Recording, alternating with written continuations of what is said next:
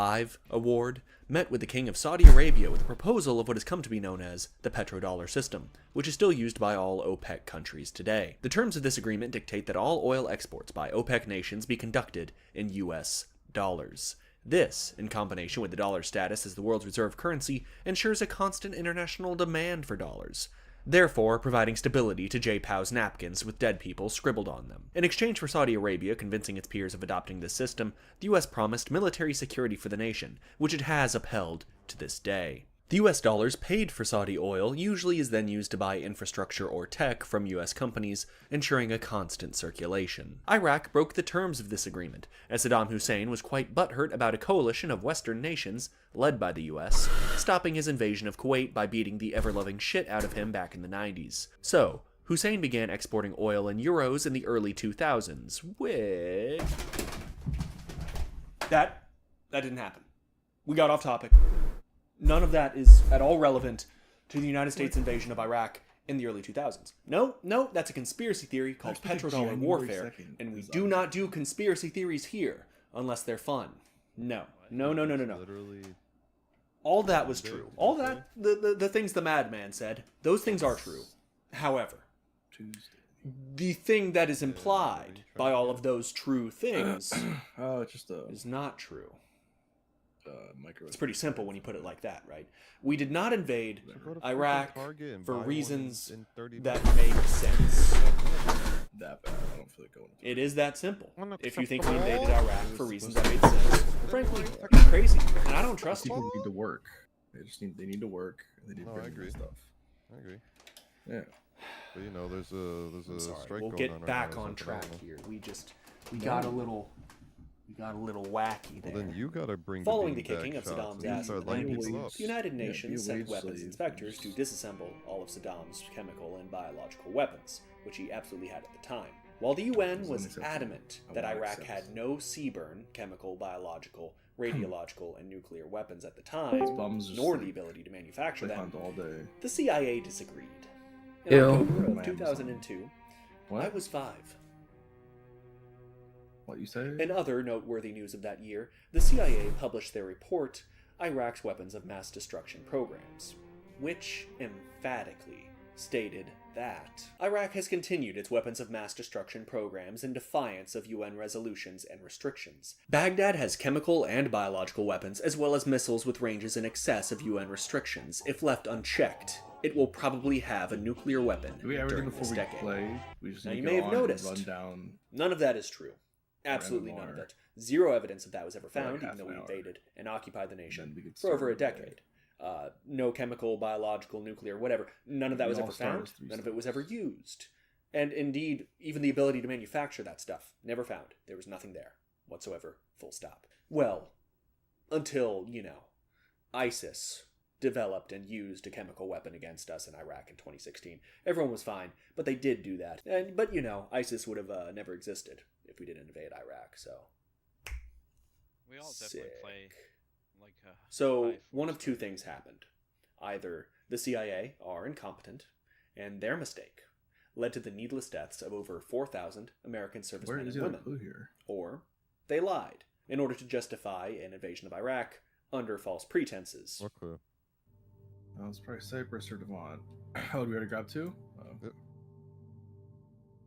Let's dial it back. Let's calm down. Less conspiracy, more fun. There's no need for this. Do you like cats? I love Good cats. old-fashioned healing water. is possible. Do you like knowing what the communists are up to? I love knowing what the communists are up to. Well, if you're anything like me, then you will be pleased to know about Acoustic Kitty. The CIA of the 50s and 60s was basically a Looney Tunes cartoon, Here, man.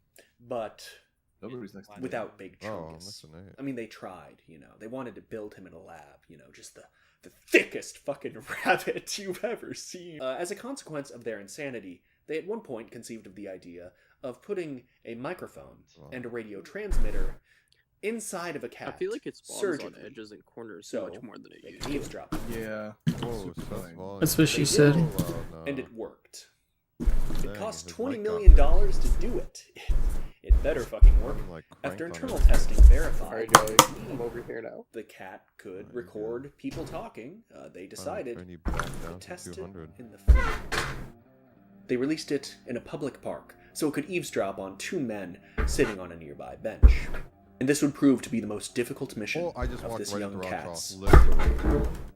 approaching from the east, its whiskers was stiff with a, fear and me its going tail across a lazily weird-looking swaying in shape the of air water. so as to fool onlookers into thinking that he was relaxed. The cat prepared his Oh, body Arkansas and his is, soul locked by dogs. for what was to come. It was at this point, presumably, that the two CIA agents Wow, in a I- van nearby labeled "We didn't never kill been Epstein, able to but we're get gonna kill that close to Maxwell," Rock looked at each other and shared Like, I feel like admiration he spawned in and did awe not leave at like this he was agent supposed at the to. top of his game. One of the agents probably said to the other, "God damn, he's good." Acoustic Kitty began his approach.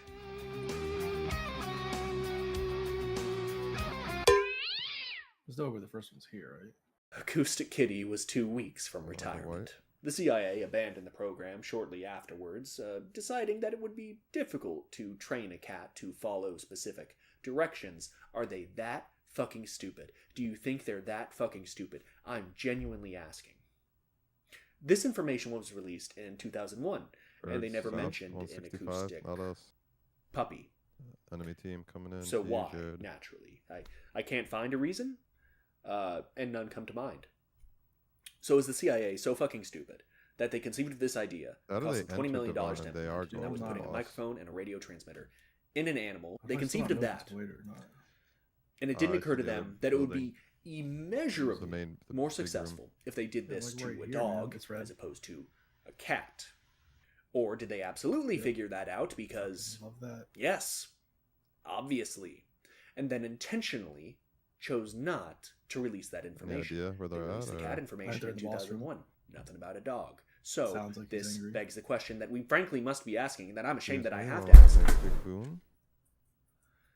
Is the CIA putting microphones in dogs? Oh, it's graphic. You have to tell me if the CIA is putting microphones. During the 1950s and 60s, You see them? the CIA conducted illegal medical I don't see experiments on anybody American inside. citizens, Canadian citizens, and an unknown number of people He's abroad. taking damage. The So goal of these experiments: mind control. love that. They wanted to Love own that a for man, myself. body, and soul. Absolute, total, and unwilling control of any subject they chose.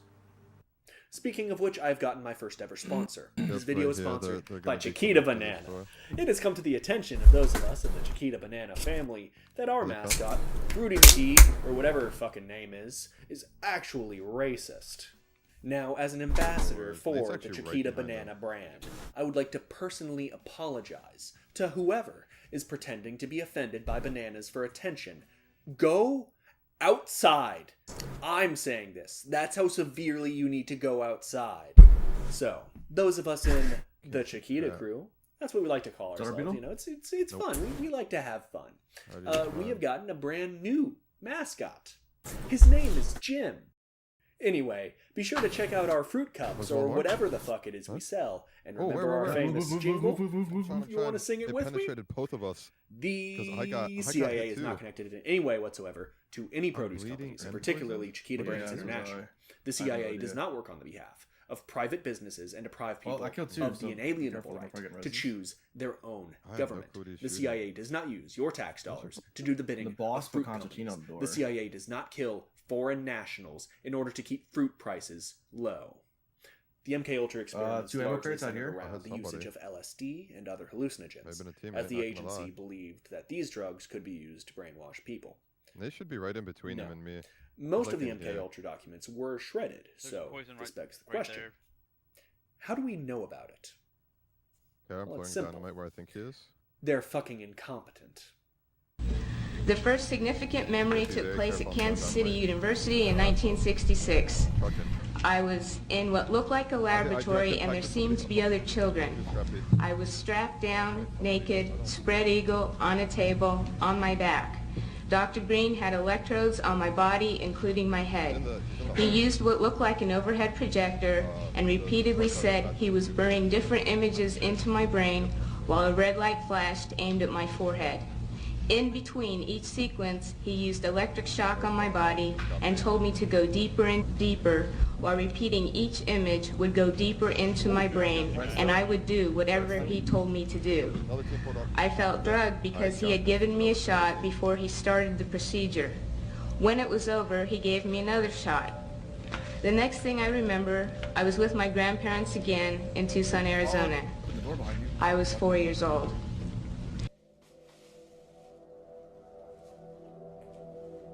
Yeah, that's Harold like- Blauer was a professional tennis player admitted to the New York State Psychiatric Hospital seeking help for Everywhere. depression following a divorce. He was then injected with mescaline, Yeah, I'm out of a ammo. hallucinogenic drug which produces Yeah, similar yeah, effects yeah. to LSD, They literally on came December in 30th, 1952. right as, we He picked died up 30 the minutes thing. later after a fit of epileptic seizures.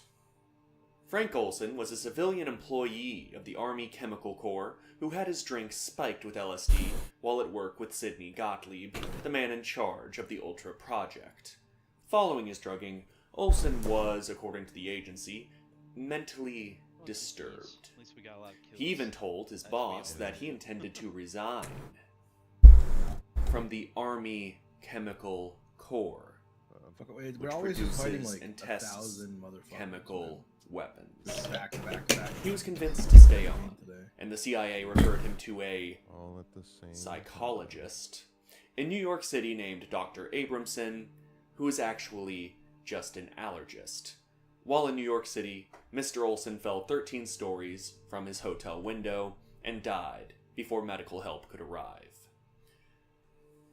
The CIA's position on the Olson matter Five-star is that guy? it was a How? suicide. It was not. Autopsies have shown injuries that are not consistent with a man that would have jumped from a window, but from a man that was pushed out a window. Also, due to the layout of Olson's hotel room, he would have had to take a running start and jumped headfirst through the window. Gottlieb, who remained very active in Olson's Why did he treatment, melt him? also wrote a CIA manual on how to kill enemies covertly, and his favorite method was pushing them out a window and claiming they committed suicide. Frank Olson was a veteran who was survived by his wife and 3 children who have yet to get the truth. The most You wanna be back on? overtly disturbing research conducted Yeah, for we're MK gonna- yeah, Ultra see what was the happens. research conducted by Say it tomorrow. Joey. Dr. Ewan Yeah, maybe. Cameron. Dr. Cameron treated Yeah. individuals suffering from depression, anxiety, PTSD, and other things like that. Yeah. Dr. Cameron's big career goal was proving bed, a Jeff. hypothesis. You're going to That bed? hypothesis being, if you can induce Like he said, amnesia don't go to bed. in a subject and can make them forget of their traumatizing experience, then the trauma will cease to exist. First, he would put his patient into extreme drug-induced sensory deprivation. This sensory deprivation would range in length from 10 days to 3 months.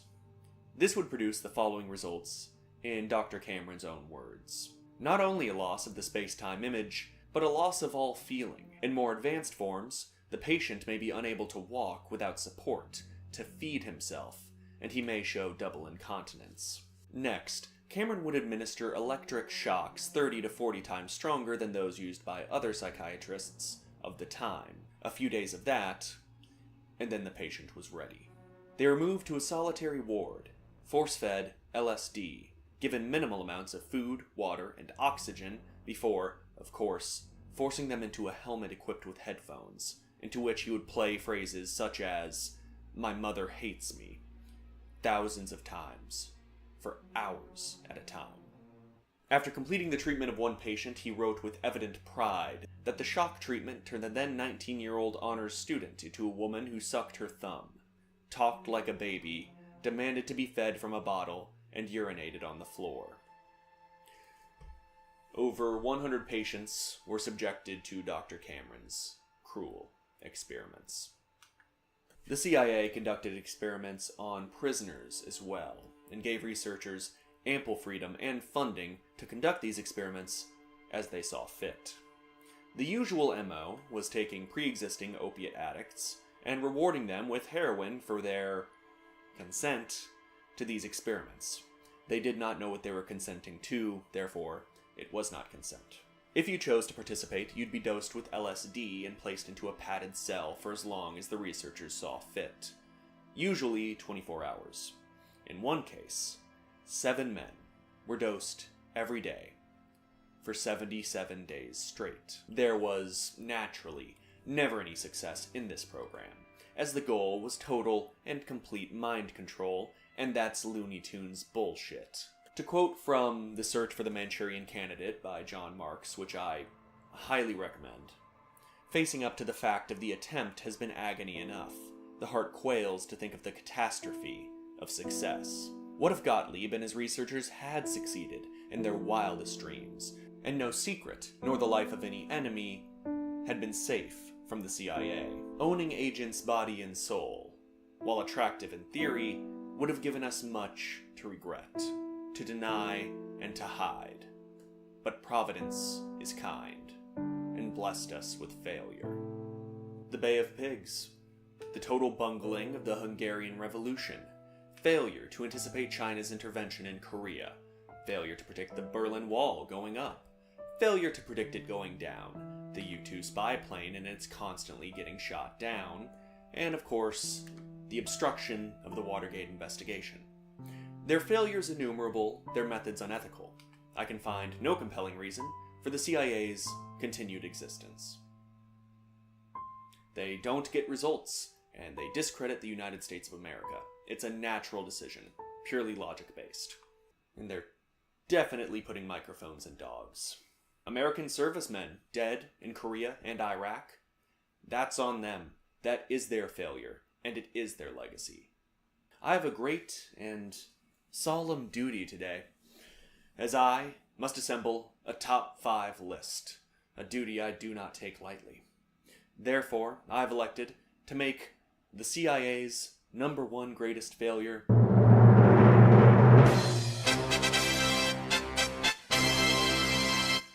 but all these things are in the past. Sure, the CIA did unethical things in the 50s and the 60s and the 70s and the 80s and the 90s and the 2000s, but so what? I'm not a crazy conspiracy theorist. Except for the microphone dog thing. All those things they've done, that's in the past. The CIA is definitely not continuing to conduct illegal operations at home and abroad. So we should continue to fund and empower them. That is not unethical. That is not stupid. They deserve our money and our faith. Yes, everything I've discussed is horrible. Just unethical, monstrous, and just outright fucking stupid. But think about how hard they were punished for these failures. I mean, people went to jail for the things I've just discussed, right?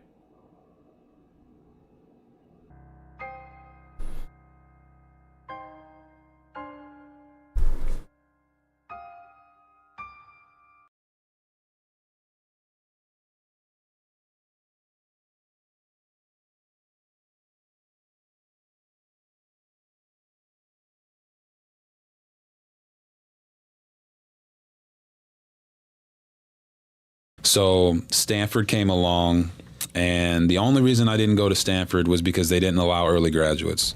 Harbaugh brought me up, and the biggest mistake he made was he made Richard Sherman my host. Not because I don't like Sherm. Sherm was awesome. He was a great host. We had a blast. Mm-hmm. Sherm was a wide receiver. Andrew Luck was committed to Stanford at the time. So I just put 2 and 2 together, and I'm like, well, why would he bring me in and not make a quarterback my host? Yeah. He made a receiver my host, and then I found out when I got to the Ravens later in my career, a bunch of that staff was on staff at Stanford, and they said, oh, yeah, we were certainly bringing you in, let you compete at quarterback, but if it didn't work out, the plan was 1,000% to move you to wide receiver. I'm like, yeah, I know. But I ended up being in the right place for me, and obviously the rest is history. So Stanford.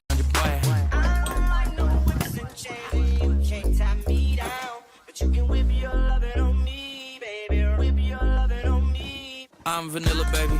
I'll choke you, but I ain't no killer, baby. She 28, telling me I'm still a baby. Probably my biggest mentor is my manager at the drive. Gronk was on the show and he talked. Stonewall Jackson, he was an autistic. Stonewall Jackson, he was an autistic man, clearly. 100%? Yeah. Why? Clearly, he's just an autistic guy. He hurt his hand or something, and he just always held it up because he was like, I don't want the blood to go down back to where the cut was. Like at all times, he was like, they were like, dude, put your hand down. He thought God would decide when he died, so he was not afraid of. He would just stand there. That's how he got his name, Stonewall. They're like, look at him, look at him. He's just standing there like a stone wall. He was just getting shot at. He was.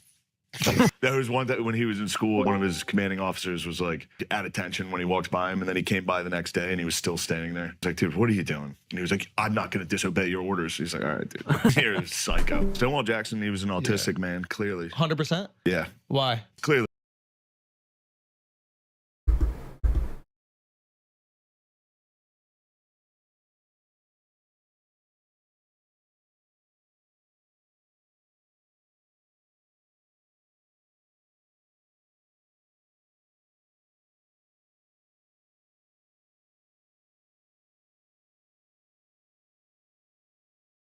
Always remember that sex work.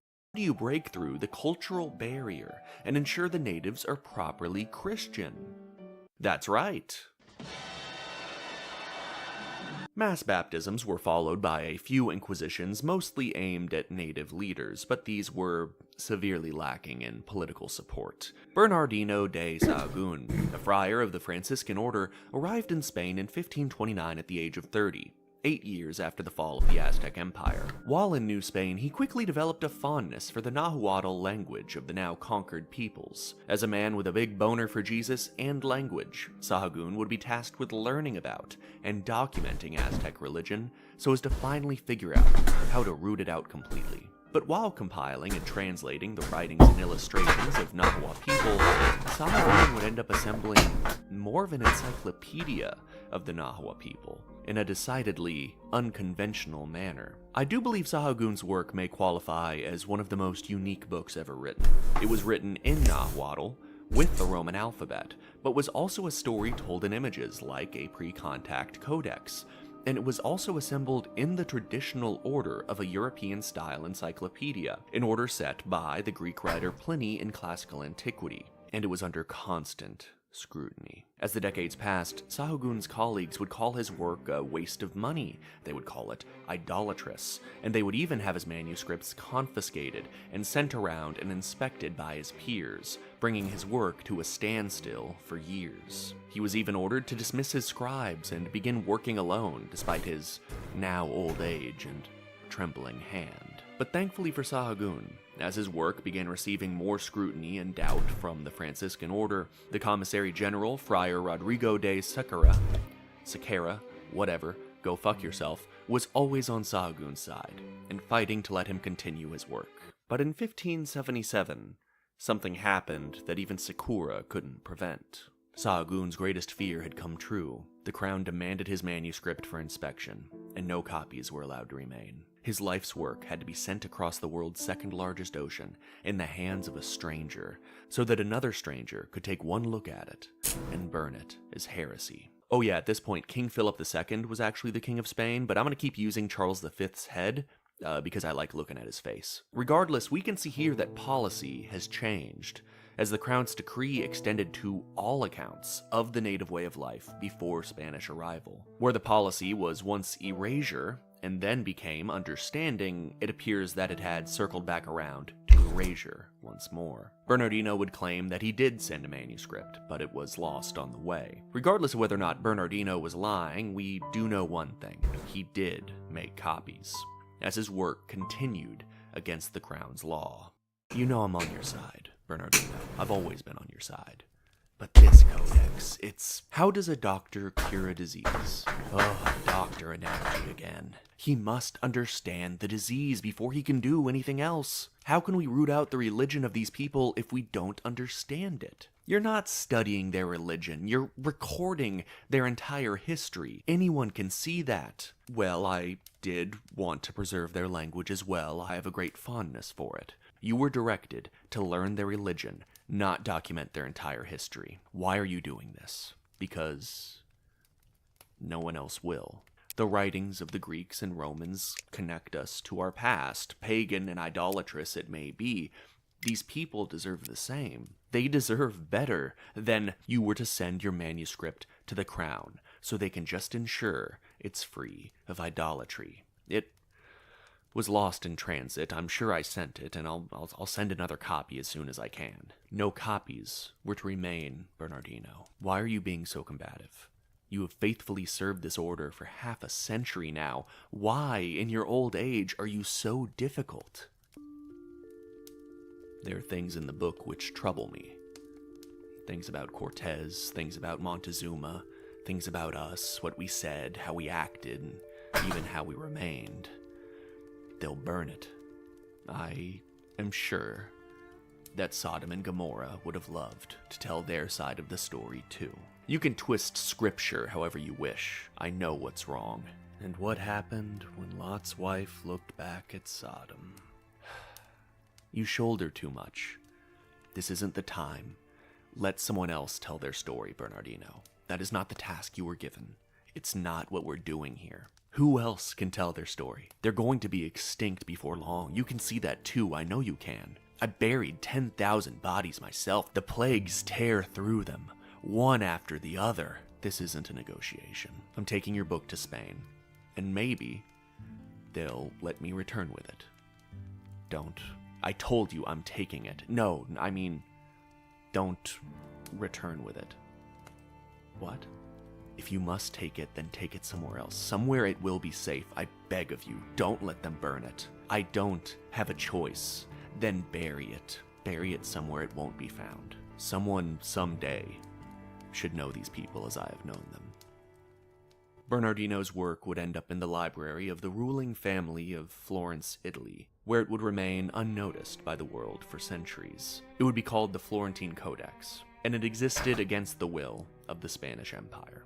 There's lots of fun little things in the Florentine Codex that the Spanish Empire would not have wanted to be known, but most of it is, frankly, just embarrassing for them. For example, at one point during the siege of Tenochtitlan, the Spanish began to construct a huge catapult, but it malfunctioned. Of course, Cortez managed to play this off as an act of mercy to the clueless natives. At least that's what he said in his letters to the king. Of course, that doesn't actually make any sense. And in the Florentine Codex, we see the actual native perspective on the failed catapult. The natives watched the Spanish construct this weird device they probably didn't understand at first, but I think they figured it out by the time they saw the Spanish pointing and gesturing towards a location filled with commeters, and of course that big rock was probably not for decoration. However, when the device was activated, the rock dropped straight down, and the catapult itself just sort of rocked back and forth harmlessly. Then all the Spanish began yelling and pointing fingers at one another.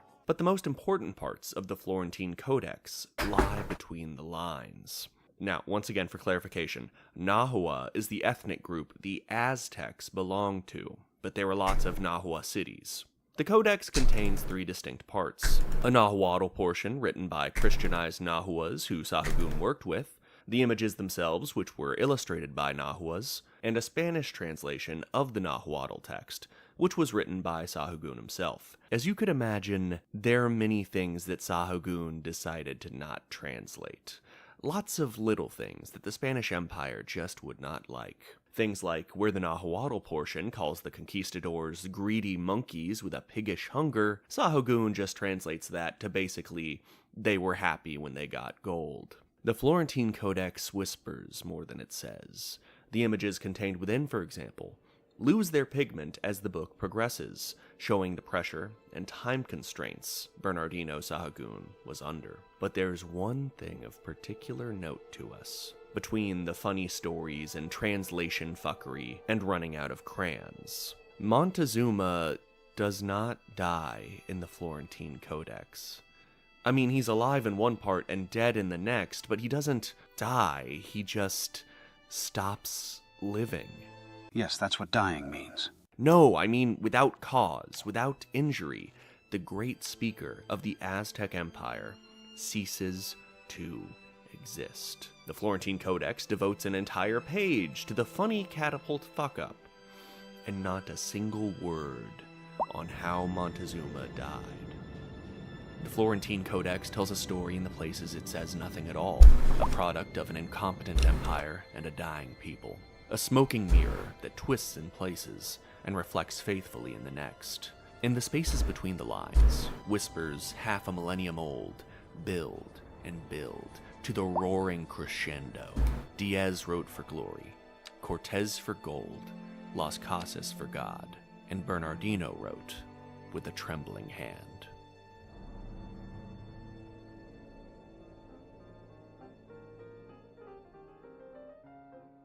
Growing up in American public school during the 2000s, between our cheeseburger breaks and 9/11 orgies, I was told that the Spanish beat the Aztecs with superior technology and some bacterial allies. Now I know you're shocked, but it turns out that's bullshit. On a long enough time scale, was the defeat of the Aztecs by the Spanish a sure thing? Absolutely, but we're not on a long time scale. And this is not a war between the Aztecs and Spain. This is a war between the Aztec and several hundred Spanish investors, and it lasted 2 years. As I've worked on this project, I've learned that schools in other nations tell another totally distinct but actually much more compelling lie, that the Aztecs were cruel despots who were overthrown largely by their angry subjects, and the Spanish helped because they were good guys. As far as lies go, this one is actually on the same hemisphere as the truth, but just because the constellations look right and the toilet flushes the correct way does not mean you're in Australia. Look up and see the penguins. This video is about the tensions of empire and how they unwind. Tensions between empires and their allies, tensions between empires and their actions, tensions between subject and ruler and history. So, let's watch the tensions rise. Cortez, after several days in Tenochtitlan, sent his translators to Montezuma so as to ask to visit the Aztecs' main temple, a massive pyramid in the center of the city, now called the Templo Mayor. Montezuma would not only let them visit, he'd even greet them at the top. I hope the climb didn't exhaust you, Spaniard. It is a great temple, is it not? Oh, our people don't get tired, actually? We're superhuman. You're so full of shit. I should sell you to the guys that make leather. I'd make a fortune. What? I said, gaze upon my city. Its grand plazas and markets, its verdant gardens, its proud people, and their great works. It is beautiful, particularly from up here. There's a reason we build our temples high, Spaniard, so our gods can look out and see how we appreciate their gifts. Come inside with me, and I will show you how we thank them. Alright, let's address the human sacrifice in the room. He's starting to smell. If you will look up Bernal Diaz's historical account, which first got me into this hellfuck nightmare story, and Control F the word sacrifice, you will get 116 results. It's a point driven home by the Spanish like they were a good friend, and the point had far too much to drink that night. Don't drink and drive, kids. You gotta wait till you're an adult to do that. Can we trust Spanish accounts on human sacrifice? No. Their justification for the war was specifically to accomplish the goal of stopping human sacrifice. It was central to the moral and political justification for their war with the Aztec. And seeing as the expedition desperately needed a good justification, as they were acting without legal authority, they naturally play it up as much as humanly possible. One point Diaz in particular discusses was a massive human skull rack right in the center of Tenochtitlan. According to Diaz, there was a supposedly incalculable number of skulls upon the rack. And when Matthew Restall wrote When Montezuma Met Cortez, archaeological findings showed there were only a few dozen. I guess Diaz was bad at counting, huh? Unfortunately for Restall, the archaeologists kept digging. They have now unearthed hundreds of skulls, including those of several children and many women. Matthew Restall's argument largely rested upon archaeological findings, or rather, the lack of them. But the gap between Spanish accounts and archaeological digs is getting more narrow over time. That gap will never disappear. The Spanish cannot be trusted on this matter, but still, it happened a lot. Judging from the size of the rack itself, it could theoretically hold up to 12,000 skulls.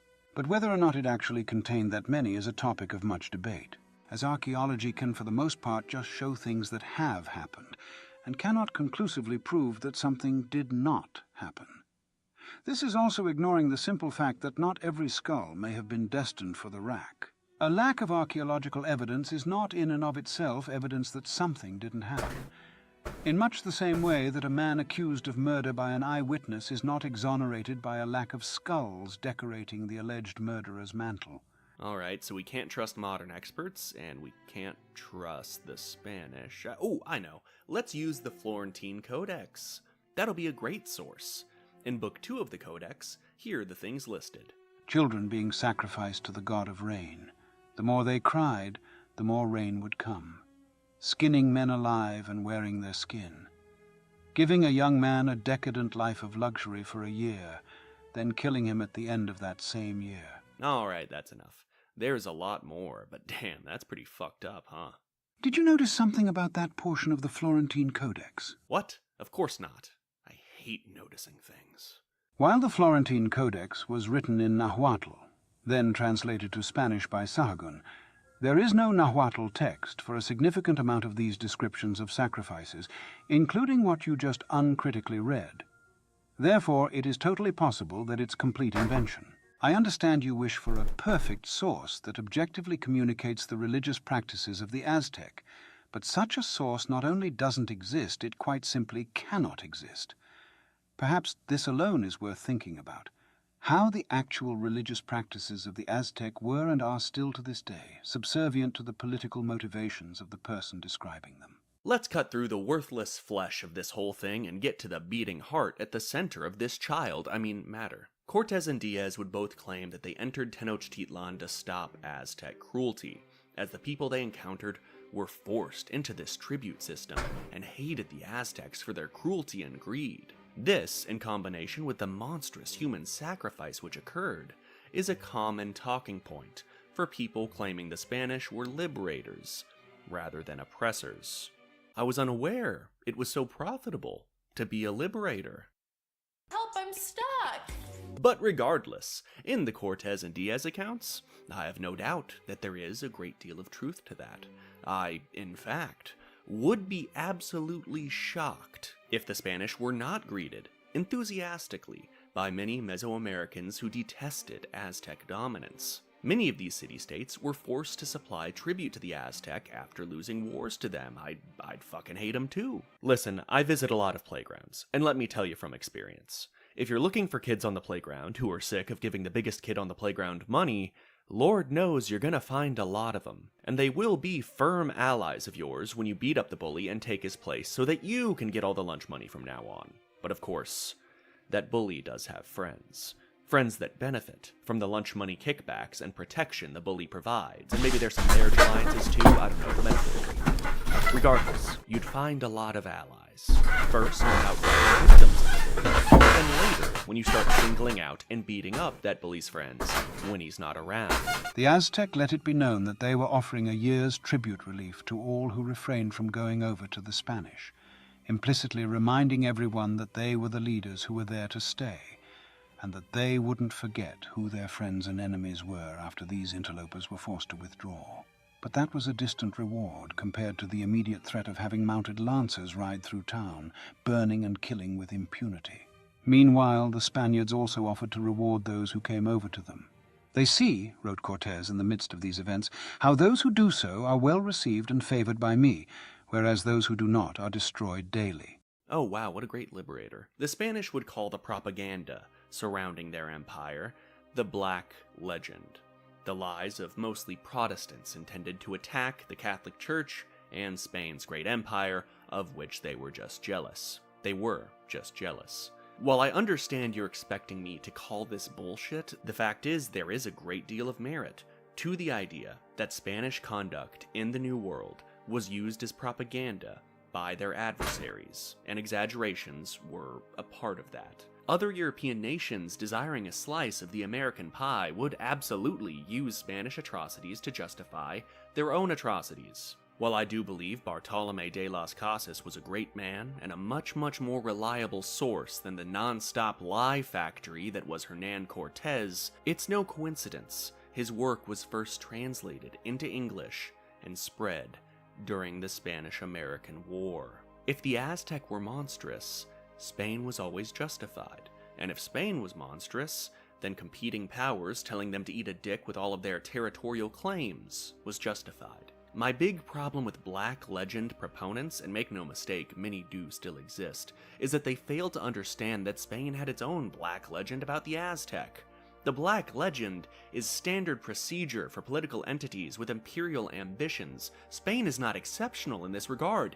Every empire that has ever existed gets this treatment, including the Aztec. The Aztec Black Legend, like all Black Legends, aims to morally discredit them, and therefore their achievements. You cannot just conquer. You must make it clear after the conquest that it was morally necessary. The Aztec Black Legend rests upon two pillars, one of which is human sacrifice, and the other is how quickly the Spanish found allies upon their arrival. As far as the sacrifice is concerned, many Spanish accounts can be dismissed out of hand, but it did occur, and it occurred a lot. The second pillar, however, is the most dangerous sort of lie imaginable. The sort of lie that isn't a lie at all, it's true.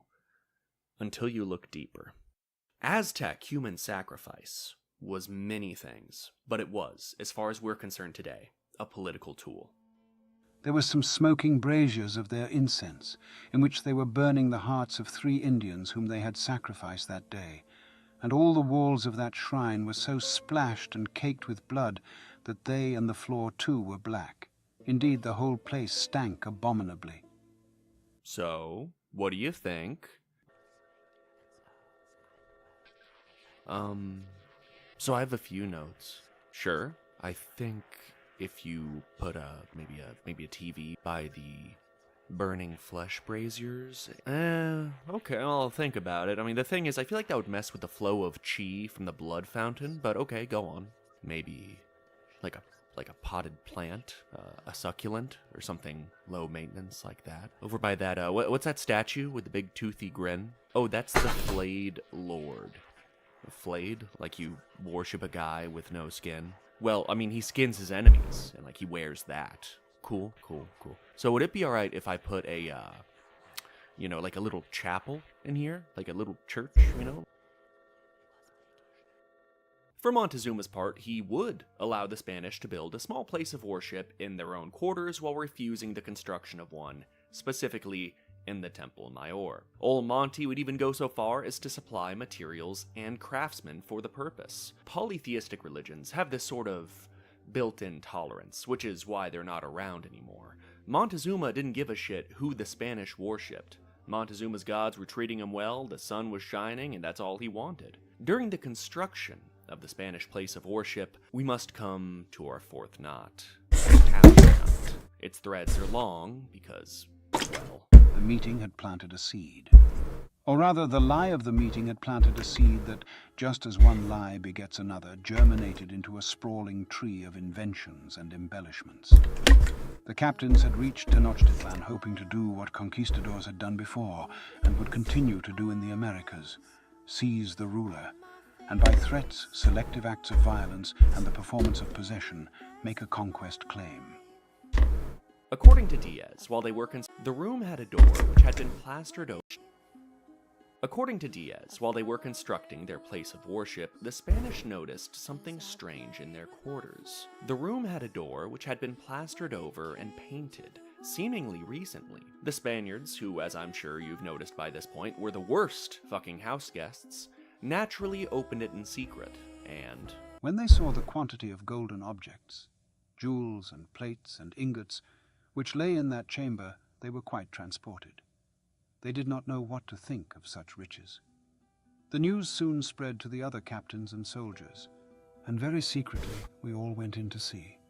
The sight of all that wealth dumbfounded me. Being only a youth at the time and never having seen such riches before, I felt certain that there could not be a store like it in the world. The Spanish closed the door, presumably once they were done orgasming, and covered it up again, making it appear the same way as when they found it. Weirdly enough, right after this happened, the conquistadors came to Cortez and told him just how dangerous their situation was. Montezuma, they said, was unreliable and could have them all killed at any moment, and their only hope, considering how insanely outnumbered they were, was to capture him and hold him hostage. They were, of course, correct that they were in a bad situation, but, you know, funny timing, and also, like, you could just leave.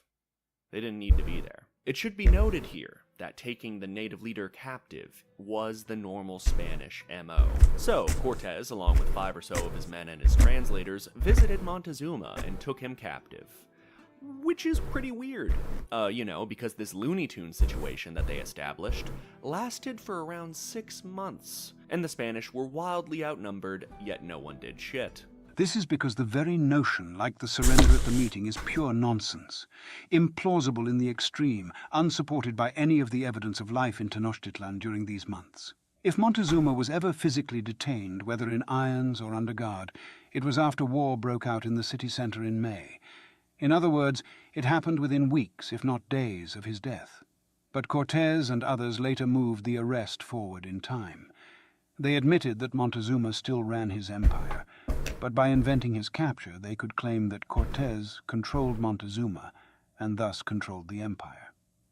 The story only hangs together if one accepts cartoonish stereotypes of Montezuma as naive and acquiescent, and Cortés as brilliantly and boldly Machiavellian. To me, this is the strongest part of Matthew Ristall's entire argument. Maybe Montezuma surrendered. Maybe he was captive for a very long time and no one did shit because the Spanish were just big-dicked badasses like that. Maybe Cortés was always in control of the situation despite having 0 experience leading men. But while implausible and shocking things do happen, it's when they begin happening one after the other, over and over, that it becomes difficult to believe. And all of these things need to be true, or none of it makes any sense whatsoever. And frankly, it doesn't make much sense in the first place. Montezuma has to be a pussy. Cortés has to be a genius, the likes of which the world's never seen, for like exactly 2 years, and an absolute idiot forever before and after that. The Tlaxcalteca have to be totally docile and obedient to some fucking weirdos they just met and also fought in battle. It would be one thing if every account was consistently improbable in the exact same way, but they're not. The times at which certain events happened, and what happened at all, varies wildly. What was written about the Spanish New World during this period was written almost exclusively by investors. During the 235 days of supposed captivity, despite having access to writing tools and Cortés's frankly insane claim that a notary was present for the surrender, not a single letter from the Spaniards would leave the city until after it fell. In Bernal Diaz's account, Montezuma's captivity was business as usual to a suspect degree. Aztec nobility would still visit him so he could settle disputes. They all went hunting together. Montezuma still did his sacrifices. They even played a game called Totoloque. And Montezuma accused Pedro Alvarado, a man who would later go down in history as the butcher of the Mayan people, of cheating. Hey, come on, Pedro. You know you're not keeping score correctly. I will wear your skin before this is over. Hernan Cortés, defying the orders of Diego Velázquez, the Cuban governor who authorized his expedition, waged a war of conquest. In order to morally justify this illegal war, Cortés would use the brutal ritual of human sacrifice and the accounts of Aztec enemies. Then, in order to legally justify his war, he invented a surrender and a captivity. According to the traditional narrative at this point, a Velázquez loyalist by the name of Narvaez arrives in Mexico with a force 3 times the size of Cortés's expedition, but at the Battle of Cholula, he would be crushed by Cortés in a stunning sneak attack. Oh yeah, and Cortés had a metric shitload of Tlaxcalteca with him. It should be noted here that despite Cortés claiming to be in control of the Aztec Empire, no Aztec warriors would fight on his side, but some would be on Narvaez's side. Regardless, Narvaez was wildly outnumbered, and some bad luck would result in him taking an arrow to the eye in the beginning of the battle. So, you want to continue to try and arrest me for 0 material gain, or do you want to go with me to the seat of the Aztec Empire and steal all their shit? I'll consider the offer. But while Cortés and Narvaez were having their little cat fight, aforementioned butcher of men and cheater of monopoly, Pedro Alvarado, had attacked the Aztec during a festival, causing the simmering tensions in the city to boil over. And upon the return of Cortés and his men, they would all end up being besieged in the palace with Montezuma. And so Montezuma was sent out onto the roof to attempt to get his subjects under control. And that brings us to the Death Knot. There, on the roof, Montezuma implored his people to lay down their arms, but... Barely was the speech finished when a sudden shower of stones and darts descended. It was stated that he had reigned for 17 years and was the best king they ever had in Mexico. So, did angry Aztec soldiers slay Montezuma? After Julius Caesar defeated Pompey the Great and the Roman Senate in the Battle of Pharsalus, Pompey would escape to Egypt, as it was ruled by the Ptolemaic family, his old allies. But the Egyptian royal family would treacherously slay Pompey and gift his severed head to Caesar so as to curry favor with him upon his arrival. But Caesar was not pleased by this gruesome display. Pompey had been married to Caesar's daughter. He'd been a war hero when Caesar was a young man, and the two had worked together as adults for years. Did Julius Caesar, in this moment, tangle with the cost of ambition? Could it be that the man always portrayed as in control, the man who cast the die and crossed the Rubicon, who had played the game better than anyone had ever played it before, had not truly understood what happens when someone loses? A usually generous man to his former enemies, it is fair to assume Caesar planned to spare Pompey. Had Julius Caesar never considered the possibility that Pompey the Great, his friend, his ally, his inspiration, could lose? We will never know what Caesar thought at this moment where his ambition killed his friend, but according to Plutarch, he wept. Hernan Cortez wept upon seeing Montezuma's remains, as did many conquistadors. They'd spent the better part of a year with the man, hunting, playing, talking. Could it be that Cortez... Oh, come on, none of that happened. Cortez's right-hand man was named Sandoval, and he was always trusted with the most sensitive assignments. Sandoval would spend much of the war in charge of the colony of Villarica, running the colony in Cortez's absence, and years later would travel with Cortez to Spain. But upon the road, Sandoval fell deathly ill after all we've been through. It seems like a cruel joke for a little fever like that. We survived a war against two empires at once. This fever will pass in no time. We were young men then, filled with a fire of ambition.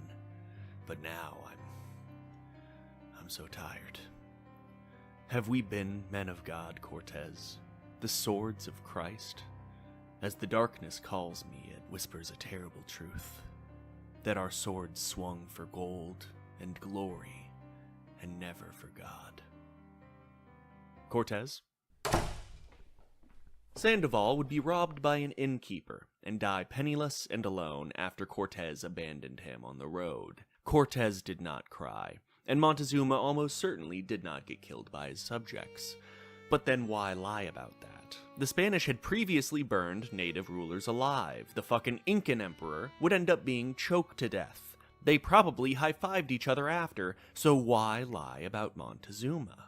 He surrendered without resistance. He allowed himself to be captive for 6 months and was a steadfast ally of the Spanish. I can say without a shadow of a doubt that Montezuma did not die from the wounds inflicted on him by his subjects while he spoke to them on the roof, because he died on November 8th, 1519, as that was the day that Montezuma, the cannibal king, the great speaker, the heir to an empire, and the coward that gave it up, died and was replaced by a murky cloud of politics. Did Montezuma surrender on sight, get taken hostage by the Spanish for 6 months, and then die of his wounds from his own people? Did he die in the most beautiful and blameless way possible for the Spanish? Or, after the Spanish were honored guests and friends of Montezuma for nearly a year, did Cortez, now strengthened with a much larger force by Narvaez's surrender and eager to maintain their loyalty with gold, take Montezuma captive, causing the city to rise against him? And upon being besieged in the palace, did the Spaniards cut down Montezuma in cold blood? Because what use was he, after all, if he could not control his people? The Spanish would escape the city in the night, a night now known as the Noche Triste. The cost of this retreat would be devastating. The 1,300 soldiers Cortez got from Narvaez had almost all drowned in the lake, their pockets weighed down with gold. One of these bars has even been recovered in a recent archaeological dig. 1,300 men entered Tenochtitlan after Narvaez's defeat, and 400 left. The Spanish would retreat to Tlaxcalan, gather fresh troops, and return to lay siege to the great city, a city now suffering from a debilitating smallpox plague, as well as a power struggle. The Aztec ruled their empire in just about the most hands-off way an empire could be ruled. As long as tribute was delivered as agreed upon, the many city-states in their territory, and we should use that term lightly, would govern themselves as they had prior to their defeat. With the death of Montezuma, a succession crisis occurred. The previous regional power of Mesoamerica, those that had preceded the Aztec, the city of Azcapotzalco, had lost their power during a succession crisis of their own, at which point they were defeated by the Aztec. And as with Azcapotzalco's fall from power, the writing was on the wall. Steel and germs absolutely played a significant part in the fall of the Aztec, as did resentment towards their rule. But these were only the obsidian daggers that opened the chest. That which pulled the heart out was their system of government. The Aztec brought cities under their influence in many ways. War, of course, but also diplomacy, favors, and just simple intimidation. But what fear could a dying city project? What favors were there to earn from a dead man? What benefits were there to siding with a lost cause when you could instead join the Spanish and Tlaxcalteca and curry favor with what looked to be the new regional power? Even their once firm allies of Texcoco, who had even helped defeat Azcapotzalco, turned to the Spanish side. There were hundreds of Spaniards at the fall of Tenochtitlan, and tens of thousands of Native American allies. The Aztec had dominated the region for 100 years, but that domination was built on reputation, a reputation that died with Montezuma. Among the conquistador deaths during the Noche Triste was a man named Botello the Astrologer. When the conquistadors went through his belongings, I know you're shocked, the conquistadors did not respect others' personal property, it's crazy. Diaz notes that Botello had a journal filled with the names of conquistadors, and their fates according to the stars. Also in the box was an object 4 inches long and made of leather in the shape of a man's genitals. The resemblance was remarkable. I love this guy so fucking much. It was the work of Bernal Diaz that dragged me into this story. His work is enrapturing, hilarious, heartfelt, and thrilling, but beyond that, it's simple, offering quick answers to the many questions raised by one of the most complicated and politically divisive events in human history. This simplicity lies at the heart of its success and failure. Bernal Diaz did not know what was happening. It's hard to blame him, as neither did the Mesoamerican people, until it was too late. In the last paragraph of the last page of the last book of the Florentine Codex, the now defeated leaders of Tenochtitlan brought gold to Cortez. The entire interaction went as well as you could imagine. I know you've got more, you fucking liar. Oh well, maybe some of the commoners took our gold in the chaos of war. Perhaps some poor woman hid the gold beneath her skirt, but in such case, I'm sure you'll find it. In this exchange, besides that sick burn, we see how the Aztecs saw their own defeat.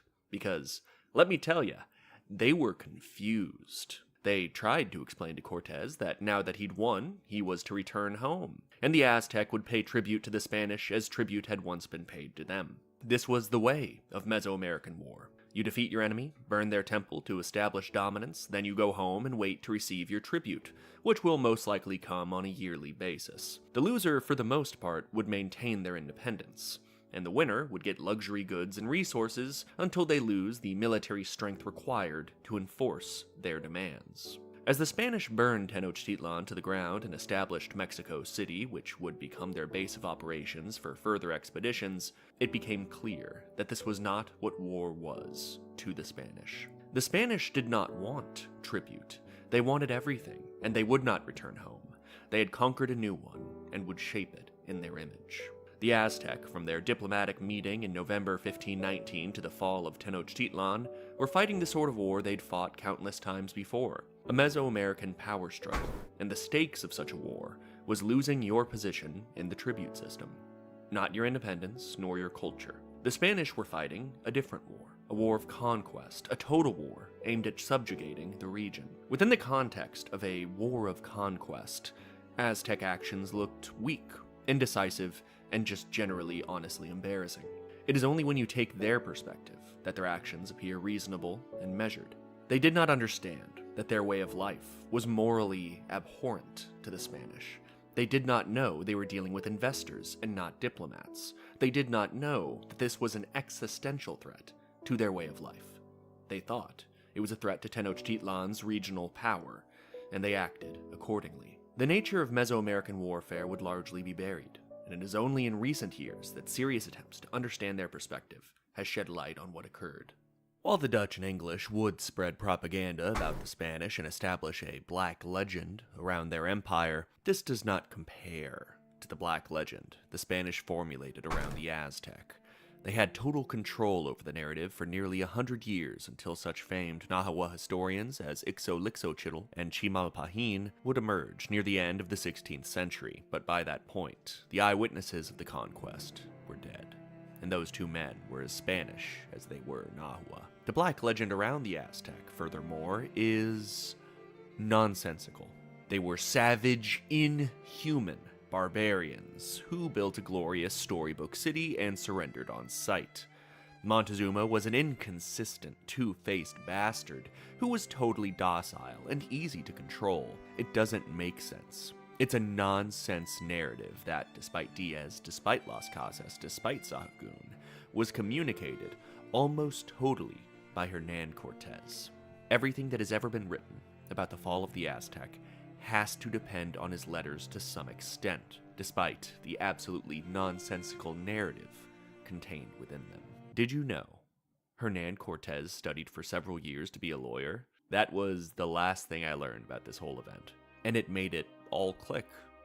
It was this understanding of the Spanish legal system that helped Cortés get away with what he did, in combination with the fact that when a guy hands you an empire for free, you probably don't ask too many questions. Hernan Cortés studied to be a lawyer, and he lived like a lawyer. He did not write a history. He wrote a legal argument that holds zero water, and has for 5 centuries made this event, one of the most important events in human history, almost impossible to parse. And as he lived like a lawyer, so too would he die like a lawyer, on a pile of money and lies.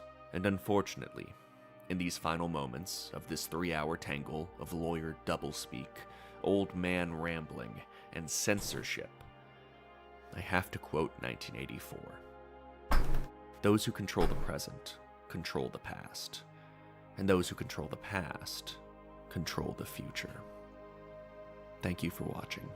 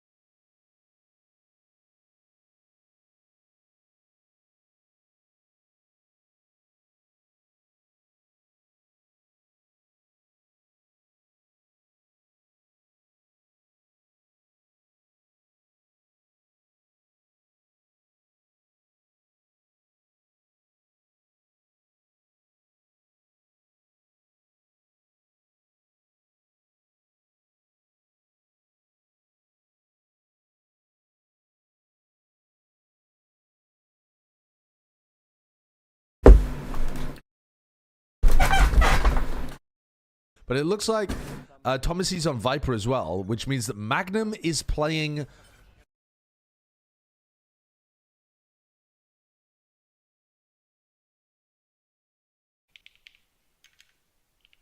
Don't be jealous, bro. Oh, there's like a... Wait, this is new. I got one! You won't be disappointed. This game provides. Oh, the point. The point. Let's go! Oh, there's like...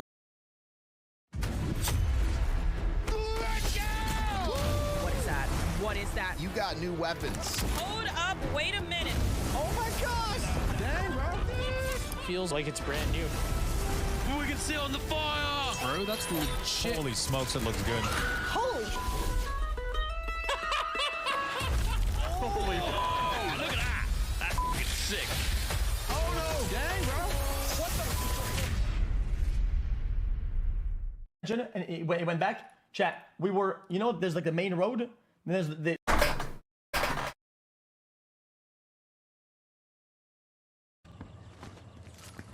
Striker shoots faster. It's better. It's better.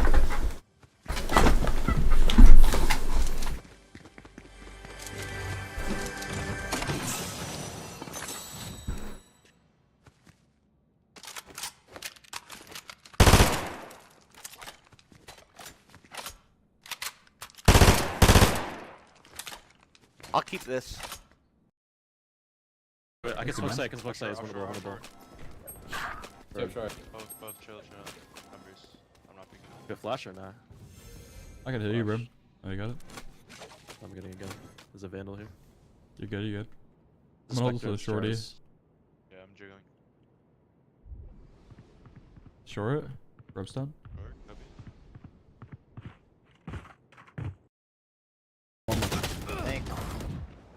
Oh. That's what he meant. Spike planted. That's what he meant.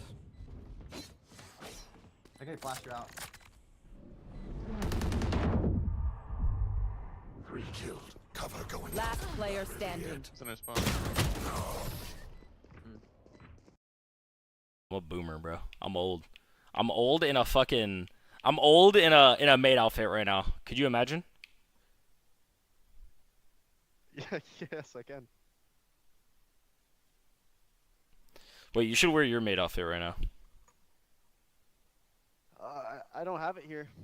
I mean, I would with you, but I mean, I just don't have it, so it's unfortunate. Nothing can be done.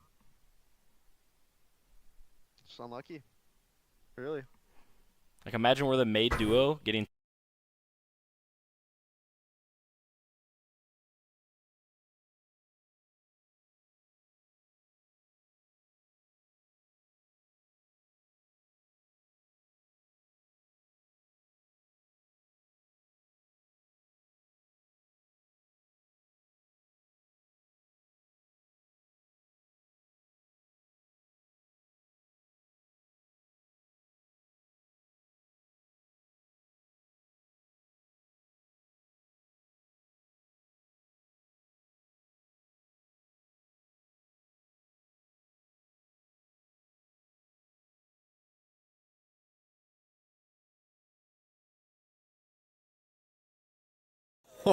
Oh, look at that. That is so cool.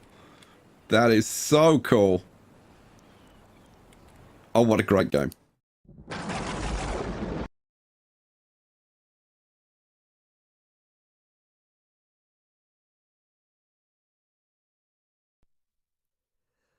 Ridley Scott's Napoleon, a disaster and disgrace to film and history, and a missed opportunity.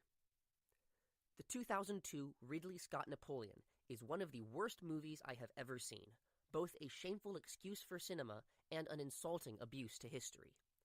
Dozens of reviews have come out on YouTube in the past weeks, the vast majority of them rightly negative, but my review will be more thorough than most of them, going scene by scene, dissecting how it failed to do practically anything right and managed to do a whole lot wrong. In this essay, I will focus on two main elements: the storytelling, including the wooden, unimaginative dialogue, uninteresting cinematography, and the poorly attempted romance, and the history, with an emphasis on the battles, which most people will at first believe was one of the few redeeming parts of the film.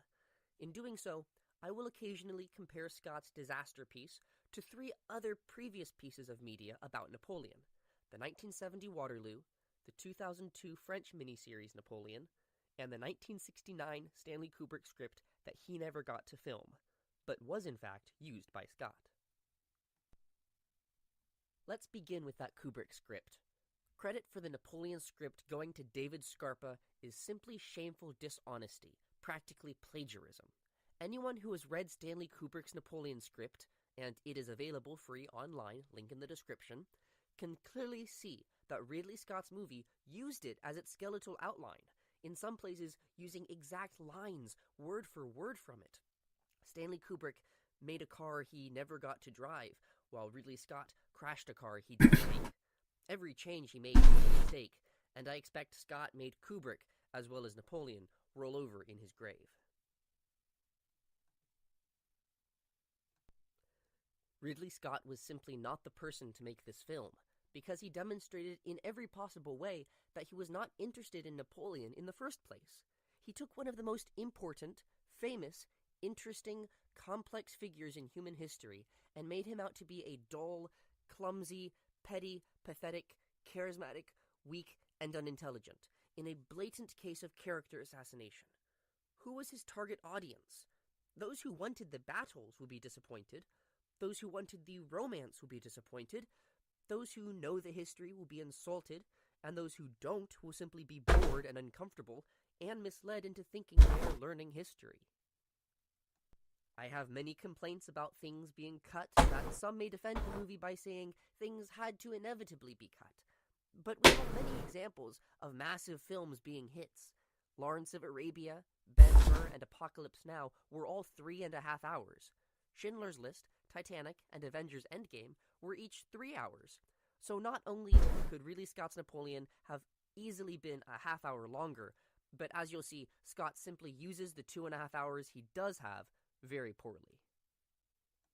A couple more thoughts before we dive into the scenes themselves. Scott clumsily inserted several African men throughout his film, set in 1700s and 1800s France, which accomplishes nothing but breaking realism. But the one black man who certainly did belong in the film was lamentably overlooked. While the black general in Napoleon's staff might at first appear absurd, he is credited as General Thomas Alexandre Dumas, the father of Alexandre Dumas, author of Three Musketeers and Count of Monte Cristo. He had in fact been born a slave in Haiti.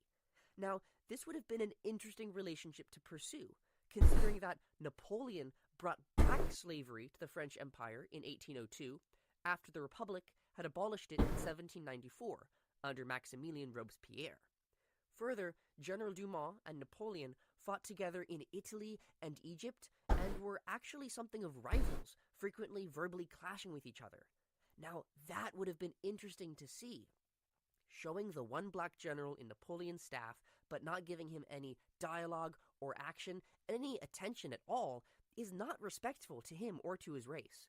Rather, it reduces General Dumas to contemporary, political, partisan eye candy.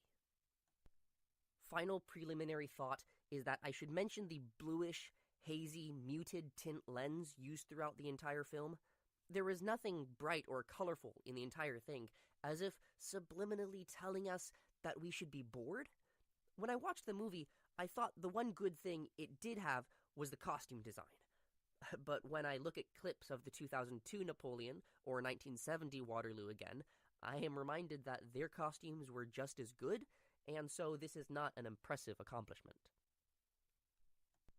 After a couple introductory scenes, most notably the execution of Marie Antoinette, the first real interesting scene we get is the assault on Fort Leguelette, really Fort Mulgrave, in Toulon, which was one of the best in the entire movie, but it was still sorely wanting.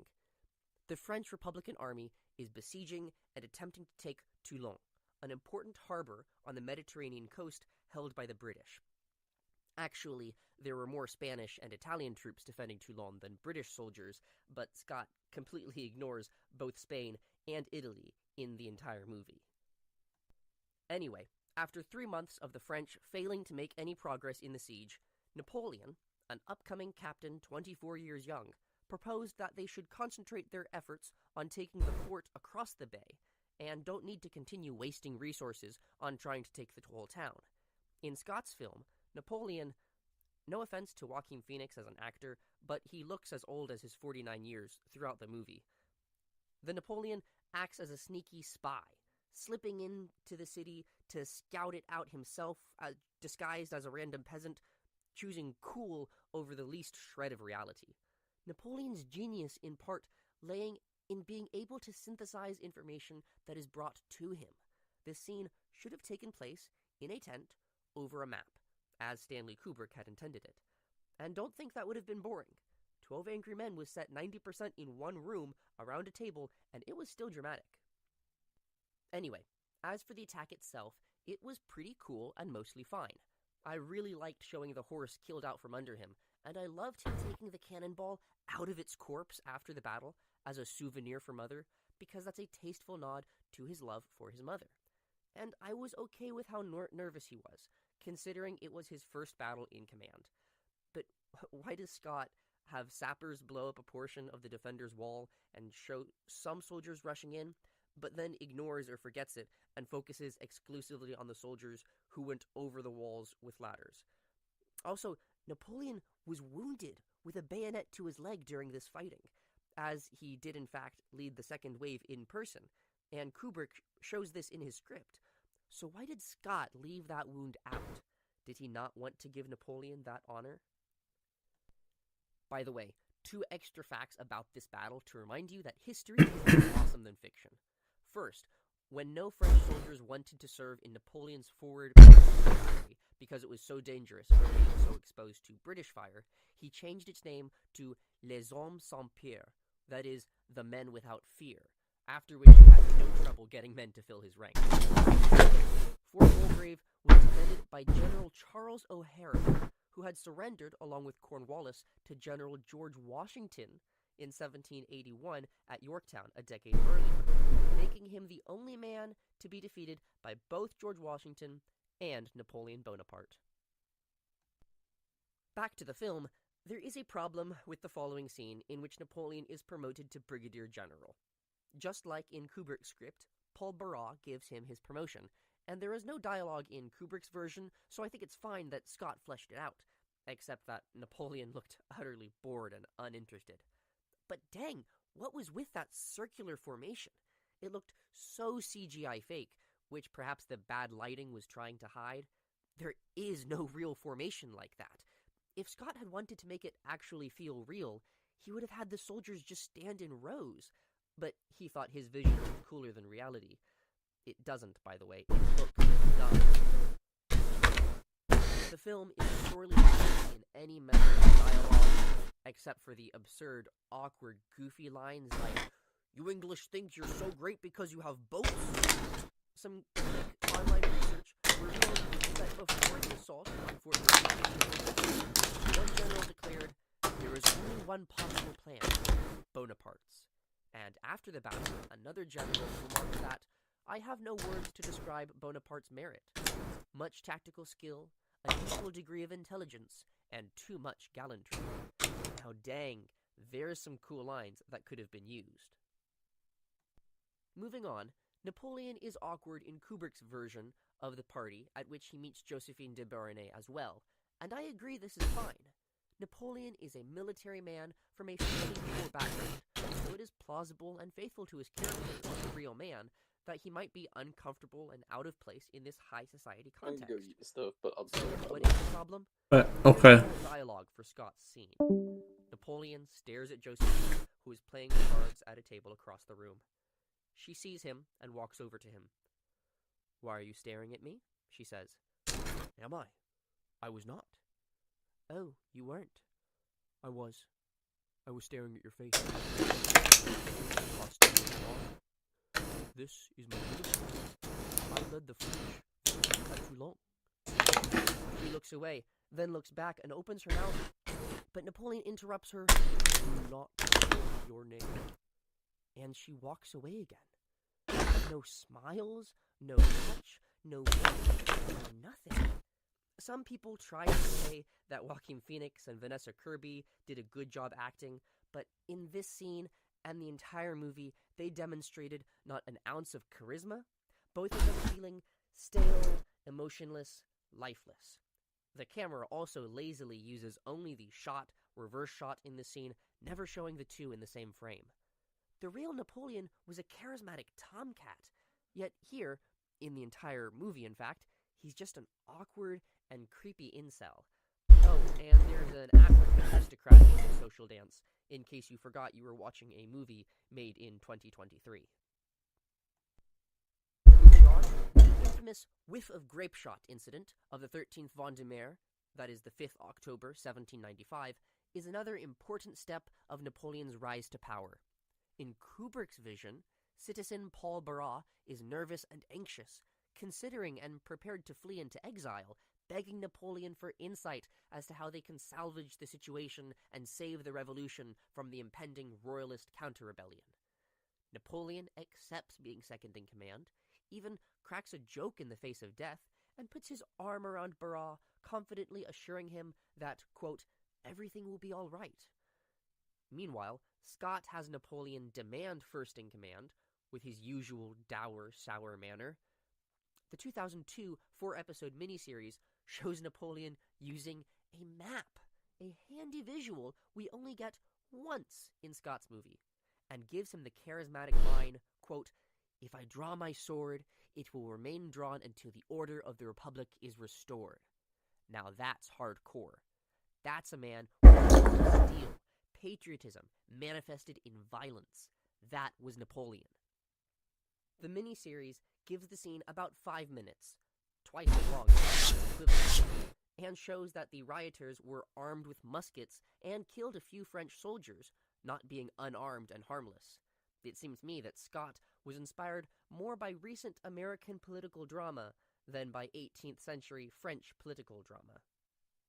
The next scene for both Kubrick and Scott has the 14-year-old son of Josephine, Eugene, visit General Napoleon to ask for the sword of his father, who had recently been executed by the revolution, to be returned to his family as an heirloom. In Kubrick's vision, Napoleon begins the scene crawling on the floor, pencil in his teeth, examining a map of Italy with 4 of his generals, preparing for their important Italian campaign, which is completely skipped over in Scott's movie. A clever moment of humor is provided when he and one of his generals bump heads, providing the audience with an honest chuckle without degrading Napoleon. In Scott's version, Napoleon and one of his generals are playing a game of throwing small objects at some target. It's not darts, and it's not clear what they're throwing or what the target is. They look more like frat boys the morning after a party than intelligent, industrious, revolutionary generals. And they aren't even laughing or joking, they just look bored. In Kubrick's vision, the generals refused Eugene because they were busy, but Napoleon allowed him entry precisely because he recognizes his name, Baronnet, as belonging to Josephine, that woman who recently intrigued him. Throughout their conversation, Napoleon continues to study the map of Italy, which feels more natural than Napoleon just sitting in a chair behind a desk, which simply lacks imagination. Kubrick has it that when Eugene's father's sword was confiscated, the officer involved gave Eugene a receipt that it might be kept track of, while Scott had Napoleon simply take one sword at random from a collection of hundreds of swords that had been confiscated, which is so frustrating and unsatisfying by comparison. Then, when Napoleon shows up at Josephine's house, Kubrick gives them more warmth and chemistry in that one conversation that Scott gives their whole relationship in the entire movie. The best meeting scene, however, is in the 2002 French miniseries. Match Kubrick found. and Scott both then jump right to their weddings and a sex scene between Napoleon and Josephine. The way that Scott's Josephine proposes this is shown in the trailer. They sit alone in an empty room, stiff and awkward, and she opens her legs and slowly hikes up her skirt and says the atrocious line, "If you look down, you will see a surprise, and once you see it, you will always want it." And then he slowly looks down, and That's it. Aside from this insulting the real person of Josephine and reducing her memory to that of a slut, it's just shoddy and stupid writing, even if it is intended as fiction. And let me tell you, the sex scenes that Scott gives us are the least romantic sex scenes you could imagine. They both, there may have been more in the extended full 4-hour version, consist of simply Napoleon forcefully entering her from behind, both standing, both still fully clothed. He looks more like a dog and she a bitch than two passionate lovers. No caressing, hardly any kissing. If this is how Scott views sex, I pity his wife. And no, I don't feel bad making ad hominems against Scott. I'm just showing him the same courtesy he shows Napoleon. And then, as Napoleon rebuttons his trousers, he remarks something like, "Let that put an air in you," as if that's what would have been on his mind. He shouldn't have been anxious about producing an heir until much later on, at least after he was crowned emperor. Scott tries to show Napoleon as hopelessly in love with Josephine, as indeed his collection of letters in the public domain show, and Kubrick's script has too. Yet he has him callously say after making love with her, essentially, Spike rush. "I sure hope you're pregnant now." All Napoleon and Josephine's interactions are equally uncomfortable, and make Anakin Skywalker's complaint to Padme about sand sound like a Shakespearean sonnet in comparison. The purpose of these scenes is clear. It is simply meant to make us, both men and women in the audience, feel repulsed by Napoleon. Here. Meanwhile, 2002's Napoleon, making his wife smile and laugh in bed. "Tonight, I have a woman to love, and tomorrow, I must take Italy back from Austria." Kubrick then next treats us to 4.5 pages of Napoleon's invasion of Italy, which is completely skipped over. Reloading. Again, I understand that some things need to be cut for time, but every minute Scott chose to give one less minute given to Napoleon's battles and politics, which would show the humanity that made the man a legend in the first place. One enemy remaining. Italy was not shown even in Scott's full Might have 4-hour rotated version or went down because he the sewers. stupidly has Napoleon state in one of his voice-over letters that his army, quote, took Italy without 30 seconds conflict, which is insulting and absurd because Italy was the site of Napoleon's first great campaign, lasting longer than 3 years. Moving over to Egypt, we get a pitch? even Scott's mummy scene is in Kubrick's original. Scott just intentionally makes it awkward, while Kubrick states that, quote, "a mood of somber reflection pervades the scene." I hope, but doubt, that Scott's 4-hour version gives more credit to what Napoleon's archaeologists accomplished in Egypt, including finding the Rosetta Stone and beginning plans for the Suez Canal. Kubrick includes the humorous touch of having a drummer boy scribble "Viva la Republic" on one of the tomb walls.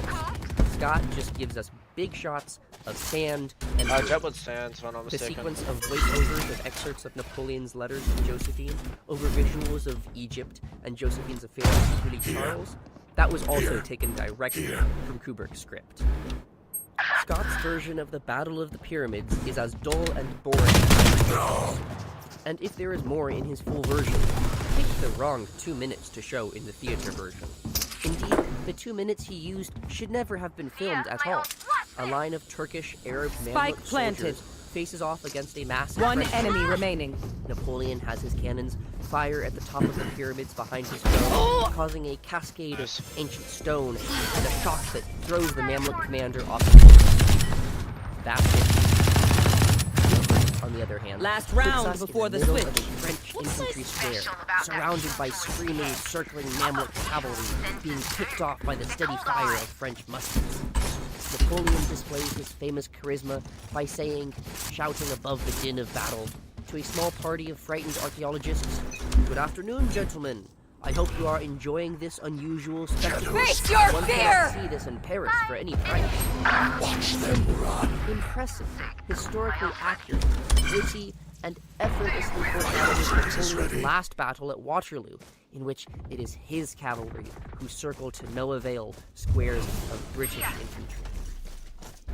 The 2002 miniseries, meanwhile, does not show any battle in Egypt, but has Napoleon respectfully say, "Gentlemen, the pyramids, 4,000 years of history are contemplating us."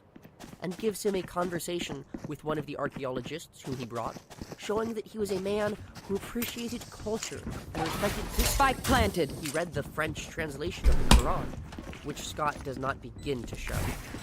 The 2002 series also gives us a scene of him valuing the morale of his epidemic front men.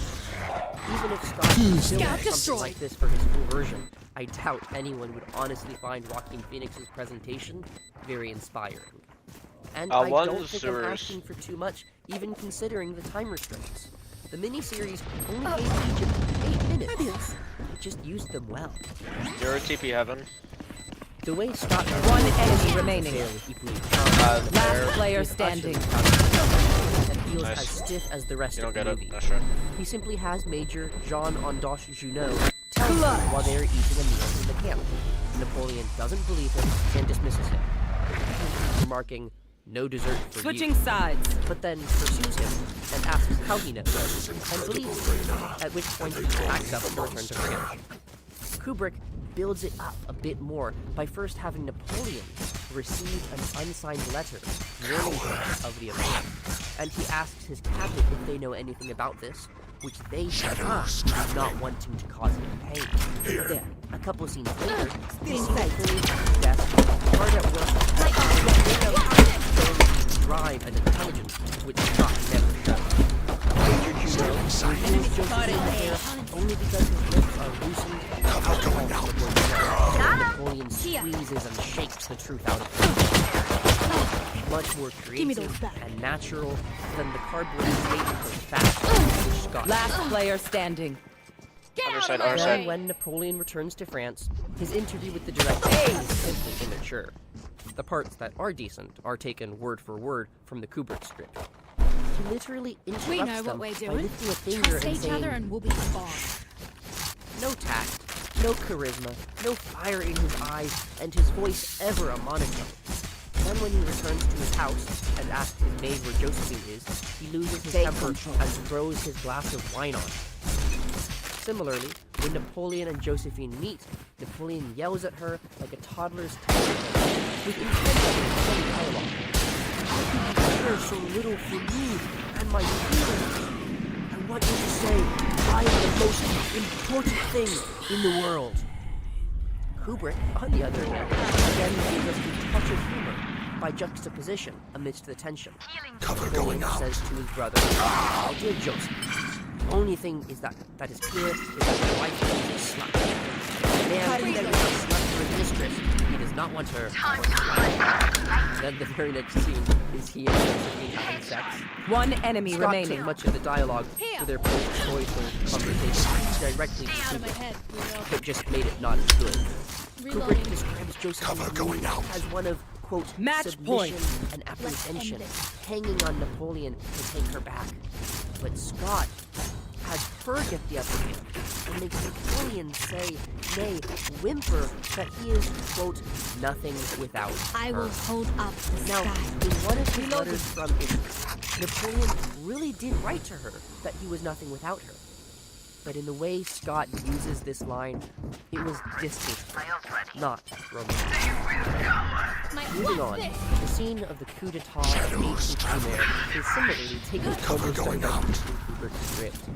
The arrests of the 5 members of the directorate, charismatic defiant speech given by Pierre Degrelle against the coup, and Lucien Bonaparte trying desperately to call it. By the way, Scott takes an opportunity in the arrest scenes to make another joke.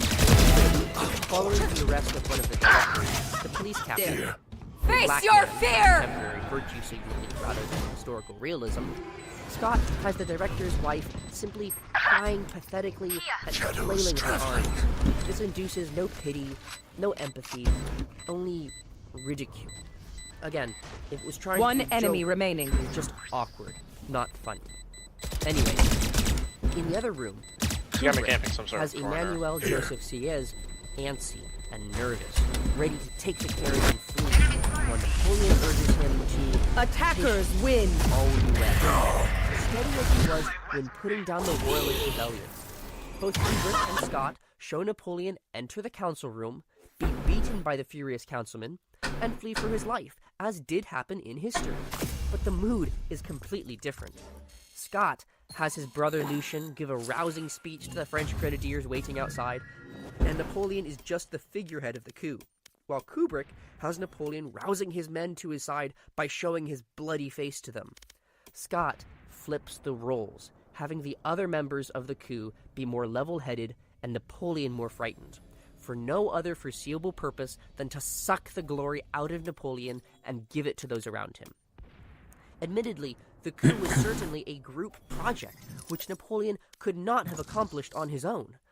But still, the thesis for Scott's film at this point is clear. Napoleon was not so great after all. I cannot fairly fault Scott for jumping from the 1799 coup to Napoleon's 1804 coronation as emperor, because Kubrick intended to do the same, though this sadly skips over the entire War of the Second Coalition. My only complaint is that it could have used more Latin, being a full mass, not just a 3-minute ceremony. Though this is nitpicky, I can't ask a secular director to care about religion if he doesn't care about historical accuracy in the first place. And it might look a little grander than the 2002 miniseries, but the 2002 coronation feels more valuable because it is built up to, preceded by a conversation between Napoleon and Josephine, and between Napoleon and Pope Pius VII, explaining how significant it was that Napoleon got the Pope to come to Paris because he restored the Catholic faith to France, while Scott's coronation scene kind of just stands alone. Also, the real Josephine was 6 years older than Napoleon, while Joaquin Phoenix is 14 years older than Vanessa Kirby. Match found. The next scene for Kubrick shows Napoleon and Josephine at a banquet dinner with members of French high society. Kubrick gives Napoleon dialogue of political science, criticizing the flawed philosophy of the revolution as overly ideal and utopian, while being witty enough to earn laughter from his guests who hang on every word.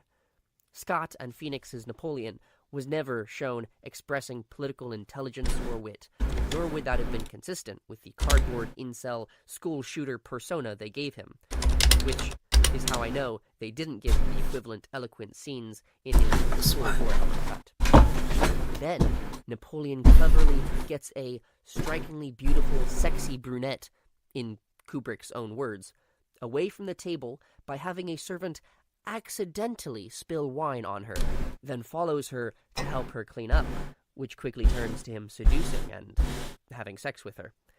This was part of the dark side of Napoleon that Scott could have shown, his shameless infidelity. And then, what is heartbreaking, Josephine follows them, agitated, because she has, quote, seen the routine before. Through a closed door, she begs him to come back to dinner, while he denies what he is doing, insisting that he is working, and orders her to go back to dinner and that he will be back in 5 minutes. This scene alone would have made Josephine more sympathetic, and Napoleon more the scoundrel that he was, than they appear in all of Scott's desecration. Scott, on the contrary, has an imbecile scene in which Napoleon's mother, Letizia, proposes to him an experiment to see if he is fertile, as he and Josephine have failed to have a child in over 8 years of marriage, by hooking him up with young women just as quickly as he can impregnate her. Not a bad idea, given the context. The stupid part is that Napoleon, in reality, needed no more encouragement to conquer in bed than he needed to conquer in battle, having at least 9 mistresses and fathering at least 5 bastards. While Scott has him act all bashful, asking his mother for, quote, another drink to steal his marriage before he enters the bedchambers, where he just awkwardly I meant to looks heal at the you, young don't woman worry. before blowing out the candles and scene. Did Scott forget that he earlier had Napoleon admit to Josephine that he had slept with many women while away in Egypt? Scott can't even be consistent with his own portrayal of Napoleon, let alone with history. Kubrick's next scene presents a tender moment in bed, in which Napoleon and Josephine apologize to each other, and which alone also has more chemistry than all of Scott's versions. 30 seconds left. Shares that the physician someone's behind us. is going to have to They help her get pregnant. Reloading. Apparently, he sent Madame Lacroix Thanks. gave birth to twins. Indeed. Well, you may tell Dr. Carvusar. 10 seconds left. One enemy remaining. Simple, organic, witty. Scott took this same outline and butchered it. Napoleon Josephine at breakfast, rushed the man why she isn't pregnant So yet. what I missed? She says that bit about the doctor taking her to the springs, and Napoleon repeats her command why she isn't pregnant yet. Yes. Then proceeds to pull her out of her chair and have sex with her right under the table, right in front of a few servants. Scott takes every possible opportunity to show Napoleon as an uncharismatic, I mean, oh no, that was him. Kubrick did not write anything in his script, so I will keep my remarks to reviewing Scott's. Many people say that this was their favorite part of the movie. Frankly, most of it was shown in the trailer. The majority, what was cool about the scene, was of course when Napoleon shatters the frozen lid of his gun, sinking the Russian army almost entirely into a watery grave. Reloading. Which is Enemies about as true as showed the entire American army Last player by standing. glider and parachute because the director thought that part was cooler than the beaches. The Battle of Austerlitz was 7 miles wide, had over 7,000 men fighting in each army, and lasted about 8 hours. Scott's movie makes the battlefield Last about round the in the size half. of one football with maybe 10,000 on each side, and makes the entire combat about 5 minutes. No, that wasn't a time constraint, that was a decision, because Scott took the minutes that belonged to Austerlitz and gave them to Josephine and Napoleon's so-called romance. And again, the 2002 miniseries manages to show the Battle of Austerlitz in 8 minutes too, not only telling the truth, but also simply showing a battle that makes no sense. 2002's Napoleon says, while looking at his marching foes through a telescope, it always looked so beautiful at the beginning. That one line is more Napoleon than Scott. Indeed, the 2002 miniseries Battle of Austerlitz even looks better because they use real actors and a real battlefield. Frankly, the 1956 War and Peace also did it better in less time. Scott's version might seem cooler to some, but to those Last player standing. One enemy remaining. First, in the real battle, the cover of fog did play a crucial role in the beginning, but Scott would have you believe the entire battle took place at night from how dark the light is. Good try. Further, it has Napoleon again acting as a forward scout, riding a mule all alone, disguised as a peasant, so he can personally switching sides. Did Scott not know that light cavalry existed for this purpose? Stick to Or your was role he and perhaps we'll just obsessed with Assassin's Creed? Scott has the bait part of the French army defending a camp, which is not what happened. Upon close inspection anyway, the French camp even looks absurd. A count on a paused screen shows at least 40 French flags, practically one for every other tent, and not a single regimental flag. It looks like Scott built a camp of 4 tents, and then just CGI copied and pasted them to make a whole camp. Anyway, as the Russian army approaches, Scott's Napoleon says, "Wait, let them think they have the higher ground." In the real Austerlitz, the Austro-Russian allies into giving up their higher ground and heights was part of Napoleon's brilliant plan. But in Scott's scene, there is no high ground. Just look at the battle, and you clearly see that Napoleon's line doesn't correspond with what you see, because the allies French are both One enemy remaining on an open plain, a frozen lake. According to legend, when the Allies did give up their high ground, Napoleon remarked, "Never interrupt your enemy when they make you." Last player standing. For a memorable one-liner. Scott begins the battle with a frontal assault of Allied infantry and cavalry. Together. Not only does this show that Scott didn't study this particular battle, but that he didn't study Napoleonic warfare at all. because only an idiot would initiate a battle by committing his cavalry in a frontal charge against an infantry line, especially without artillery first softening them up, and that charging infantry and cavalry together makes equally no sense. Scott's Napoleon then commands, to no one in particular, "Send the infantry, take the position on the higher ground." First, as I pointed out, there is no higher ground in Scott's opinion. Second, Napoleon said, "One sharp blow and the war is over," which is so much cooler and simpler than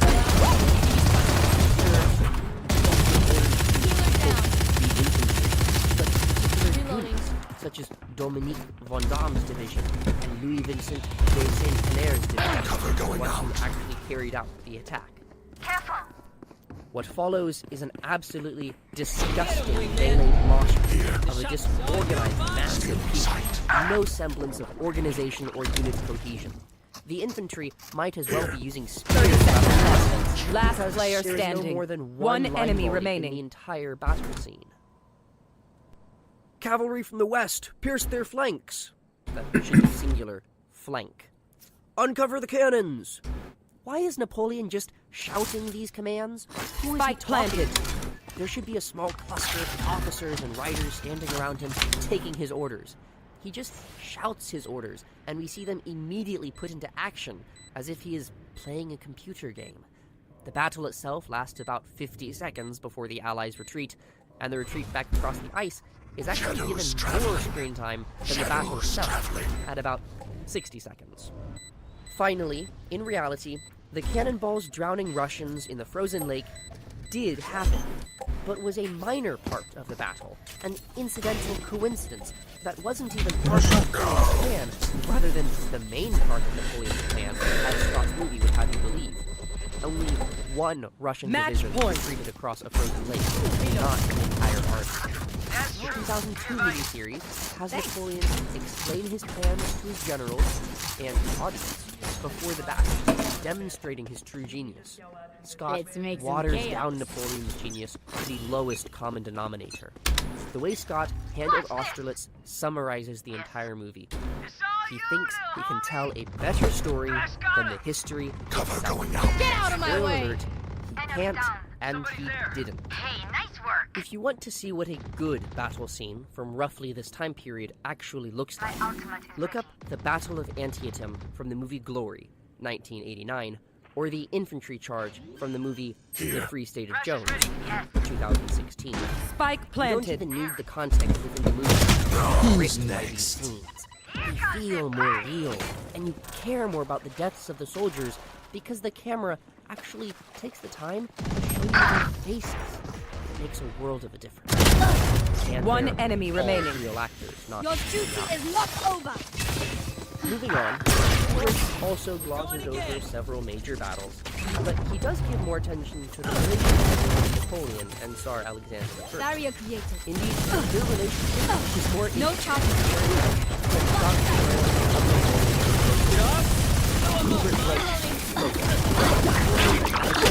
We spent 2 weeks together, seeing each other every day and sharing the entertainments of the evening. Each would set out to charm and flatter the other, and each would succeed. They would talk of everything together as two brothers: philosophy, women, politics, war, science. Now that would have been a cool montage. And what did Scott give us instead? Napoleon and Josephine throwing food at each other across a table in front of guests. Napoleon exclaiming, "Destiny has brought me this lamb chop." Brilliant. Kubrick also gives us a 3-page scene of Napoleon discussing geopolitics and shifting alliances with his famous diplomat Talleyrand. I doubt Scott has that even in his secret extra hour and a half. Spike planted. Napoleon gives us an elegant line at the negotiations after the victory at Austerlitz. Quote, "I can demand very well. My ultimate is ready." One Scott's enemy divorce remaining. is taken almost word for word from Kubrick's script. Last player Just standing. made a little worse. After Napoleon says his lines, when Josephine breaks down crying when trying to say hers, Scott has Napoleon slap her and scold her and force her to cry, managing to make him out to be both less mature and more heartless than he truly was.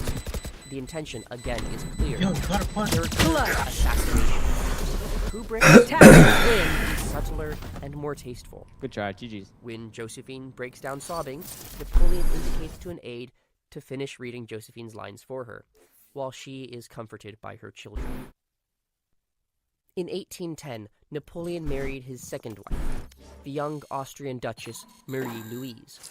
Scott has her enter the room. Napoleon welcomes her, says she's pretty, and asks her if he looks good too. Then asks if she wants to see the bedroom. End scene. Jeez. 2002's Napoleon gives their introduction no more than 2 minutes, and in that time establishes chemistry, charm, romance, wit. It reminds one what good dialogue is, and how terrible Scott's is by comparison. Kubrick gives them 4 pages, and again shows Napoleon as funny and warm, a charming romantic, treating him as the complex and intriguing human being that he was, not some caricature freak. In 2002, there's this great exchange. She says, "I was born to nobility. Do you think you can raise me even higher?" And he responds, "Yes, I can raise you to happiness." She then corrects his pronunciation of Liebe dich, German for I love you. Such a simply adorable exchange. When Marie-Louise and Napoleon's son is born, he is taken to be shown to Josephine. And Scott takes the line, quote, "Dear child, one day, perhaps no sacrifices have been directly from Kubrick." But Kubrick had the imagination to set the scene as Josephine takes a 1-year-old baby on a tour of her private zoo Napoleon made for her, other than just holding him on a plain front wall. Moving on, Kubrick gives about 6 pages to setting up Napoleon's 1820 invasion of Russia. Part of this is a diplomat negotiating with Tsar Alexander, part of it is Napoleon doing research in preparation, and part is him warmly speaking to his allies about how promising the campaign is. One of the first rules of storytelling is that you set up before payoff.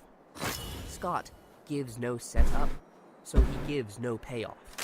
As for the marching montage itself, Scott simply makes a bad decision, showing a Russian guerrilla ambush of marching French troops in a column. This scene should have been spent showing Russian troops burning buildings and schools in extort foreign policy, and French military generals complaining about how difficult it is to make the army, which seems to be able to feed itself beforehand. Again, war Grand Army was killed by starvation than by Russian bullets, bayonets, or cannonballs. Also, that ambush scene gives us the only Russian spoken in the movie, between a couple of random Cossacks. What I would have loved to have seen was to actually use each character speaking their own language and use subtitles, as in the 1962 movie Longest Day and in the 2004 Passion of Christ. Though I recognize this is a high bar. Equally dumb is that there is one scene between some French diplomat, Talleyrand, I think, and some Austrian diplomat, in which they are both speaking English, until at one point the Austrian says something like, "Are you joking?" in German. What is the point of having that one line in German? Are you just trying to remind the audience that this fellow is Austrian? It doesn't increase the immersion, but rather breaks what little immersion there was. Napoleon once said, "Of all my 50 battles, the most terrible was the one I fought at Borodino." You never know it from watching Scott's movie. Now, Kubrick's script completely skips over the Battle of Borodino, and I agree it is fine to not give it a whole lot of attention. But if you're going to give it 1 minute, and you spend that 1 minute on Napoleon personally leading a cavalry charge, then please, for the love of all that is good and holy, put down your script and pick up a damned history book. It is neither true nor is it really inspiring. It just looks silly. Kubrick gives 3 pages to Moscow being lit on fire.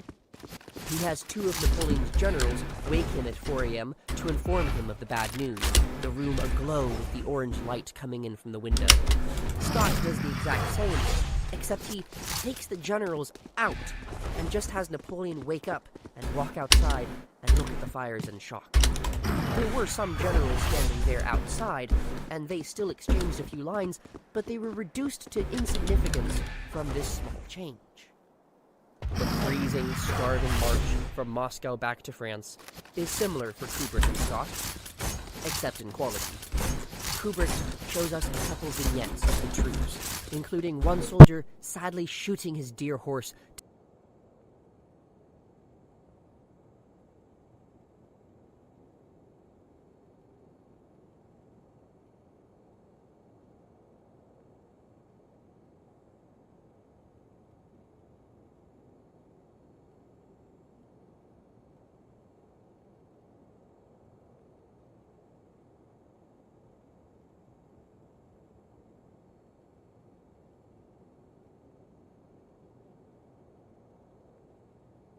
All right. Well, let's get into it.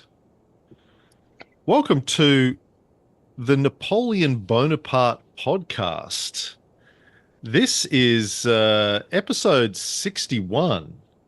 My goodness. My name is Cameron Riley. With me in his studio in Toronto, Canada, is the Honourable Sir J. David Markham.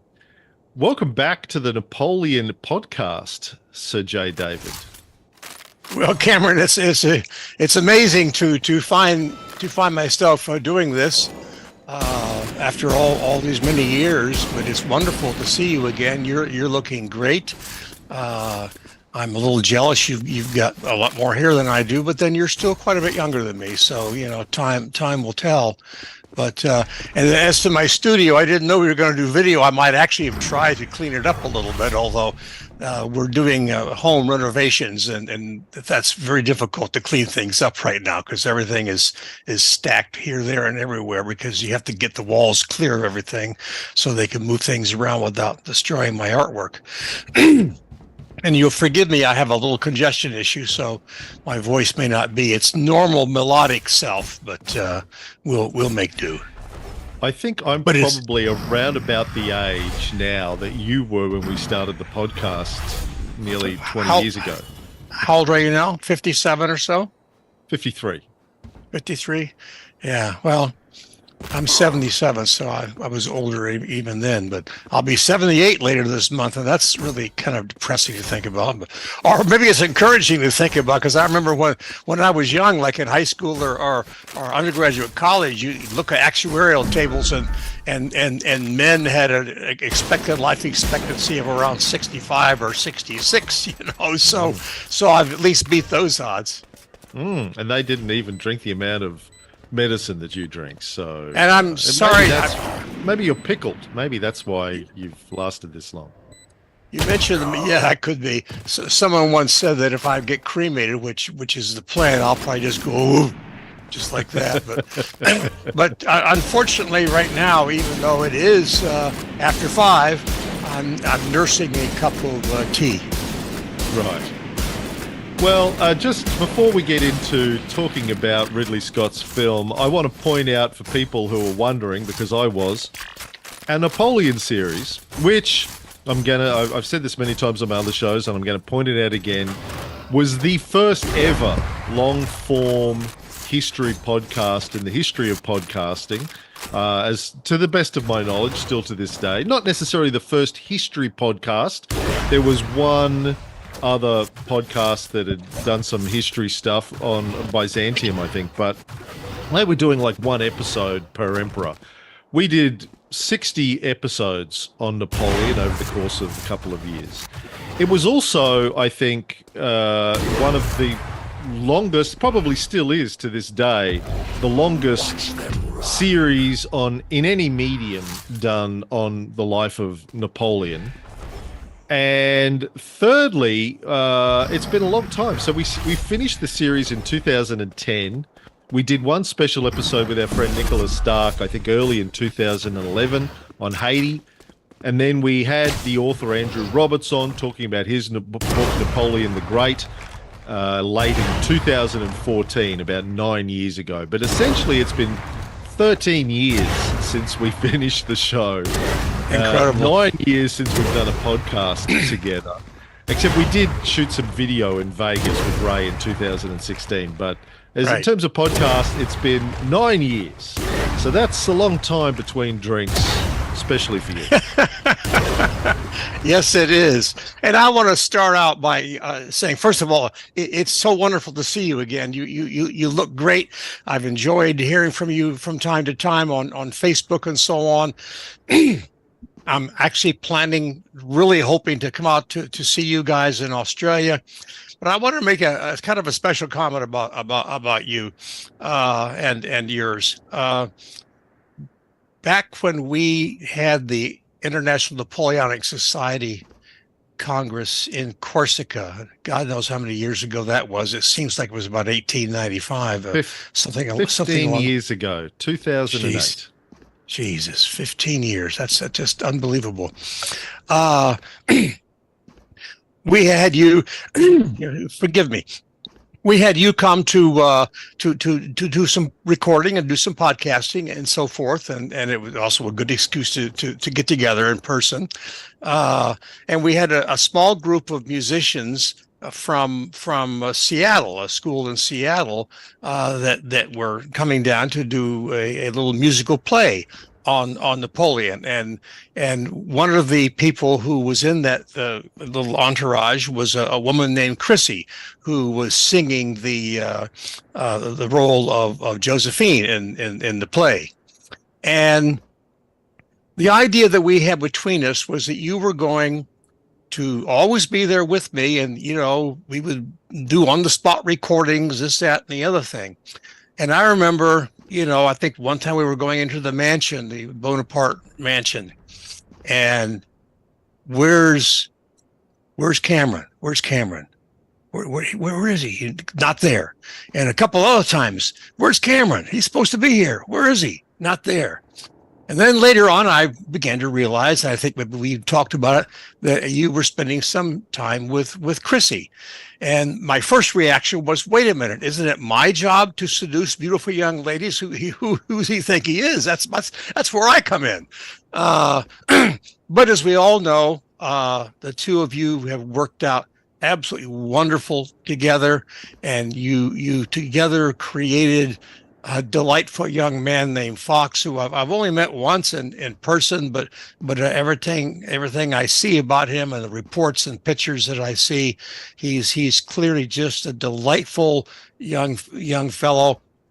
And I love Chrissy and you to death, and I have to say that it's one of the happy points of my life, one of the warm feelings that I get to know that I had that kind of a role to play in bringing you two together. And so I thought, you since introduced us. Yeah, you posted some very kind things thanking me for that, and so I thought I should return the favor in kind by telling you that the pleasure was all mine. Believe me, my friend, the pleasure was all mine. And as I recall, you kind of you emotionally blackmailed me into going there in the first place. I had another thing I was supposed to do that week. So there's a very famous Australian artist who passed away called Brett Whiteley. And I've been obsessed with Brett Whiteley as long as I've been obsessed with Napoleon. And that same week that I was supposed to, that the INS event was on, I had been invited to go down to Sydney to shoot some video with Brett Whiteley's widow, Wendy Whiteley, who runs his estate, and the curator of the Art Gallery of New South Wales that was doing a major retrospective on Brett Whiteley's work and was a friend of his. And I really, really wanted to go down and do that, to get an in to the Whiteley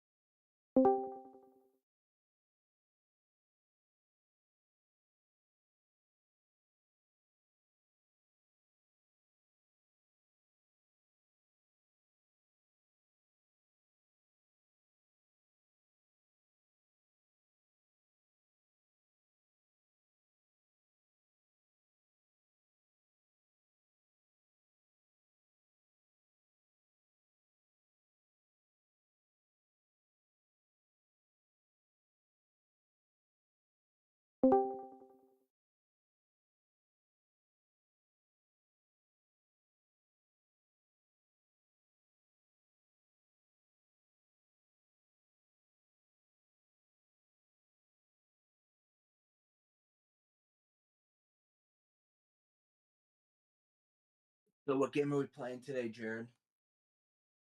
Playing beautiful big titty butt naked women just don't fall out the sky, you know. How much is it? Everything. It costs everything. Look, there's a picture of the demon core. What? So it's a picture of the demon core. Where? Well, just in the stream picture today. He's literally like, yo guys, you're looking at 9/11. That shit's fake. The government's lied about it. And then he's like, because actually it was aliens. Aliens did 9/11. And it's like, bro, what? What, bro? Yes, the racism thing. Yeah. I just thought it was hilarious because then he was like, "I'm better." That honestly might be his best idea that he's ever come up with. He was like, "I'm better than any white running back than I've been alive." I'm like, Afrey's better.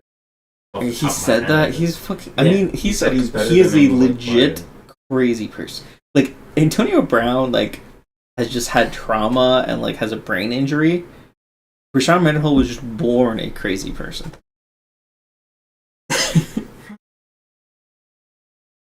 I mean, you kind of gotta. He's like little bro over there. He's doing his own thing. You know, we just hope he doesn't hurt anyone. But They should do it. he still talks shit about the Super Bowl that they lost. He like blames Ben for like not handing him the ball right because Ben like handed it off to him and then he like fumbled the ball. The first guy that touched him. And then he's like, "Well, if Ben would have handed it to me deeper, it wouldn't have been in a better spot, and I wouldn't have fumbled it." And it's like, bro, what? He's a problem child. He's a problem child. Oh, but the other one on the Seahawks. You remember Artie Burns, Steelers' first round draft pick from like 10 years ago? He's starting as a corner somehow. The Steelers. No, for the Seahawks. So it's already like literally the two worst draft picks the Steelers have made in the last and they both 50 play for the years. Seahawks. Both play for the Seahawks, and they're both starting because of injuries. So if the Steelers lose, if the Steelers offense does bad, people are going to lose their shit. Devontae Maddox is playing tomorrow. It's just because the Eagles are fucking stupid. Avonte Maddox is like one of, if not the best defender on that team. For years. That dude is so fucking solid, and all he ever gets is hate. Well, okay, fair. He was one of the OGs. He was there from like the Dream Team. He was there a long time ago. He was like the OG. Dog shit. So many injuries that they had no one else to put in, and he was bad. He was like their fourth string corner who somehow became like the best corner on their team. I still would say he's probably the best corner on their team. Someone like Brad, like that's the kind of players I love. Just a solid fucking player that just does what the fuck he's supposed to do. Like, yeah, dude. If the Cowboys lose tonight and the Eagles are the team win back-to-back times. We're still doing this. 18. Who do the Cowboys play? That's kind of a big deal. The Lions. Oh, okay. So there is a chance. That's fair. Yeah, I mean the Lions are decent. I mean, if the Eagles lose to the fucking Cardinals, there's fucking problems. I think even if the Cowboys Big win, fucking problems. I think even if the Cowboys win their last two, that means the Eagles do. That's good. I mean, to be fair, I think the Cowboys are the better team, but that's good for them.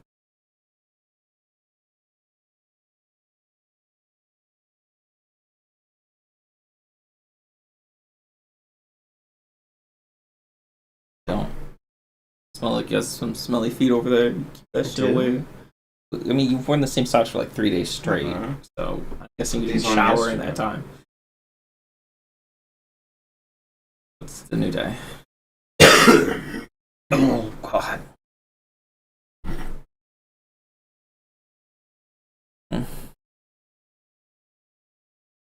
What are we listening to?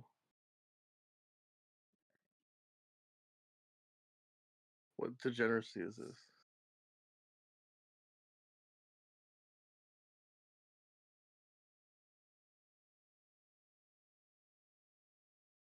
He didn't put his heads on it yet. He can't. He doesn't even know we're talking. Go eat your freaking burger sandwich. You gotta warm it up Go eat because. your freaking burger sandwich. Turn up. I turned it on for you.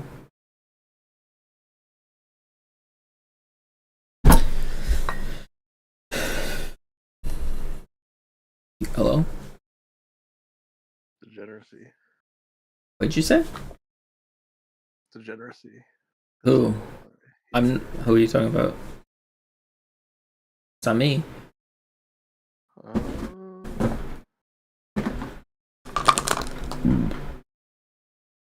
First time I saw a vagina in real life, that shit was confusing. It was nothing like the pictures. We get it. You've seen a vagina in real life. For those unaware, he has seen one. They don't give any. Yeah, that's a penis. I feel Can like I I see saw the one penis? myself. You know what? Those microscopes. Wait, like- the tip of penis's official name is called meatus. It is called the meatus. Oh, a flaccid penis with surrounding pubic hair removed to show anatomical detail. Wait, that's flaccid? Are you okay? What do people with micro penis do? You You're like such a project- raw. No. But I feel like So defensive. Yeah, you said that really fast. There's nothing wrong with it. I am very satisfied. Yeah, for those who don't know, Toast is very happy with how he looks. He has seen a vagina in real life. I have seen. Anything else you want to make clear to the podcast viewers/listeners? I don't have a micro penis. Oh my fucking god. First time I saw a vagina.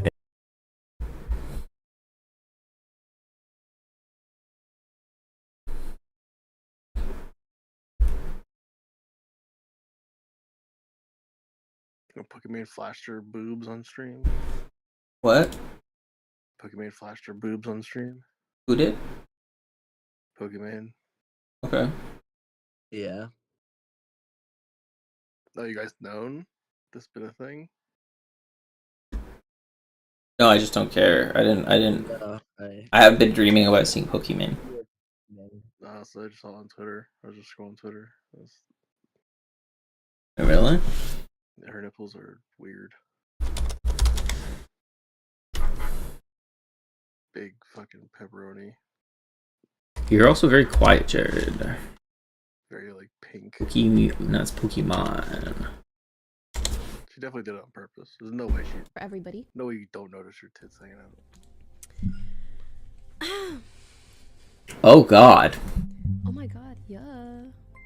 That's. Yeah. Okay, I have a scientific question for everybody. It also looks like she's wearing like a pasty over her nipple. I mean that don't. Can I leave eggs outside of my fridge I don't think it was on purpose. This definitely wasn't on purpose, dude. the whole time? Like, never put them in the fridge? Your entire shirt is under one of your boobs. Oh, sorry. My bra. Oh no. Scientific question for everybody. Oh no, never mind. That was 100% on purpose. That was not. That was the most scripted thing that ever happened. Okay, my bad. Well, her views down ever since she did the fake cookie thing. What did I don't even know. That's. I googled it. Oh god. Oh Jesus. Okay, we gotta get off Twitter. Twitter is a little cursed. It's all over Twitter. Mr. Munsky's going a little wild with that. It's all there. I didn't even look up Pokemon. I don't know why. I don't watch Pokemon or anything, so I don't know how I got Pokemon on my Twitter page. You know, she's gonna come out like, "Oh, I feel so violated. Oh my god. Please don't sexualize me, even though I showed my titties on stream."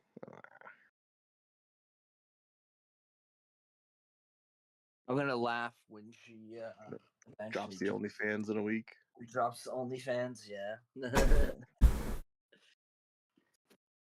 That's exactly how it's gonna go. It's gonna go in that order. She's gonna cry about being sexualized. She'll drop it OnlyFans in a week. Right after Amaranth retires.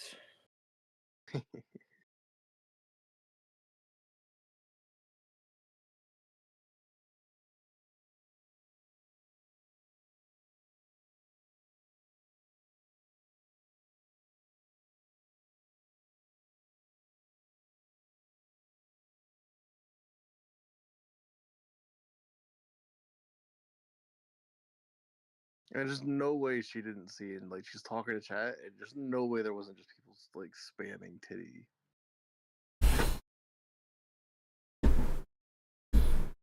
I mean, at the end of the day, I don't like think twice about Pokimane, so I don't really care what she's up to.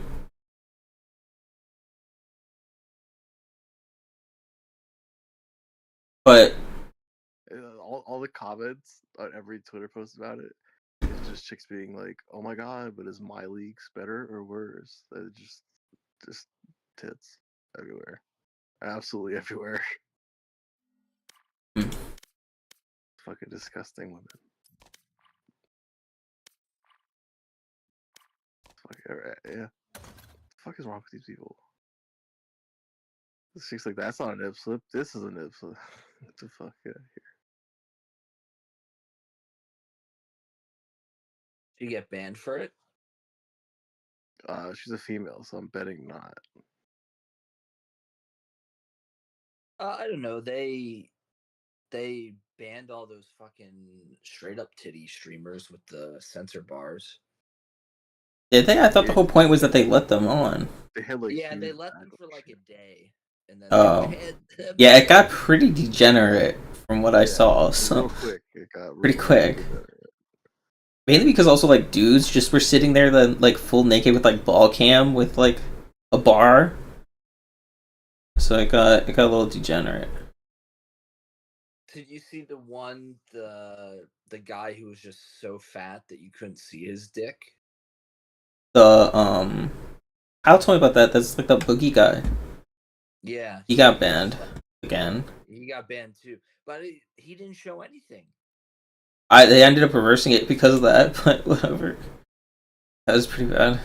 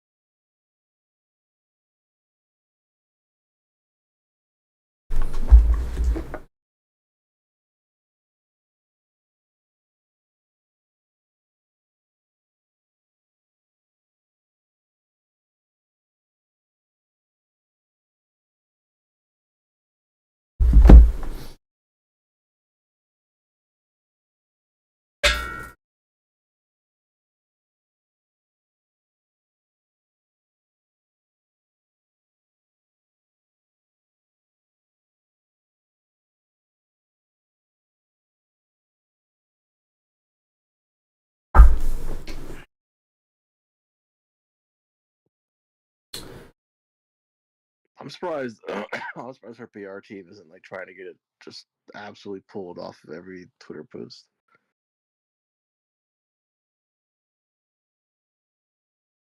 But if it was on purpose, then she wouldn't be.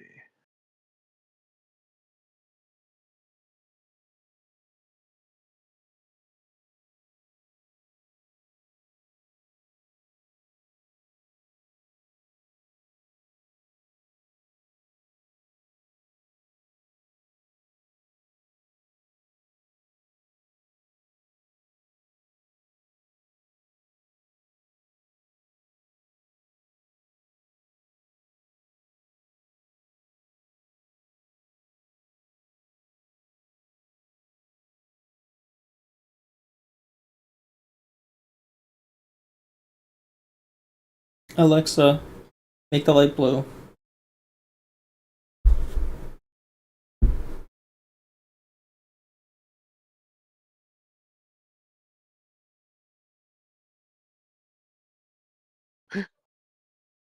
I don't even think this is recent. I just saw somebody posted this from a year ago. How is it not a bigger deal for me? What the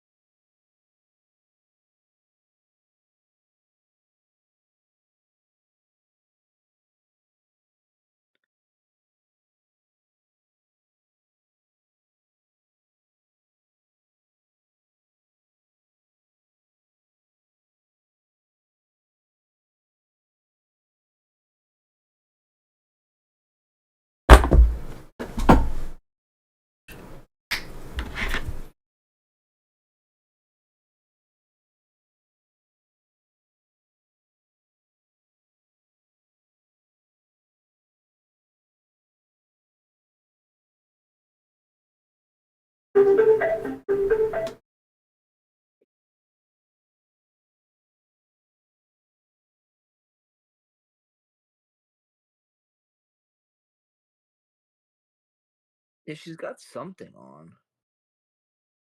It's just someone saying that she has like a translucent bra. I don't know about that, but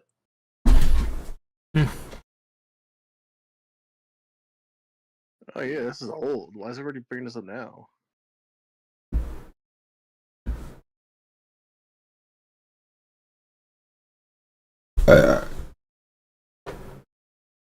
Yeah, it looks like she has like silicone nipple slips on like nip covers. There's no way her nipple looks that. I don't even think it's just the nipple. Like, I think there's something over her breast in general. Why is it trending so hard now? What are people doing?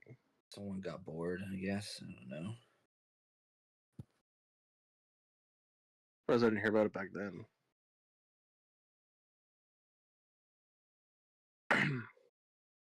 Just on your stream pictures, the Demon Core. Yeah, you like it? Yeah. Thanks.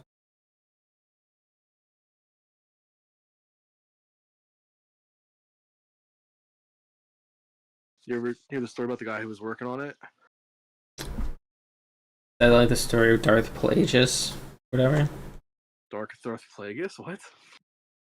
I don't know, is that what you always like, oh, have you ever heard the story of Darth Plagueis or whatever? It's Darth Plagueis, first of all. Isn't that what I said? No, you said Plagueis. Okay. Plagueis. No, the Demon Core is a real thing. It's not like Star Wars. Oh, okay. You didn't know that? What? So you didn't know that? You probably only know it because you're NPC, though.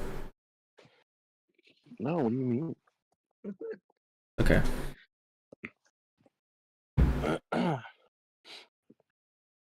No, there was a guy that was a scientist that was working on it in a room full of people.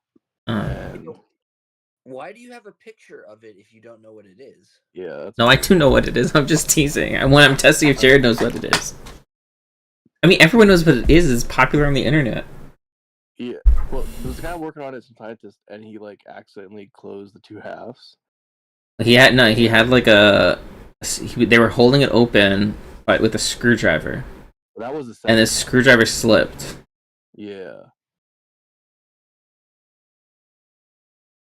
But then they passed regulations so you can't hold it open with a screwdriver anymore.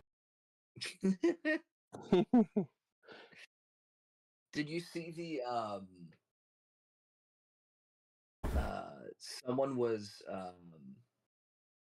taking at one of the nuclear labs a couple years ago, someone was like put a bunch of plutonium samples next to each other to take pictures of them, like on Instagram or something, and then got in a lot of trouble because you're not supposed to put them so fucking close together for that exact reason. Oh god. But people still make that mistake. So I don't think anyone got hurt that one. Well, the one dude died. Well, two people died actually. No, I'm saying the more recent one where someone did that for an Instagram picture. That was the best part. That's modern problems having modern solutions. Yes.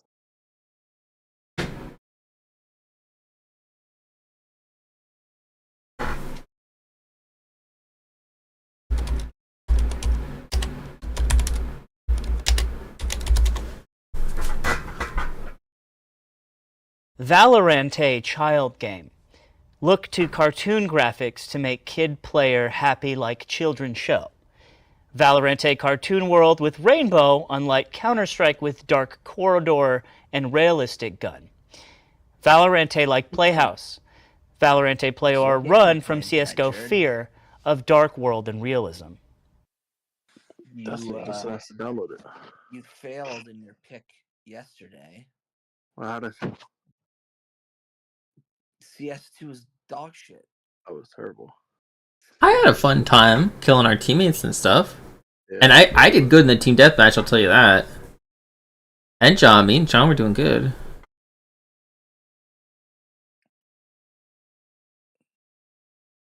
Jared spent 30 minutes changing his settings. The actual game part, I feel we were only in that one game and it was like just a straight up cheater.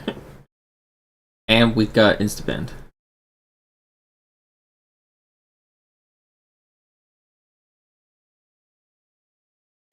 Just got killed by this kid on Steam Modern Warfare 2 with his Twitch in his name, and this is what what? Our teammates seemed so surprised in that second game that we team killed them.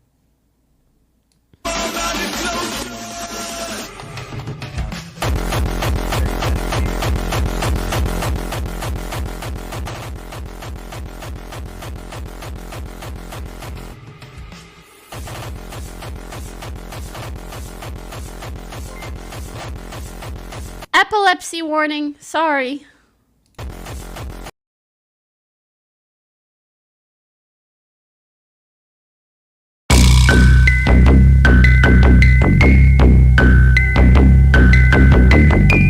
Yeah, testing 1 2 1 2. Watch my 9mm go bang. Watch my 9mm go Player haters, masturbators, bitches all up in my shit. Living skit, you know you did. Walking around with a crib full of niggas, if you score, try to test my shit. Fucking with the wrist on kick. MAGNOLI, dead.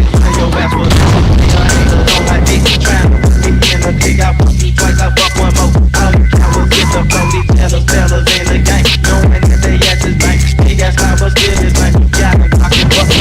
And that smoke is in my nose. I be wanna kidnap hoes. Talking shit about the click. You gon' get your ass kicked. I hop out my fucking ride and put my gun to your side. Look in the fucking trunk. And then This video is sort of weird. I promise it does not represent a change in direction for my channel going forward. If my channel has a direction, I heard that. It's just something that's been in my head for so long, and the best way to get it out of my head is to talk about it.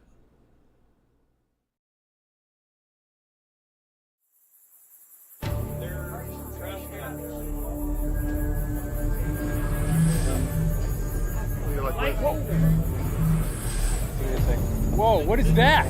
Oh! A lot of white people here. I'm just noticing this. So much in the video. In my commentary. I think I saw it land over here.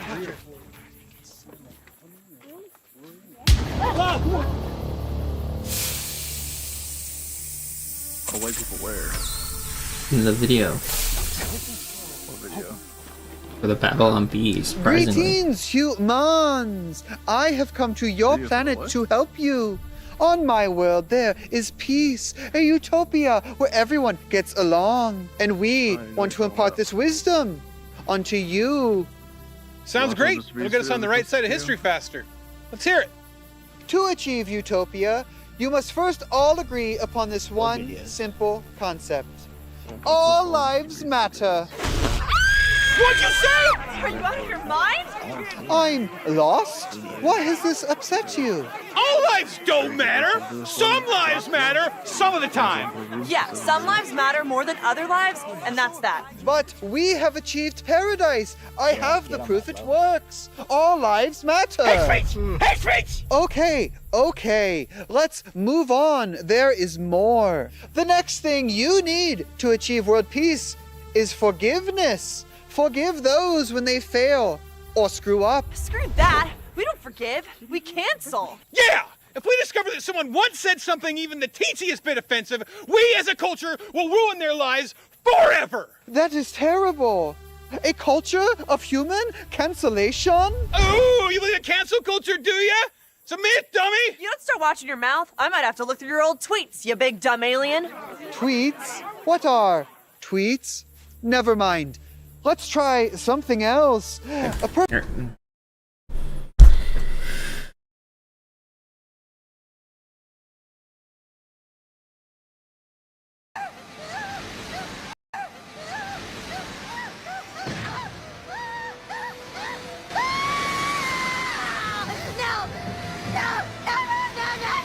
This despair is reserved for the boastful. Just tell me what I was supposed to do! You brought this outcome upon yourself. What I do wrong? What should I have done?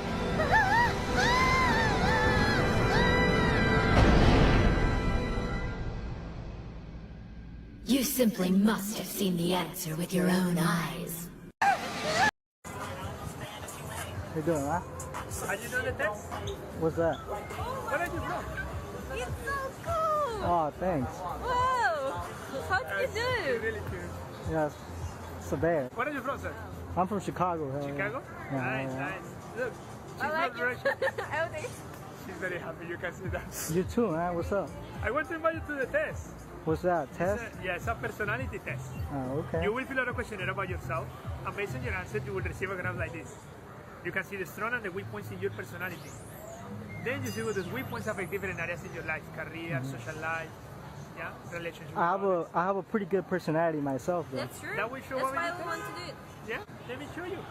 For how long you're going to stay here? Man, I'll be here. Like You know what entrepreneur is, right? You know Grant Cardone? Yeah. He's an entrepreneur. Yeah. He's a I person who see. invests money in businesses to grow up. And, Yeah, but Grant Cardone be scamming people, though. I heard. You know what I mean? That is not true. I mean, I heard that every like billionaire at some point kind of like scams people and shit. Really? Yeah, just for looks. Or just for looks? How was it kept? I like it so much. Where did you buy it? The hat? Yeah. The hat, line? Online. Oh, wow. That's so cool. Yeah, what is this? So good. Welcome. So testing's free. Just sign in here. Yeah, welcome. What is this right here? This is the welcome card? Just name and age. Yeah. This is not test. It's just welcome card. It's like, what do you do here? So this is a life improvement center. So the personality test is like a service that has a purpose to help you like improve life. This is just a welcome card. So when your test results are ready, we call your name. Are you recording, by the way? I see. I don't want to do this. Okay, no problem. Am I like forced to like leave or something? No, you don't have to leave, but you said you don't want to do it. So it's like the personality test and what else? Personality test? Sir, by the way, Do I have to walk out? if you're Can I videoing, like yes. can I like sprint out? You can do whatever you want. I'm just gonna fucking run. Fuck this shit. Streets LA, I've been watching too much of that. This device right here has sent me down the deepest rabbit hole. And that's because this is a source of free energy that has a very mysterious history and could be linked to UFOs. But for several years now, a small group of scientists here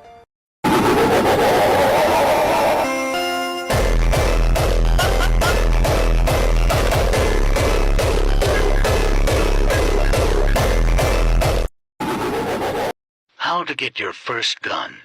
Let me see your hands! Really? Only an Interstellar, bro? That's only like $50. Like, what do you... I want people to understand how disgusting and depraved. Listen, look. I'm a London scammer. I see it, I want it, I click it. Nights in the bando, pirates whipping. Next day, man started clicking. No blue and waitress tipping. Bad B, come and take this thinking. Codeine, that's what. Listen, look. Deserved. I'm a London scammer. What's deserved? I'm reacting. I bet you have an L take, whatever it is.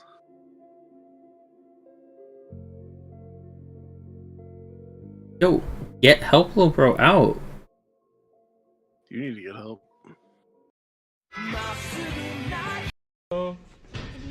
It's my first day here. Why do cats prefer boys? Research has found. Why do people forget that in middle of ocean there is Lobster Island? This is Tristan da Cunha. It is islands controlled by England.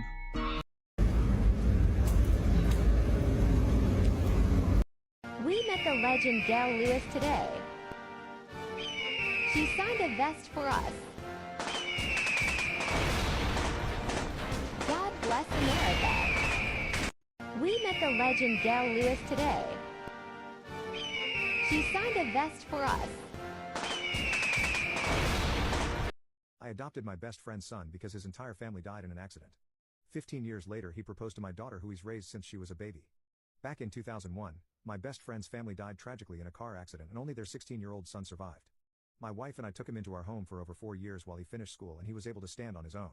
I saw him as one of my children and I was so proud of what he was able to accomplish. Wayne's wife and I gave him a monetary donation for him to start his own business. It quickly became wildly successful. He's now 36 and has grown into a fine young man. That was until we learned the truth this past Sunday at a family dinner. There, my 21-year-old daughter informed the entire family that she was engaged to him. In fact, they had been dating for the past 3 years. She delivered the news so happily, and clapped when she revealed the news, clearly expecting us to get up and congratulate her. But we all felt incredibly betrayed and blindsided. The amount of lies and secret keeping they had to be telling to keep this relationship from us is astonishing. Not only is the large age difference very disturbing to us, but they were raised as siblings and she would refer to him as her big brother when she was a child. It was all very disgusting and I knew I had lost my appetite. I told them both that I did not approve of their relationship. I've always been a reaction memer. As long as my daughter continued this relationship, You literally come to see my reactions. alienating my daughter would probably cause more harm, but I don't want her to think that I accept their relationship by treating her like nothing's wrong. She's definitely the victim in all this, and I want to be there for her, but she's not happy about me banning her fiancé from our house. I told her I wanted this relationship to end immediately because I am disgusted and angered.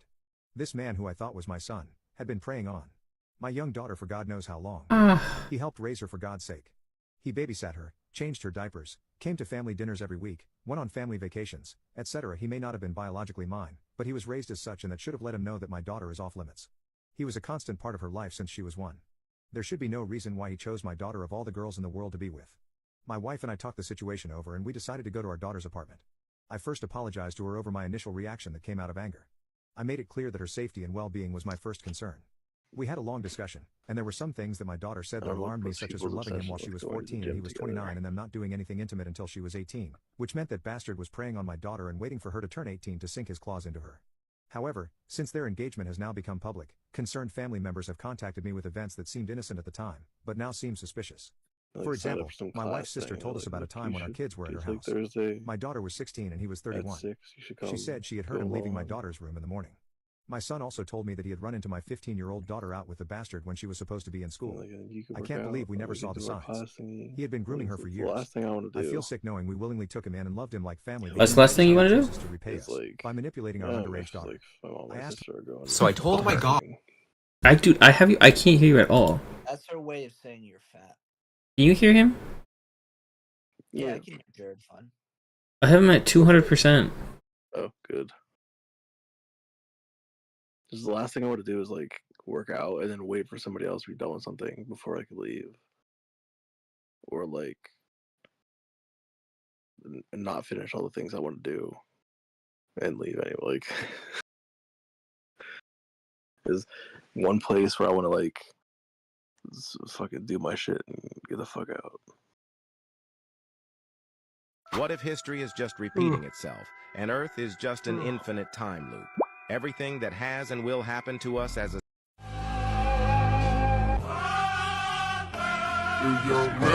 Get me because he doesn't want to hear all my great calls. What, you make great callouts? What? You're because we tuned your stream to watch you run it down in Valorant and watch your teammates scream mean things at you and My teammates love me. I'm the best teammate. No, they don't. Every time I tune in, one of your teammates is saying something. They're like, "Oh, this is the most retarded almost player I've seen in my life." Go to Walmart. I go to Walmart yesterday. That's great.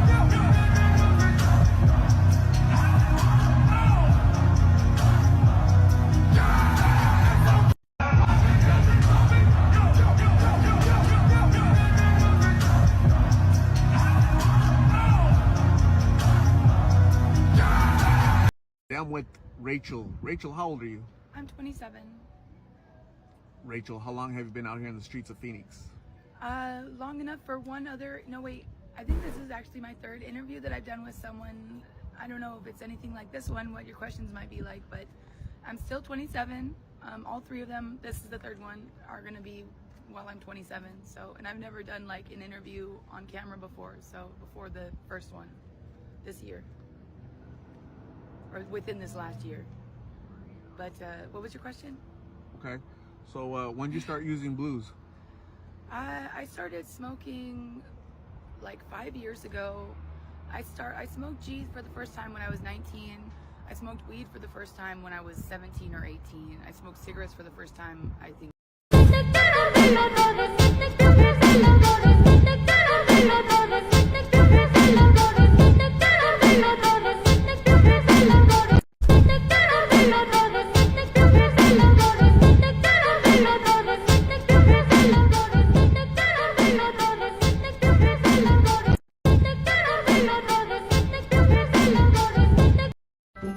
Товарищи, рабочая крестьянская революция. If Donald Trump gets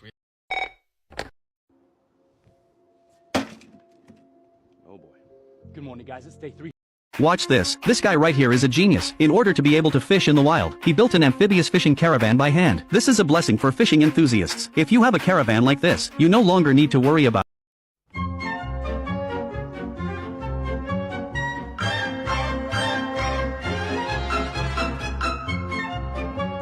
Aliyah Ali, a transgender, South Asian, Muslim woman, fighting for liberation and breaking boundaries to stand up for her community and others, who are constantly under attack. The 19-year-old has gained major popularity on TikTok for sharing her journey as a trans woman whilst being true to her religion, letting her followers know you can do both. I finally got to participate in the girls-only Pakistani wedding traditions that What you know about rolling down in the deep? When your brain goes numb, you can call that mental freeze. When these people talk too much, put that shit in slow motion. Yeah, I feel like an astronaut in the ocean. Ay, what you know about rolling down in the deep? When your brain goes numb, you can call that mental freeze. When these people talk too much, put that shit in slow motion. Yeah, I feel like an astronaut in the ocean. You say that I'm cool, that's I'm like, yeah, that's true. I believe in G.O.D. Don't believe in G.H.O.D. She keep playing me down. I'ma play all the fun. Let me know my mental. Let me give it it's like that.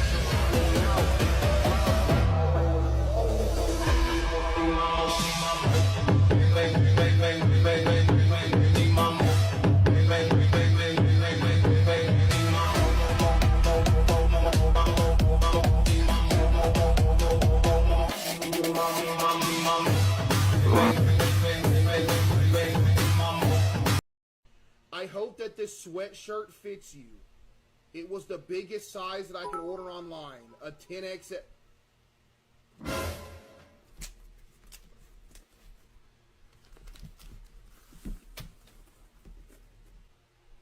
Bro! This dude sent me a 10XL hoodie!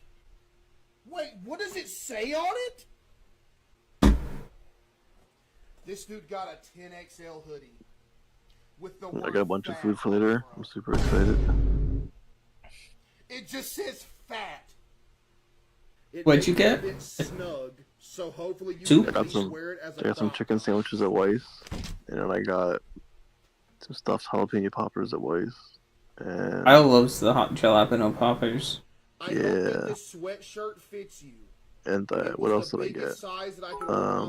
A 10X. I have a chipotle burrito downstairs, and I have a frozen thing of mac and cheese. Peace.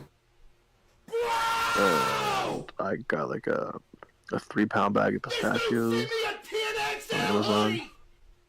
Wait, what pistachios? Yeah, it was 48 ounces for $16, and like the Weiss ones are like $12 for 16 ounces. So it was like over double the amount of food for like an extra $4. So hopefully it makes sense. wear it as a crop top. Weiss is such a ripoff. The Weiss is like such a scam. Yeah, it's massive. So I'm super positive tonight, and I'm taking a movie to watch. 是不是和小编一样，怀疑自己看了些啥呢？这位叫郑香香的直播主，凭3秒介绍一商品，在网上爆红。商品被装在爱马仕橙色盒子里，一开一收一滑，这丝滑的流水作业让郑香香成为直播界大黑马。7天内卖了1亿销售额。55遍来上车。39。Captain sneaks 96 proof vodka into the juice. No passengers on the plane noticed. The captain poured in another bottle. After one's heart's content, threw the empty bottle into the trash. Then drank the spiked orange juice in one gulp. The purser smelled alcohol, but he's already used to it. Only the co-pilot, who was working with the captain for the first time, looked incredulous because the captain, who smelled of wine, had already begun to sleep. See how the purser reacts. Apparently this wasn't the first time the captain had done this. Fortunately, the plane flew smoothly and is about to arrive at its destination. The co-pilot took over and began preparing the plane for descent. There was a sudden jolt in the cabin. Passengers and staff were taken by surprise. Only the captain, who had just woken up, looked calm. The co-pilot noticed that the plane's lift seat appeared to be stuck. The captain calmly directed the purser to calm the passengers. But the next second, the plane suddenly began to plummet. Flight attendants who didn't make it back to their seats were thrown out. The co-pilot tugged at the plane's deceleration. The plane's altitude is still plummeting. All 102 passengers on the plane held their breath. The captain immediately contacted the air traffic control center. The tower stands ready for them to make an emergency landing. At the current rate of fall, the chances of them landing safely are almost nil. To slow the fall further, the co-pilot discharges all personnel under the command of the captain. But things are still not getting better. With the permission of ATC, the fuel tanks were also thrown from the plane. Collisions can occur with the cabin. Accidentally knocked open the luggage rack. A stewardess saw it. Get up and deal with it. The result was a sudden jolt to the plane. Knocked her straight out. Watching the buildings below the plane get closer and closer to them, the captain made an unheard of decision. He's gonna turn the plane upside down. The first officer's face was shocked, but after the captain asked the purser to leave a last word for his son, decisive twist, aircraft direction, the whole cabin began to tilt slowly. No one,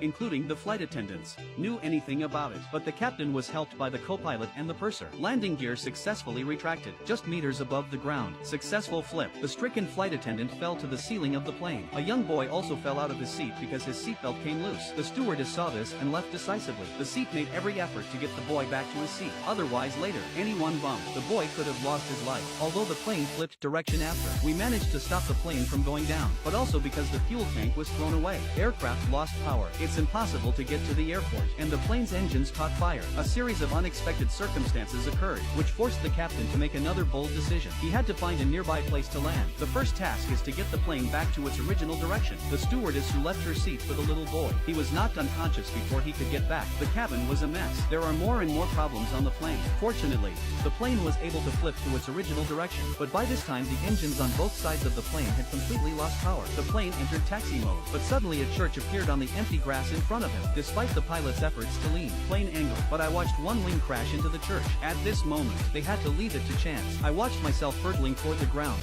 Captain sneaks 96 proof vodka. Leadership in government is political power. It's scared, it's sweaty, please cussing that. I'm ready, Ohio, Phantom Taxi. Let me find us a. We are in Times Square. There's a Scientology building over.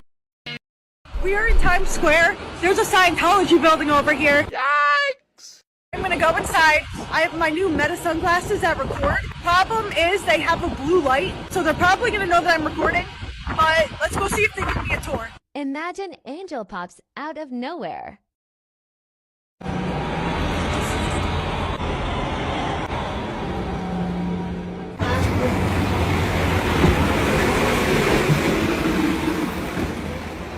Can I get a tour?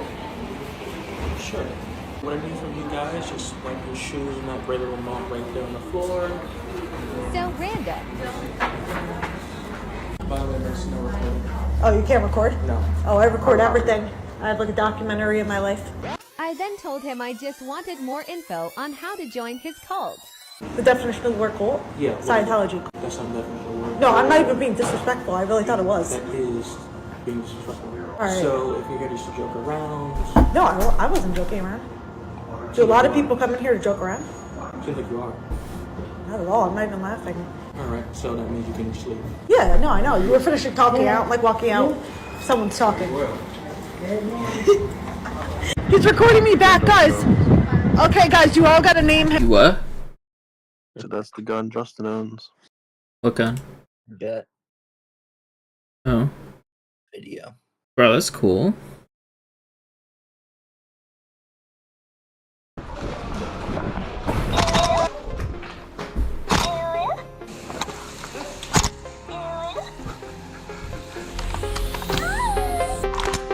Oh my god. Hey, what's up guys? I'm hosting my first ever Milsim Airsoft game on one of the coolest fields I've found during my airsoft adventures. This historic fortress in eastern France. It was built in 1880, carved out the top of a hill 700 meters high. It features 90,000 square meters on 5 different levels of play, with the majority being underground in its vast tunnel network. The entire weekend of 16th and 17th September, including the night. Reserve your tickets now at Silo Events. Except for that it literally moans when you insert a fresh magazine. And when you pull the trigger, the shoot is gonna go. And wait till you hear what it sounds like when you flick it into full fun mode. Anyway, we're at a brand new epic site that just opened up in the Ardennes Forest, literally where the Battle of the Bulge was fought 77 years ago. This place features endless corridors, bridges, passageways, and countless angles to get shot from. A perfect place for this ridiculous thing to give your position away by moaning in the corridors. Play the Battle of the Bulge today. That is pretty cool. I would get one. That gun? Yeah, that's cool.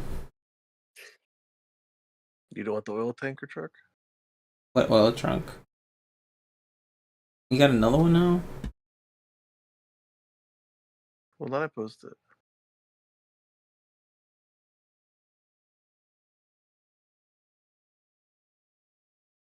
Then of course the top thing is, oh yeah, I worked with that guy. Yep. I'm sure. Yeah. Whatever happened, I'm sure the dude's not around to say that he didn't.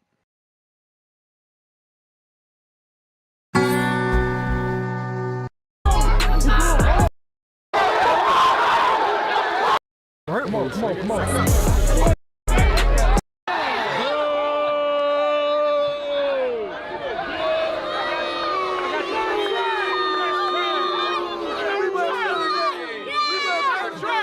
I didn't even watch it with the volume on. I do it all the time! Why can't What? Fake? It's like a Looney Tunes sound effect of a car accident.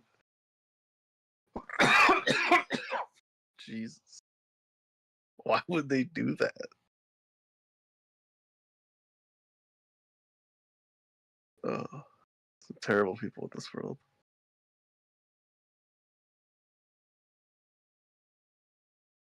Are you sure it was sound effects? Listen to that. There's no way that's from the accident. There's no way there's a sound effect from the accident.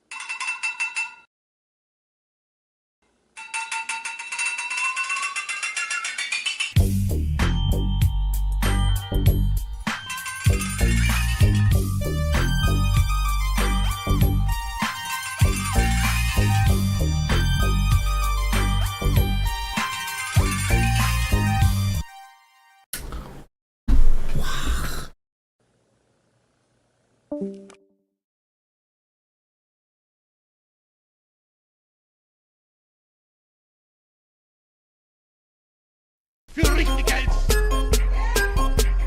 Dass ich kann, dass ich fleißig gewesen bin, meine Arbeit, und du glaubst ständig, dass ich gearbeitet habe, dass ich nicht in diesem Jahr...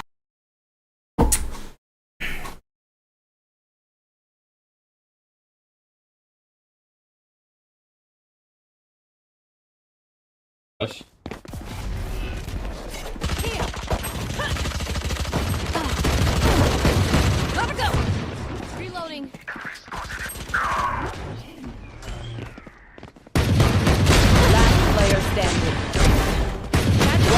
enemy remaining. I'm out of here.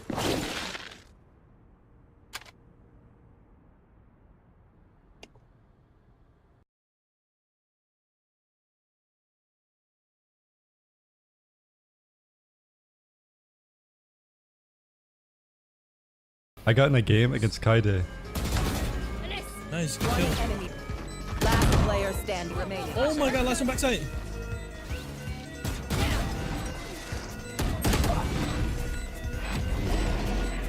Yeah, you should have seen what the neon just did to us.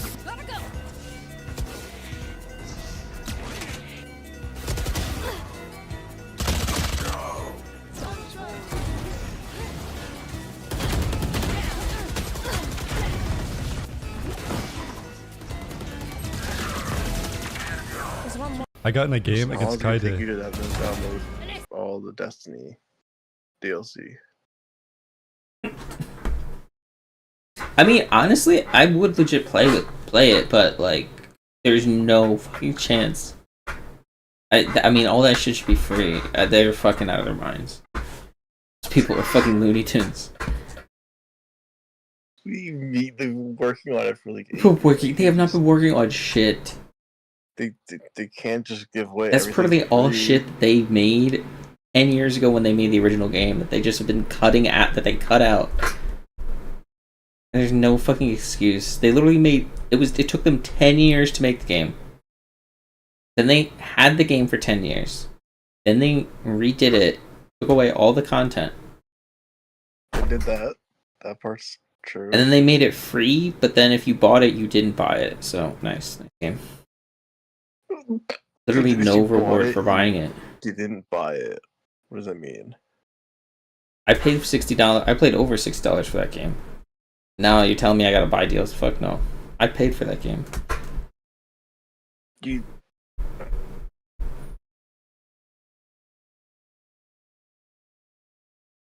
Okay. What? How much did you pay for League? League is at least a functional game. Like there's something to do in that. It has one map and like 2 game modes. So much, and you know what? So much more So- content than Destiny. So Right, much just- more content than Destiny. Absolutely I've played cool. so much more League, and you have played so much more League. You have done that. It's not moving for content. I'll argue there's no content.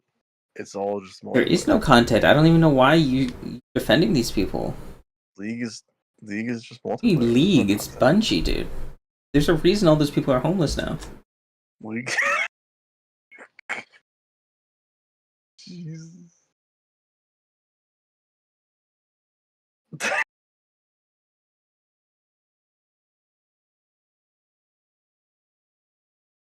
Why are you so mean to the people that got laid off at Bungie? Those people stole hundreds of dollars from me. You did Stole. not spend hundreds of dollars. Such a lie. What are you talking about? Yeah.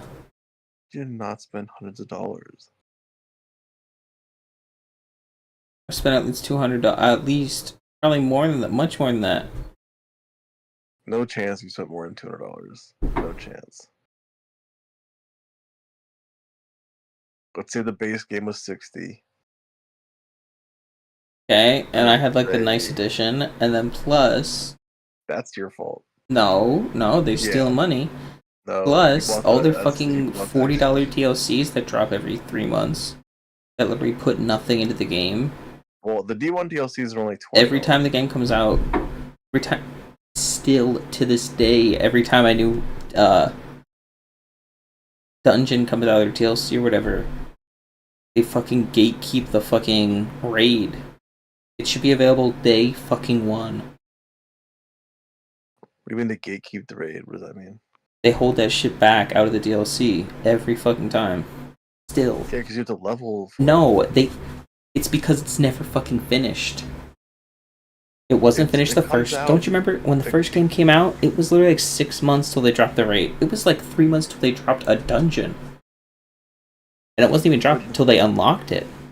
Wait, what are you talking about? When Destiny 1 came out, the first raid came out like 3 days later. That is not. Right. Okay. And the second raid came out 2 months after the game came out. So there just delusion.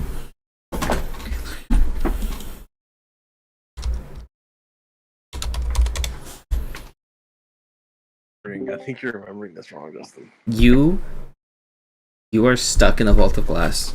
You think that you're seeing real things, but you are stuck in the vault of glass right now. You are. John, you got back up. He's deluded. Delusional.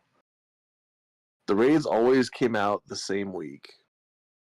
The DLC would drop Tuesday. The raid would drop Friday. Now they give you till the next Friday, so everybody has a chance to level up, not just the people who do it stream it for a living. And when did John leave?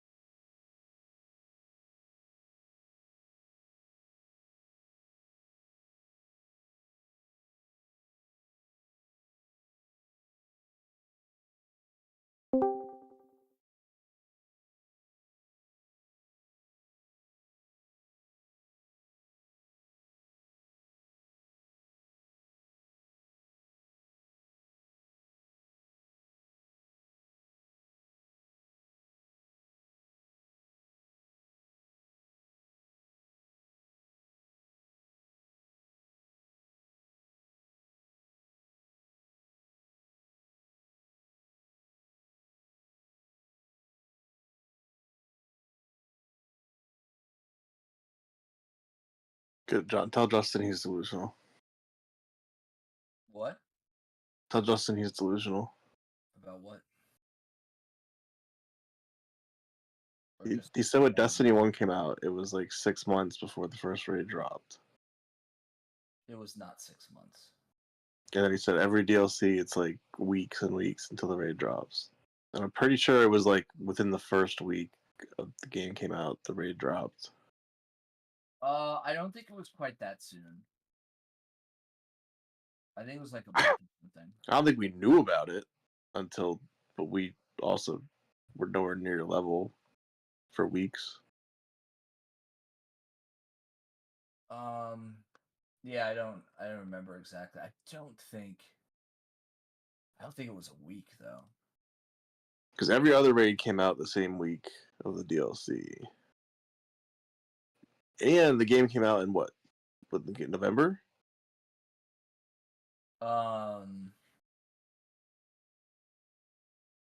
D1.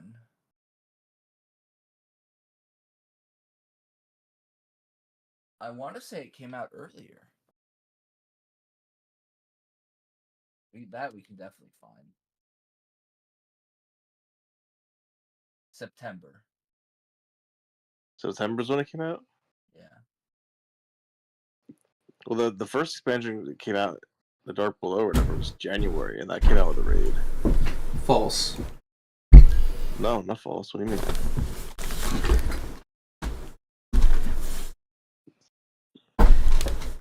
So the game had 2 raids already, only a few months into the game.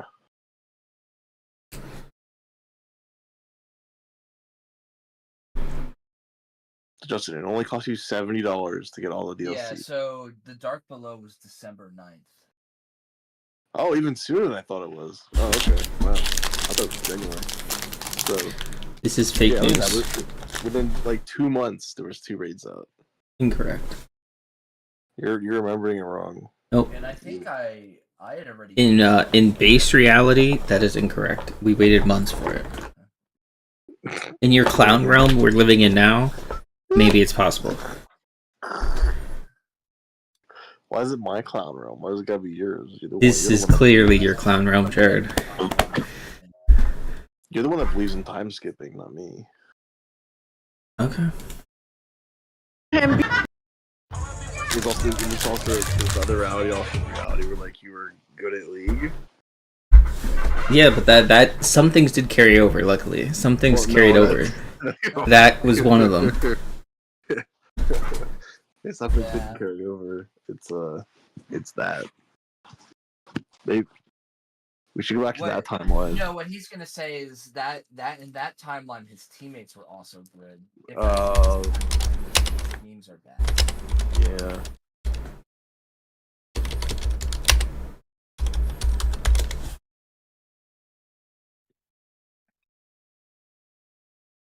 The biggest theory, and I want to talk about this one the most, is that when this was turned on, and when this collide happened, it did open a rift and actually broke the space-time continuum in a way, as cheesy as that sounds. So, what they theorize is that, so as time moves on, there's branching paths and like different timelines. Every choice you make could branch off into a different timeline. What they think is that this, I picked up you guys both. Our timeline collided with another timeline when they collided these particles. Because they did it in such a powerful, unnatural way. They took one choice and another choice, collided those, creating a timeline that shouldn't exist. So Schrodinger's timeline is where we are, right? Basically. You actually bought And so thus, we're the cat inside the box. limited edition for Destiny. The what? You bought like the $100 or whatever. I don't remember at all, but any of the money I gave those people, I did not get the adequate return. I think I got the season pass for D1. They never had season passes. You sure? I definitely had a season pass when it came out.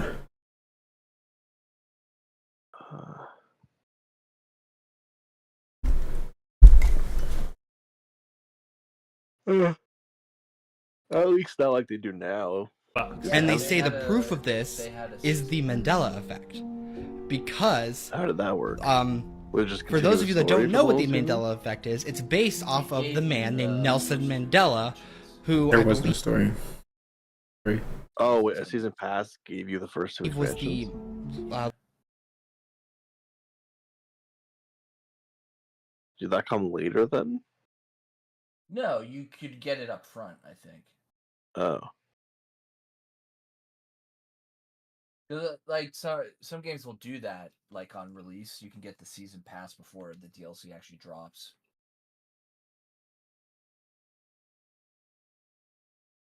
Since release, CS2 has felt kind of rough for a couple of reasons. I'm blind. Well, look, Justin, think about it. If you didn't get back what is this spray? Welcome to CS2 beta. And content that you feel you deserve for the money that you've given to them, right? What? I said if you feel like you didn't get like enough content and game time played Mm-hmm. for the amount of money that you've already given them, then there's only one way to fix that. Going to Bungie headquarters and instituting the my final solution for them. There's only two ways to fix that. That What? is one of them. The other one is you buy DLCs and you get all your playtime now. Like, what if you play it for the next 4 months? I need a more permanent solution. It's just gonna happen again in Destiny 3 if we do it that way. Oh yeah, and if you don't buy the DLCs, but among CS2's issues is the fact that compared to CS:GO, the AWP has felt sort of off. Now more than ever. Almost done cat, I think. He's mid.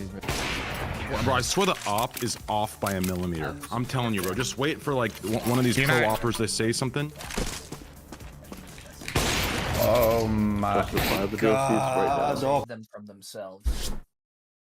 If I buy the DLCs for Justin, do you No. kill Justin? Or do No. You kill me? I kill you. Also, I just kill you because you bought so many. I told you, I will actively watch you people play it. I will not play it.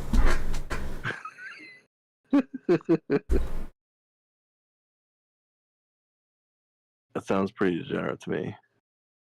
It actually is. It is more What's worse, degenerate. John? Playing Destiny or watching someone play Destiny? Well, if you kill the person who plays Destiny, you solve both problems, right? So that seems True.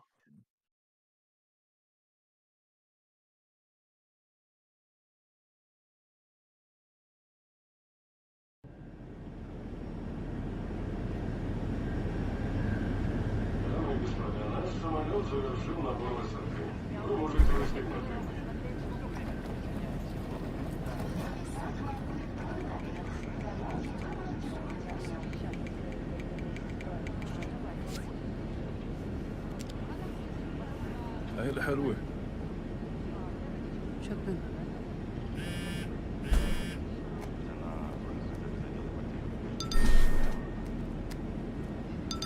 العيلة كل شيء. قرب عيد ميلاد بنتي.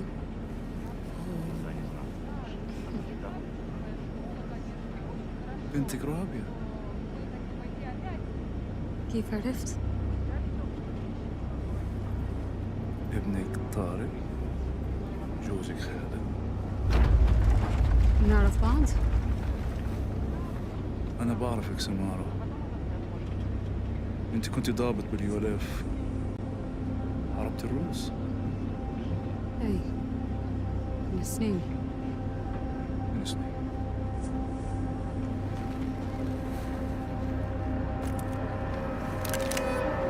اسمعي ولا تحكي. احنا حنسيطر على الطيارة. حراس الجو وطاقم الطيارة كلهم معانا. وانتي كمان. عشان أورزكستان. يلا.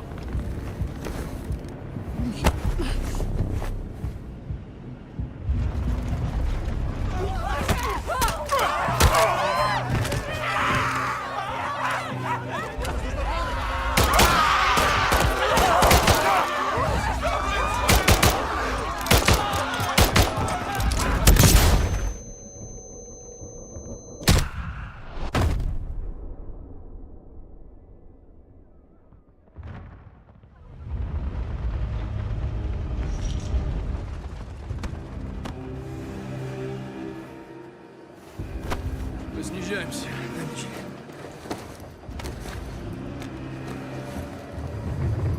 Hello, Samara.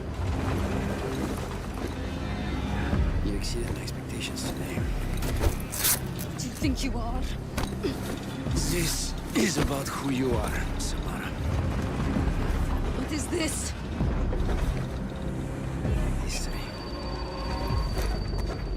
Get this off me, you fucking son of a bitch! You will be a hero for what you're doing here, Samara. No one will believe you. I am not a terrorist. No. You're a citizen soldier inspired by Farakarin to fight Russia. What? You're a freedom fighter. false. You're Russian. I don't think so. The plane is full of Russians. How could you kill your own people? No, I'm not killing them. I'm laying here, but I'm pretty sure I'm going to go one. Мы ниже 8000 тут, командир. Лев, резистание-сан.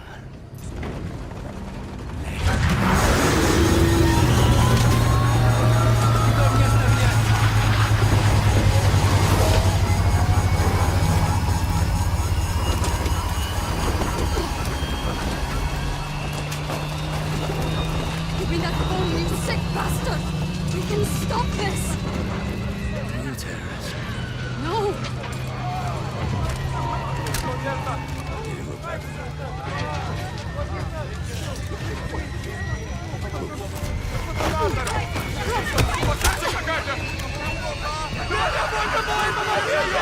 Help me! Give me the cell phone!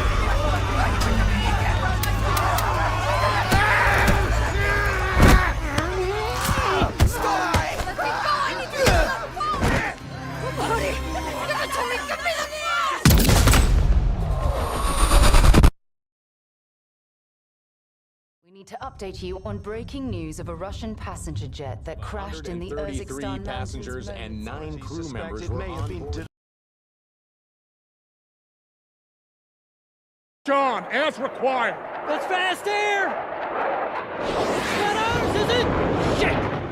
Did he see us? Did he see us?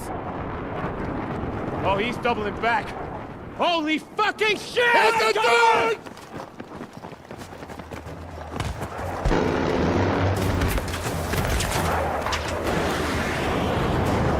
You can't do fuck all to that thing! Where are the stingers? They're in the vehicle! Shit! It's coming back again!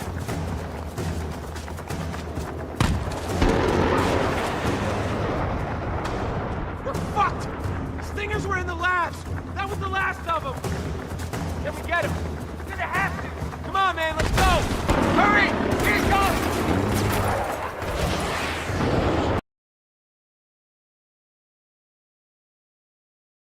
Hi, I'm Meat Canyon, aka Papa Meat, aka Hunter, whatever. Haven't showed my face on this channel in a long time. Usually I'm in cartoon form because, you know, I make cartoons. It's silly. I'm not real. I am making this video. I don't know what I'm calling this video. I was thinking about calling it like goodbye. Things are changing. Things are definitely changing. This year has been very eye-opening for me. I have been doing these kinds of videos for like 5 years now, or coming up on 5 years. And I'm at this place where I just think I can do better, honestly. I think that like everything that I'm making now is in service to something negative. And by that I mean uploading things every 2 weeks. Said remember, no Russian. Okay. Trevor! One enemy remaining. Are you referring to the Modern Warfare 2? Yeah. Okay. It was a crazy mission. Your You know, if you favorite don't, mission in any game ever? yeah.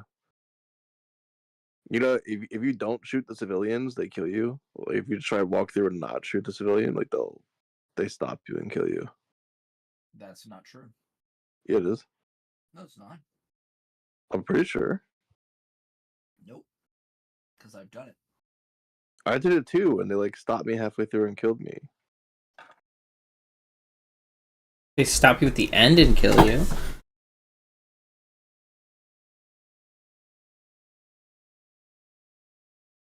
But I'm pretty sure you have to shoot the civilians.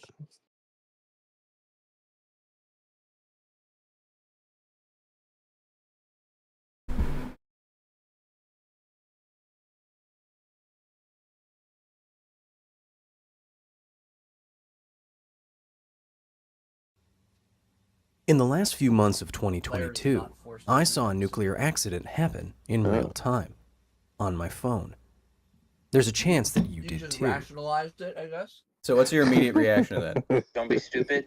This obviously would qualify as an orphan source. I initially dismissed the video as another example of the bizarre trend of making nuclear accidents, like those caused by the Demon Corps, memes. I get it. They are partly my fault. But then, there was a follow-up, and that got my attention. It's passing the sniff test. Now, if you're doing it for the lulz, I don't think you go through this degree of complexity. What does he get out of that? Did social media actually document and promote a nuclear disaster unfolding in real time? Or are we in an era where even atomic accidents are faked for the lulz? This is the true story of history's first viral nuclear accident.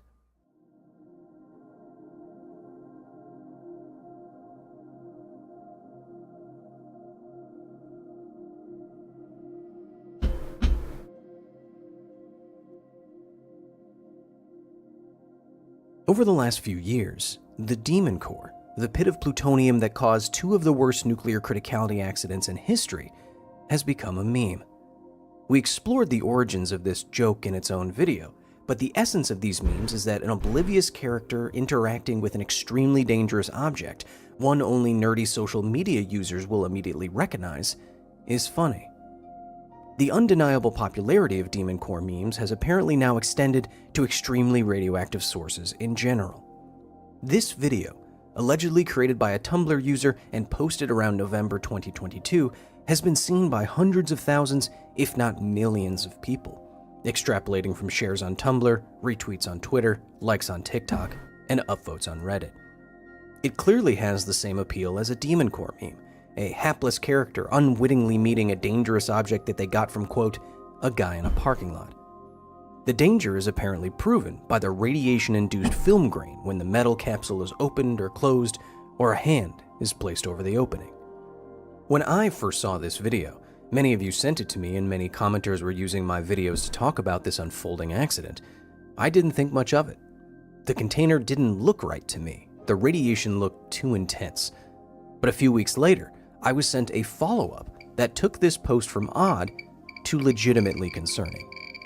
The video's alleged originator, under a new account, said that the video shows a capsule containing cesium and that handling the capsule gave them serious burns on their hand, which doctors had to remove muscle from to, quote, save the arm. Anyway, the follow-up reads, "Be careful what you buy from strange guys at flea markets. They might just be trying to kill you." The internet was understandably concerned. The image of radiation-induced limb damage appeared to be unique, and after the update, both Tumblr accounts simply disappeared. It was just the right amount of convincing. Orphan source accidents like this really have injured and killed people, and have involved cesium, but the internet being the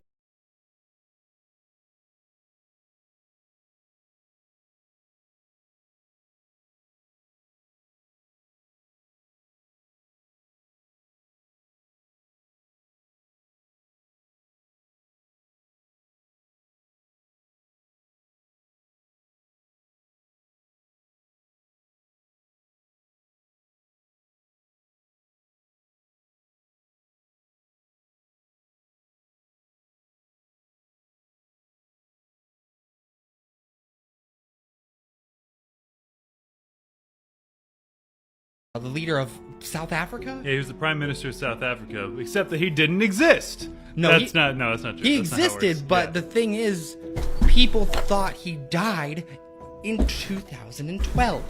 He did not. They thought he died in prison because I believe he was put in prison by the current government for trying to speak out against them. Yeah. He then eventually was the current time. He then was let out of jail and then came as Prime Minister of South Africa. He's a great guy. He died, I believe, in like 2018. But in 2012, there were so many people convinced. Like, this was like the biggest, that's why it's called the Mandela effect, because there were hundreds of thousands of people that remember the funeral. They remember watching the funeral. They remember seeing them parade the body and talking about him dying in prison when he did not. Side note, there's a movie about him. It's called Invictus. You can check it out if you want to know more. So this is where this whole effect started, was from Nelson Mandela, because this is the biggest thing, people's false remembering events that they believe happened but didn't. And that's why they believe that we existed on both timelines, where he did die, one where he didn't, and our consciousness is existing on both at the same time, or did exist on. The biggest theory, and I want to talk about this one the most, is that when this was turned on, and when this... Did you know that CERN, timeline jumps, the Mandela effect, and the split between... Where are your kidneys on this timeline? Precisely, exactly. If you remember it differently, or if you were taught differently, or if your kidneys are not in your lower back, then you, my friend, are from a different timeline where they made people that way. My kidneys are in my lower back. Most of my clients that I have worked on in this timeline prior to, I don't know, when things got weird, their kidneys are lower back. I started noticing something when people said, no, press harder. You're nowhere near my kidneys. I got suspicious then. But this is the first video from a nurse that shows the different anatomy. And it ain't just the anatomy different on this timeline. Where are your kids? The Mandela effect might be proof of an alternative timeline right here on Earth. Oh, it absolutely is proof. But did you know that you can split the timeline right now? Yeah, all you have... I feel like there is going to be a timeline that's going to collapse onto this one. Alrighty, so did not know these, the timeline jump would affect... I know Mandela effects can be weird, and we miss the... Is anybody else starting to feel like we jumped into a different timeline? Because things are not adding up. Like, has anybody else noticed the days are starting to go by way faster than they used to? And Picasso was alive at the same time as Charles Darwin and the rapper Eminem. Even our organs are changing places in our body. Like our heart used to be on the left side of our body. Everybody knows this. In cartoons, you get hit or shot in the heart, you would die. But now all of a sudden our hearts are located in the center of our chests? Not in my timeline. And I remember distinctly there was a robber emoji. Like a robber. Where did it go? Oh, and you remember the song with Michael Jackson, Smooth Criminal? Where the lyrics in my timeline went, you've been hit by, you've been struck by a smooth criminal. Now it goes, you've been hit by, you've been hit by, you've been hit by, you've been hit by a smooth criminal. When did he say hit twice? And anybody else starting to feel like we jumped into a different timeline? So this is a Mandela effect. This is what it originally looked like. This is what it changed to with the star. I guess it means spark of inspiration. This is what the meteorite looked like. This is the Schumann resonance, where I guess an entire realm collapsed. You can check out her video. The last thing is, one job I said I would never take is to be a nanny. And over the course of the week, yep, I became a nanny. So, alrighty, just going with the flow. Welcome to a new timeline. So,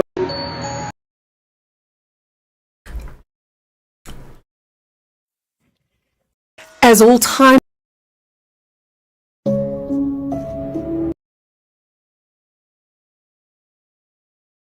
So supposedly if Scientologists learn about Xenu before they get to level OT3, which costs about 200 grand, they burst into flames. So today, we're going to see if that's true, and we're going to show them the video of Xenu on the South Park episode. Let's go. All right. Is it true that you burst into flames if you see this? I thought they burst into flames if they see this. Angel's recording me back. He's our silly little goose. There was a galactic federation of planets, which was ruled over by the evil Lord Xenu. Xenu thought his galaxy was overpopulated, and so he rounded up countless aliens from all different planets, and then had those aliens frozen.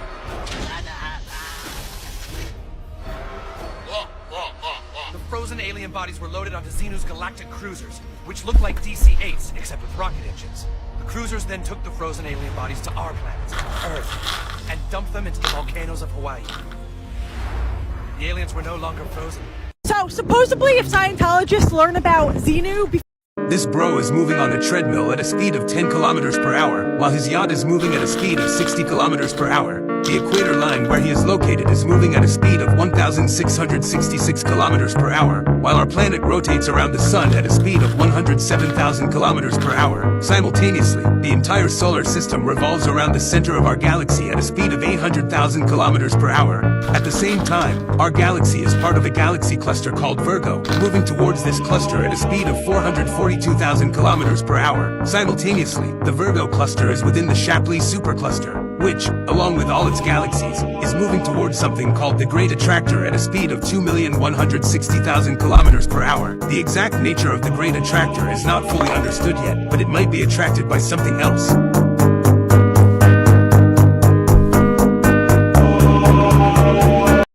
Congratulations, you've once again made it to Criminal TikTok, and today I'm going to be teaching you how to get someone deported. So don't forget to tag a friend who might need this video. This is actually one of my favorite pranks to do because they can never prank you back. Solution 1. Bring them to the US-Mexico border and convince them to go across. Once they go across, they simply ain't coming back. Now, if they're not listening to you, I have another strategy. Instead, what you can do is get kidnapped by the cartel. You see, cartels are really scared of Got my mixed romance, cause every time I wake up in the morning, I got murder on my mind. AK-47, Max 11, classic knives. Got my mixed romance. To buy new games, but $60 is a lot of money. And so I find out today that game in the UK, which is like GameStop for like the British people, like it's the Queen's GameStop, I guess. I'm trying to look for like a cuddle buddy. Your cuddle buddy about to put a foot in your ass. I don't like violence. Well, you about to get some, dumbass. We actually have a phone.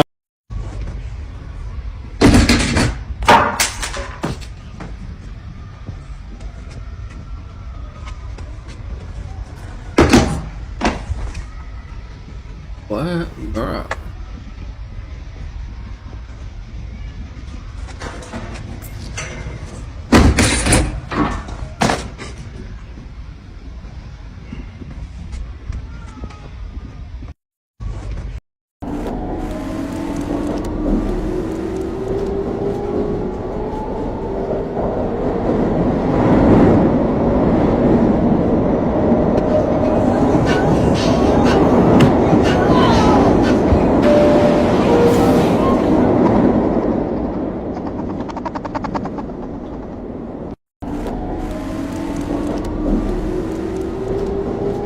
John D. Rockefeller, that's what he was all about. He's the richest man in the world, was raised by a psychopath. John D. Rockefeller's dad was named, they called him Devil Bill. His dad, they know all about his dad. This is not a conspiracy theory. The historians will tell you about his father. He created him. He was a rapist, snake oil salesman, running from the law, changed his name. Devil Bill? Devil Bill, that was his name. So he had a bunch of sons, and John D. Rockefeller was one. And he was known, he was quoted as saying, I cheat my sons every day. I want him as sharp as can be.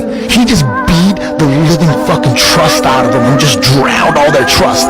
So John D. Rockefeller grew up not trusting anybody. Dude, he got busted for monopolizing oil. They finally indicted him. He had to break apart Standard Oil, and it made him a billionaire. That's what made him rich, is when he got busted. When he had to sell everything off, he took over education. Dude, you know how he took over universities? Dude, he wanted to take over the world. He wasn't just trying to sell gas. He was trying to take over the world. Our education system is all based on Rockefeller Foundation shit. Like, he strategically wanted to make school so that we got people just smart enough. This isn't conspiracy theory. Just smart enough to work. They didn't want anybody too smart. That's how the school systems were designed. 2 years ago, a man came into my office. He said his name was Mayhew. That night, as I was leaving my office, I was attacked. The bag was shoved over my head.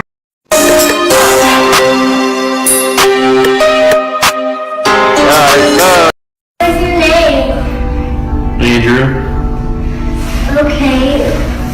Well, I want somebody to hold me and help me wash my hands. I think your mom's outside. What? Bro, that's mouthwash. I think your mom's outside, but can you just... Alright, yeah, that's fine. Can you shut the door behind you? You just gotta lock it. Yeah, I'll lock it. Thanks, bro.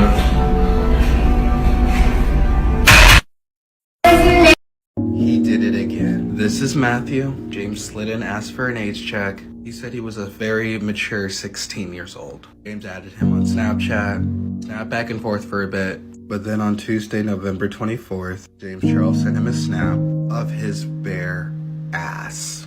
He then just said, hey, you just sent your bare ass to a child. James said, oops, and then blocked Matthew immediately. He did it again. This is...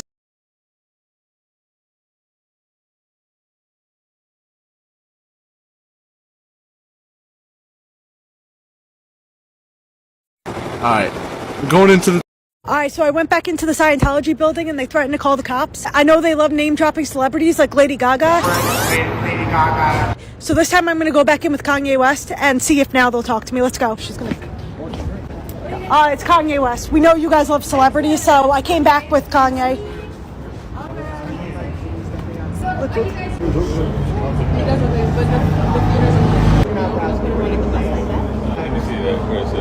Where does it say that no filming? Look. Guys, they're not even messing with Kanye. Yes, these people are nuts. What do you mean? The other one's called All of the Lights. And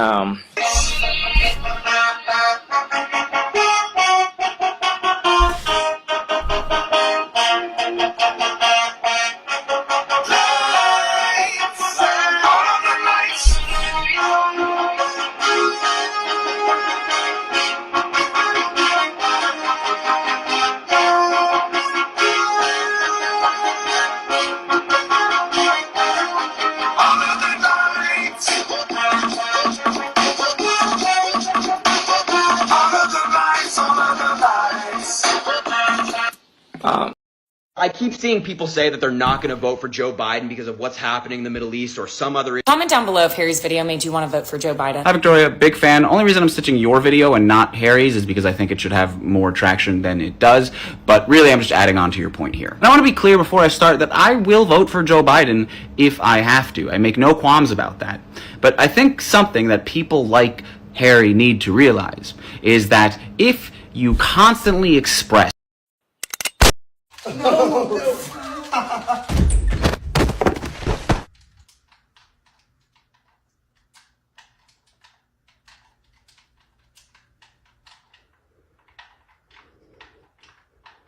Who's Garrett Gobbler 132? Oh, that's just an NPC. Well, you're losing. And pick up your lamp. That's a fire hazard. Okay.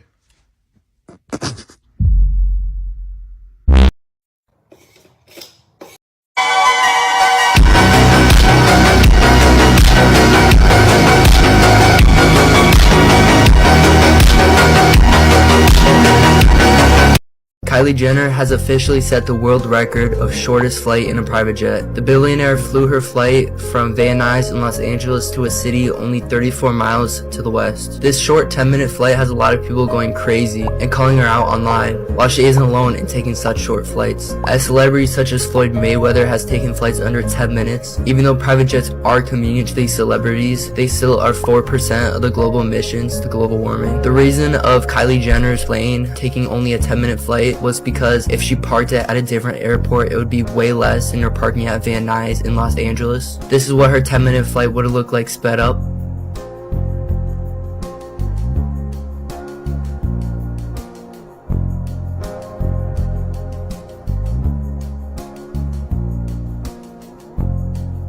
Thank you for watching.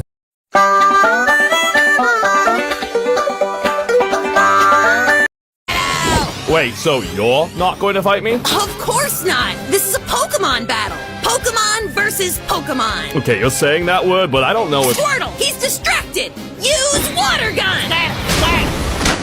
Well, today has been rather muggy, so... Reason, and I don't think we'll ever know the truth. A 25-year-old Oregon mother watches her 4-year-old toddler boy and decides he's gay. Instead of loving the baby with all of her heart, Mommy beats her little boy to death. My message to you, Mommy, hell's too good for you.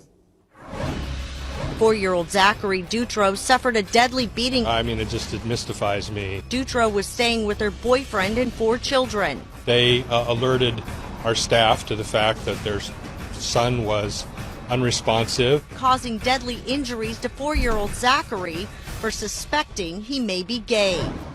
Because she thinks he's gay. Number one, what difference does it make if he is? Number two, he's 4 years old. How could she come up with some zany theory that her son is gay, Joe Gomez from KRLD? It's unbelievable, Nancy. It really is a shocking story, but apparently in a Facebook transcript obtained by police, we have this mother talking to her boyfriend saying that she thinks that her son is gay. 2011. Hey, can you help me out? Oh, you're a big dude. How'd you get that scar? Don't ask questions, man. I'm looking for Sorry, a track hawk. Okay, I got one in stock, but track hawk, that's a lot of car for a guy like you. Choose your next words wisely, all right? All right, Dad. Sir, let's go check out that, Let's go. that track hawk. Yeah. Yep. This is the track hawk I have in stock? You like this one? Yeah, how fast does things go, though? It's maybe closer to 200 miles an hour top speed. Yeah, fast enough to get across the border? Across the who now? The border? I don't know if I feel comfortable answering that. I mean, brother, you sell this car, you should know it. I definitely can't answer that. Yeah? Okay. All right. Okay. All right. I got you. I feel it. Let's do it, man. I like you. All right, Pablo Escobar. Don't do that. I'm sorry. Yeah, don't do that. Don't hurt me. So that track hawk, we're looking. People argue you cannot tax billionaires on the shares that they hold in a company because it is an unrealized gain, right? So they go like, yeah, you're worth 300 billion. Breaking news! President Biden and Chinese President Some dude came with chalk to help the Scientology recruiters.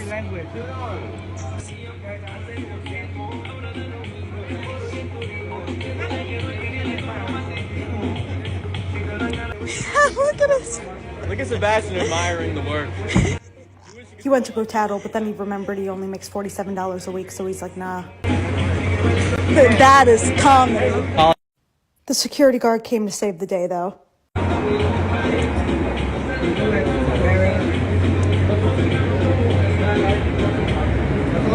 Great job for Anthony Barrett.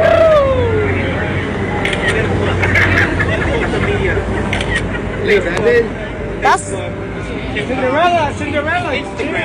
that's not very nice. Hey, where's the chalk? That's so mad. That's so mad. Oh.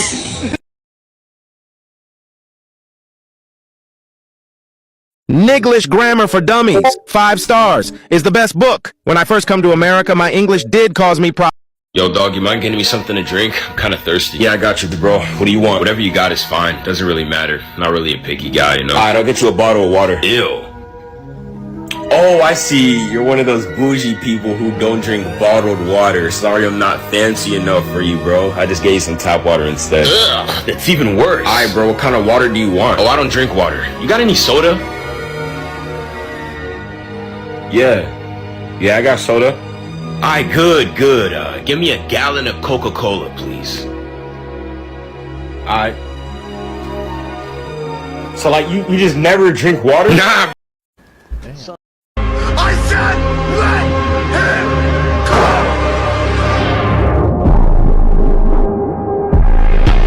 The King of England showered 3 times in 3 months. Oh my And that was a God. scandal. Everyone was like, this motherfucker. He's using up the water. He thinks he is something else. Right. Oh No my one God. showered. It was rare to change your clothes once a year. God. Yeah. And Well, that's what they shower. said about the Mongols, that their clothes, because there was animal made out of, like, skins. rats They were and shit. literally, rats. Living They in them? literally rot off of them. Oh my Wow. God.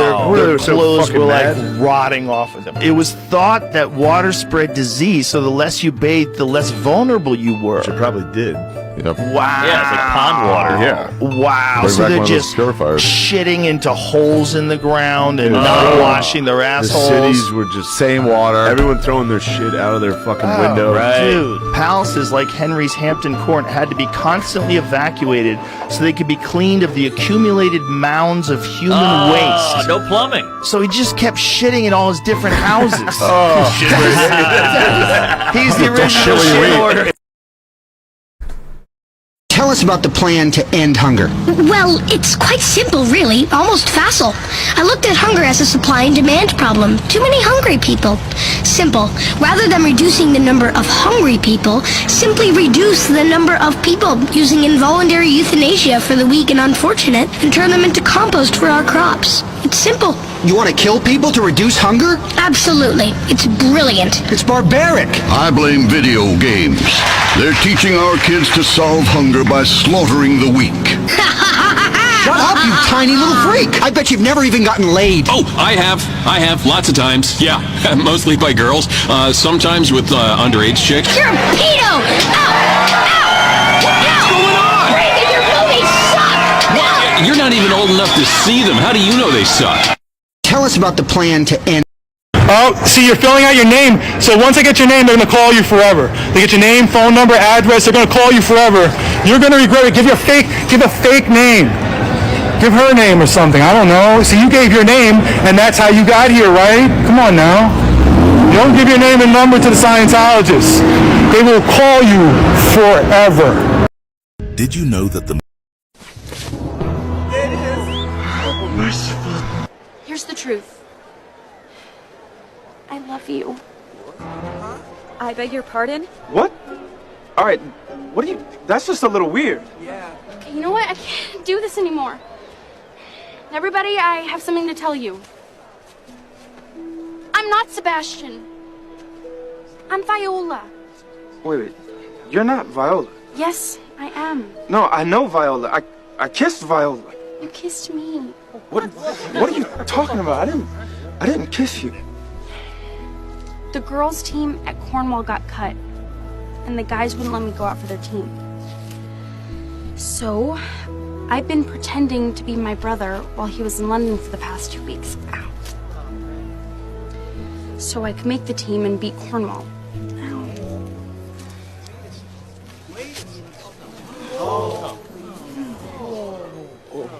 But my brother came home early, and that's who you saw kissing Olivia, and that's who played the first half. Just because you wear a wig doesn't prove you're a girl. Okay, then. I think the boomers might be so... Sure, we can be irreverent, but well, we're far from evil. We make more friends than enemies. Let's run the tape on that one. Hey, Rick, can you make my churro come to life? On it. Hi, I'm Cherry! Cherry, do you want to have fun? Let's go!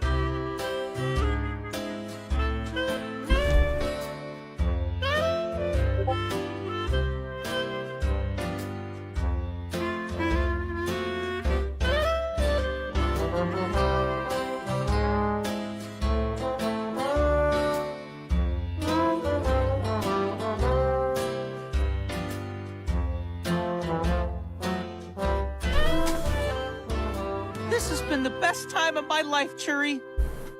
Okay, thanks, Rick. You can turn him back into a regular churro now. What? I can't turn him back. You asked me to bring him to life. Bam, done. But he's a churro. He doesn't have internal organs, a brain, etc. In order to live, I had to make him functionally immortal.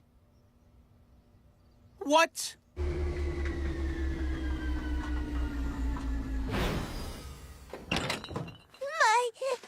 My family. Goodbye, Cherry. I'll miss you. These are just regular churros? Oh my God! No! That's my worst morning! I shall leave you as you left me! On a barren planet, praying for death! I'm starting to see why this lawyer was free.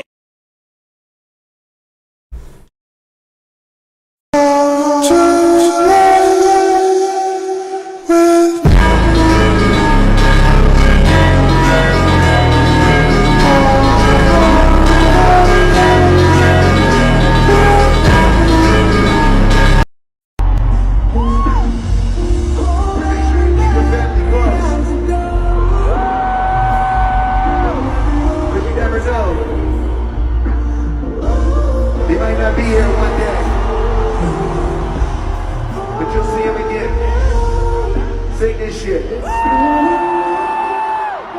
a long day. Without you, my friend. And I'll tell you all about it. I'll tell you all about it. Come on.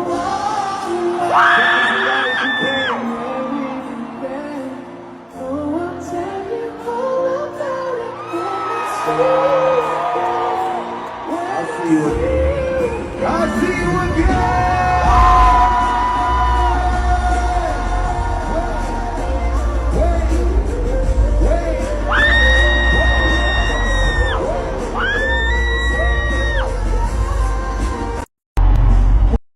But if he tries to mess with you, don't worry.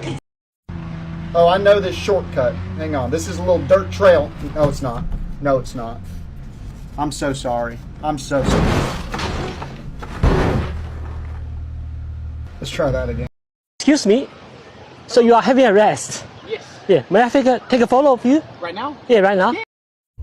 Okay, so these weird hieroglyphic letters that you're looking at right here is something that us in the DMT community refer to as the secret writing or the secret language, and it's essentially this bizarre alien looking language that a lot of DMT users report seeing, including myself. I was on 10 grams of mushrooms and ended up smoking DMT towards the tail end of the trip and had these letters projected in front of me almost like a hologram, very similar to the Matrix movies. The first person to really depict this language was Alison Gray, and it's become a staple of her art. She says it refers to the ineffable spirit of receiving information that cannot be known literally, which is interesting because a common phenomenon in the DMT experience is this feeling of you had information downloaded into you that you cannot put into words. My favorite depiction of this secret language is an artist called Ben Ridgway because it most closely resembles what I saw. Some people theorize, Sir, how does it feel knowing the argument against gay marriage is not even. Sir, how does it? Okay, so this weird hieroglyphic staple of her art. She says it refers to the ineffable you had information downloaded into you that you cannot put into words. My favorite depiction of this secret language is an artist called Ben Ridgway because it most closely resembles what I saw. Some people theorize that it's us tapping into the Akashic records, or it's like aliens trying to communicate with us. In my experience, the secret language looked very alien yet very familiar, almost as if it was something that I had seen before. Sir, how does it feel knowing that no one is coming to save you? Well, not as bad as knowing that somewhere gays are marrying each other. That's the real emergency, Kent. Once again, crisis has brought out the best in us. I feel kind of responsible. Maybe I should volunteer to be a fireman. Volunteer fireman? Count me in. Just call me Fireman Skinner. You know, I think I'll volunteer too. Why did you say two? Well, I assume I'm not the first one. It is with great pride that I turn over the safety of this city to the first 4 people who showed up. Your sense of civic duty and this pamphlet that came with a fire extinguisher are all the training you need or shall receive. Yeah! We're here to join the volunteer fire department. You're too late. Beat it. Lousy civilians. I wish I could burn them all. Easy there, Fire Chief Mo. Ooh, I can't wait for my first fire. Is that one? That's just someone barbecuing. Oh. Is that one? That's a guy with red hair. Oh. Sweetheart, come to dinner. I can't. That fire siren could sound at any moment. Any moment. Any moment. Did I say any moment? Any moment. What the hell is that? That's the fire siren. Woohoo! Marge, when you see me next, I'll be a doggy smoky hero. Doggy smoky hero. Just come back alive, okay? Don't tell me how to do my job. You save Luigi's place. Mwah, mwah. Luigi give you all of the food you want. And the house. Hey, this is sweet, huh? Almost makes up for not getting paid. We don't get what? Oh, thank you. Your Jaws of Life are superior to my movie, Jaws of Life. You guys are the real deal, as opposed to my movie, The Real Deal, which was not the real deal. Well, your thanks makes it all worth it. No, I must thank you properly with crew jackets from my less successful films. Total Explosion, Father of the Prezibot, I Shoot Your Face, I Shoot Your Face Again, Frankenberry the Movie 2, Frankenberry Wears Prada. Ooh, leather arms. People just give you this stuff? Hey, it's the least they can do after we saved them from being melty-faced weirdos. We are entitled to some sort of compensation. After all, we're volunteers. That's right, Pooh. People owe us because we're heroes. It's even on my business card. I printed them on the back of my old business cards. See? It's different.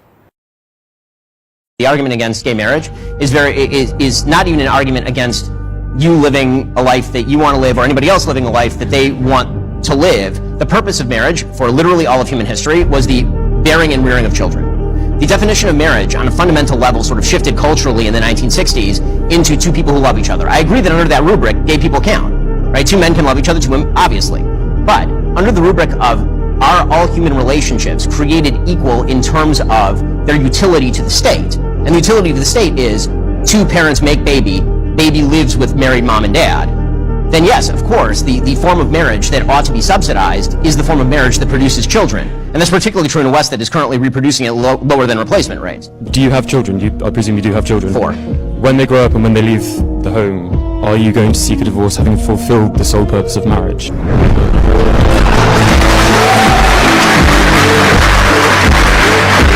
not asking that. The argument against gay marriage is We ordered a $1,000 gold steak, and this happened.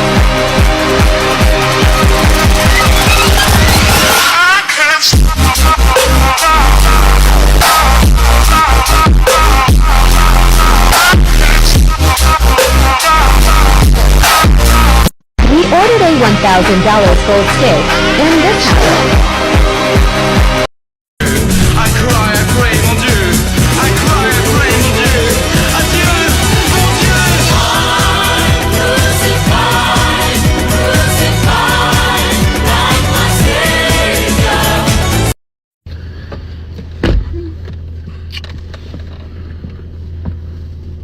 Why the fuck do you smell like that? You gonna take it from them?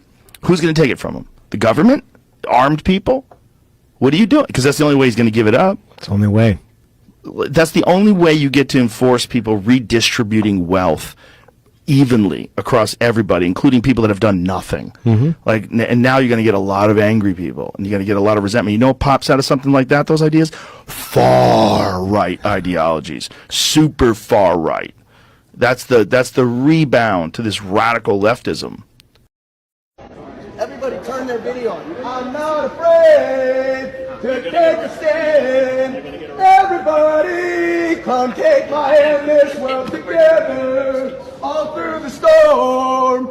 Everybody come take my hand, this world will walk together.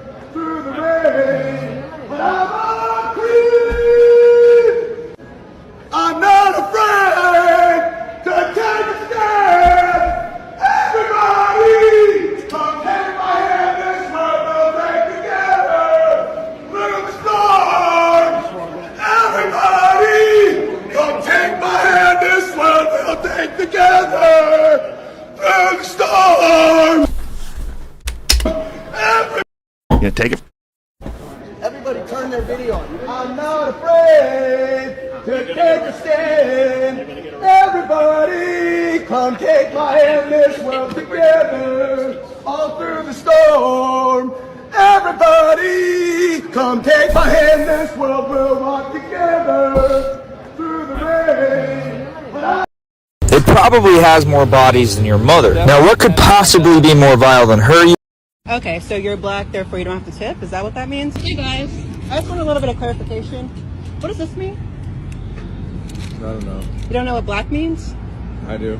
Okay, so what did you mean whenever you wrote it on the gratuity? I'm talking about me. Okay, so you're black, therefore you don't have to tip? Is that what that means? Oh, I didn't know that it mean not tip. I'll tip you. It's fine. I just wanted to know why you wrote that on your check. That was for me, but I'll tip you if you have a pen. No, I don't care if you tip me or not. No, I just want to know. I wanted to tip you. I didn't know what that meant. So you wrote black? That's what he. Is that your favorite color or? No. Okay. That's what he told me to write. Okay. Well, Well, can I tip you? I mean, if you, I mean, If that's what you want to do, I'm not begging you for a tip. I just want to know why you wrote black on your check. He told me to, but I want to tip. I was wanting to tip. Oh, you were. Why do you think that people in Azerbaijan do not have free media and opposition? Because this is what I'm told by independent sources in this country. Which independent sources? Many independent sources. Tell me which. I certainly couldn't name sources. Oh, if you couldn't name, that means that you're just inventing the story. So you're saying the media is not under state control? Not at all. And there is a vibrant, free opposition media? Where do I see this? You can see it in the internet. You can see it everywhere. But not in newspapers? Why? You can see it in newspapers. Whom do you call opposition here? Can I ask you? Well, is there allowed to be an opposition here? Yeah, it is allowed, of course. I mean, NGOs are the subject of a crackdown. Journalists are the subject of a crackdown. Not at all. Critics are in jail. No, not at all. None of this is true. Absolutely fake. Absolutely. We have free media. We have free internet. Now, due to the martial law, we have some restrictions. But before, there have been no restrictions. And the number of internet users in Azerbaijan is more than 80%. Can you imagine the restriction of media in a country where internet is free, there is no censorship, and there are 80% of internet users? We have opposition, we have NGOs, we have free political activity, we have free media, we have freedom of speech. But if you raise this question, can I ask you also one? How do you assess what happened to Mr. Assange? Is it a reflection of free media in your country? We're not here to discuss no, my let's country. Discuss. No, let's discuss. No, President In order Aliyev. to accuse me, saying that Armenians will not have free media here, let's talk about Assange. How many years, how many years he spent in Ecuadorian embassy? And for what? And where is he now? For journalistic activity. You kept that person hostage, actually killing him morally and physically. You did it, not us, and now he's in prison. So you have no moral right to talk about free media when you do these things. Returning to the conflict, how yeah, long... better return to the conflict, because this is not what you like. You like only to accuse, only to attack. Look at this! Look at this! Danger! I just found out that I've been dating my biological brother for 6 years. Everyone got that, right? Bio brother, 6 years. Okay, good. I am 30, and my brother is 32. I'm going to call him my boyfriend for the majority of the time. Absolutely not. While I type this.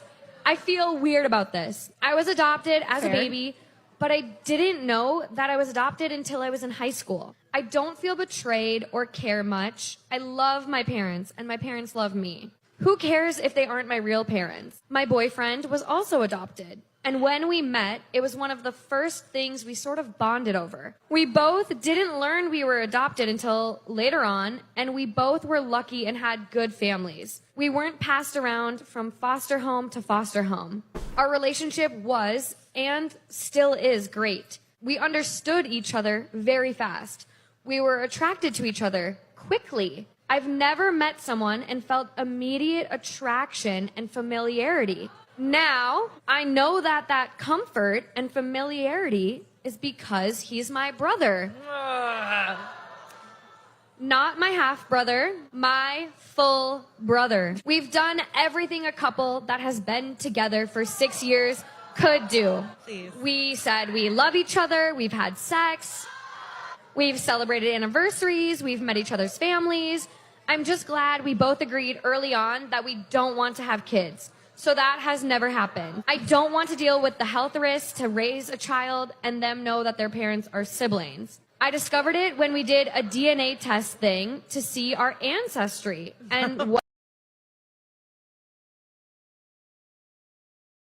I went by one of the Scientology buildings last night undercover with my recording sunglasses on, and it took me about 5 minutes before I was approached by a security guard that I had never seen or met before. Yep. But I'll get to that in a second, because first I need to compliment how hard they went with these Christmas lights. And I really do love how they projected Happy Holidays off all the boarded up windows. You work here? Yeah. People are telling me that this is a cult. Is that true? What do you think? I don't know. The short answer is no. It's So very what- open. What exactly is the belief? Do they believe in... Imagine this happening to your head.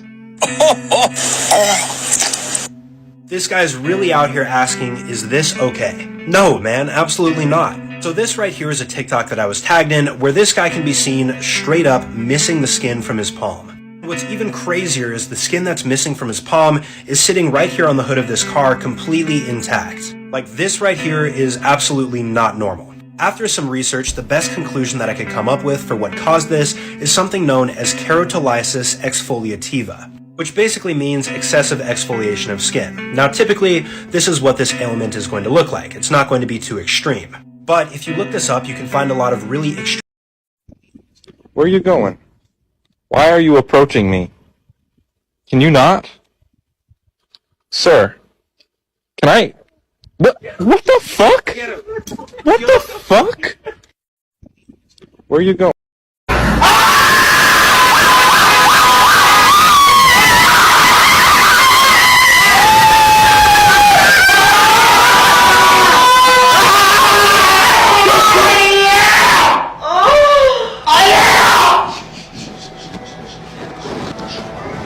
Are they coming?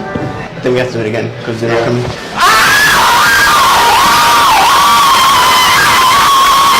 Now we just walk out and act like nothing happened. Can I get a number 3 with extra cheese on it? Freaked out right now. Oh, whoa, get out of the kitchen! 2, 3. What's your age? I'm 24. 24. What's the most challenging thing about dating 24-year-old men? They don't have any money. Hey, wait a minute, what the hell? No. What up, kill him?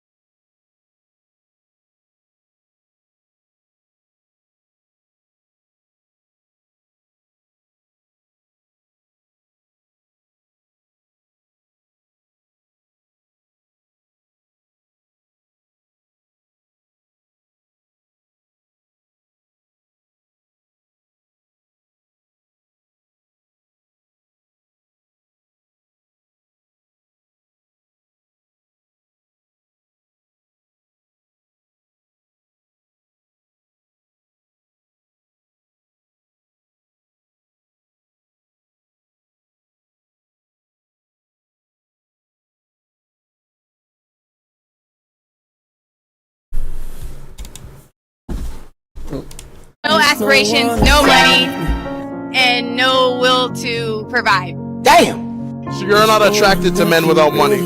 It's really hard to date without money. Wait, what? Because I like to go out and do things. Yeah, I agree. Nails, hair, drinks, stuff like that. So it's a man's job to pay for your nails and your hair? Yes, just like it's my job to look like this. That's right. What the what does that even mean? But I thought women did makeup in their hair and their nails for themselves, not for men. Yes, but as you're a woman, you want your woman to look beautiful. If your woman looks like a bum, that's on you.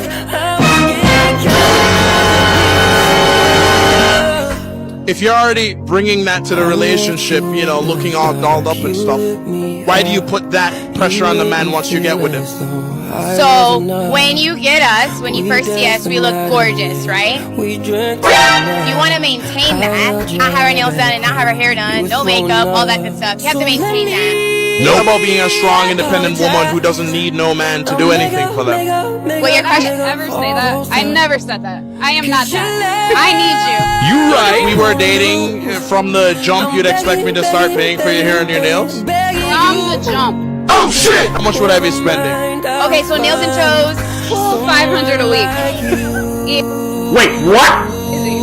Like, if you don't have that, it's never gonna work out. Bruh. Nails and toes, $200, and then hair, salon, makeup, maintenance, all that good stuff, highlight. So the man pays for all your hair and your makeup and stuff. What does he get in return? Me. Oh my god. Me looking good for you. You can walk around with me.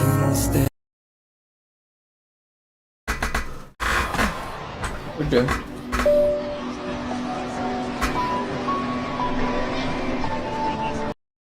Right now you're at tier 1, which is hugging.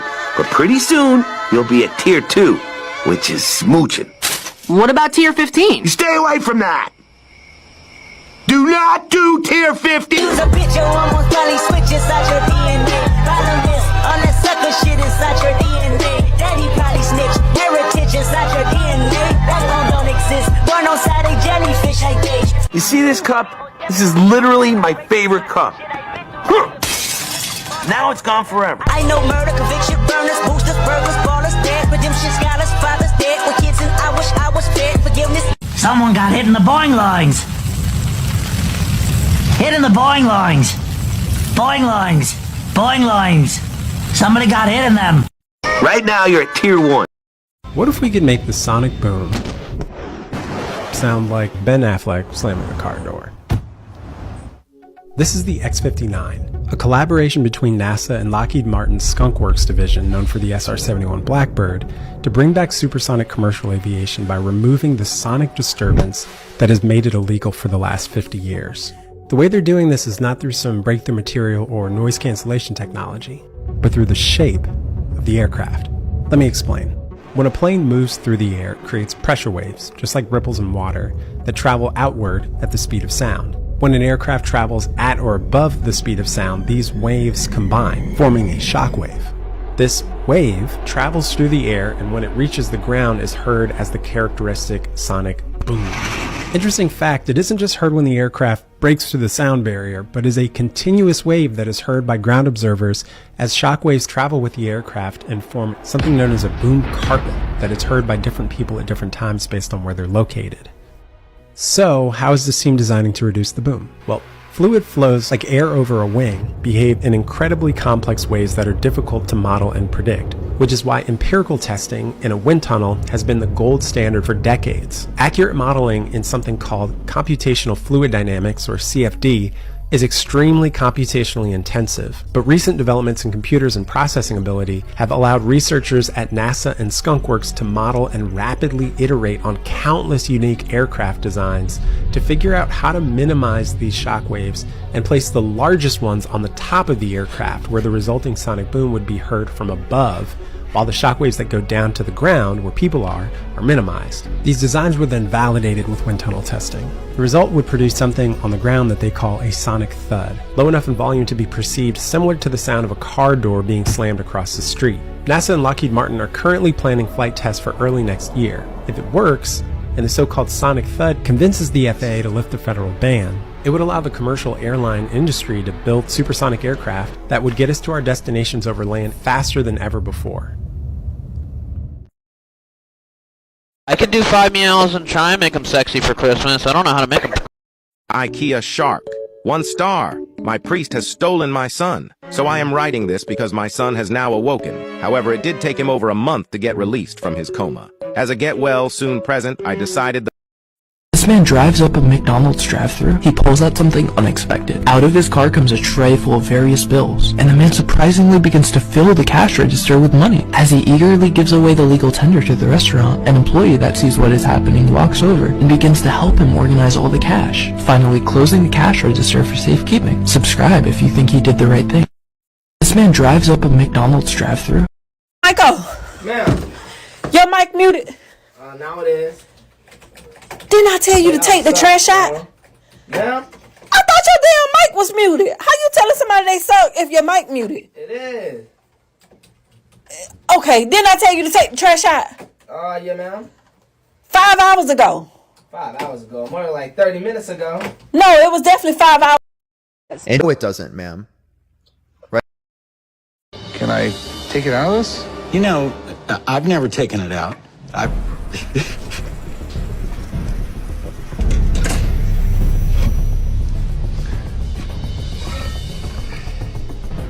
Ooh, that's neat how it grew right into the barrel.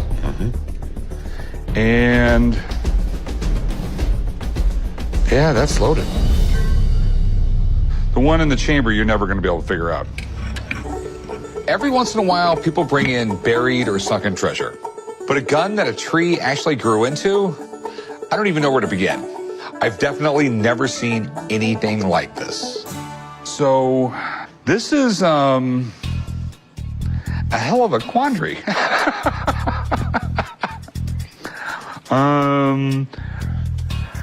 What in the world is it worth?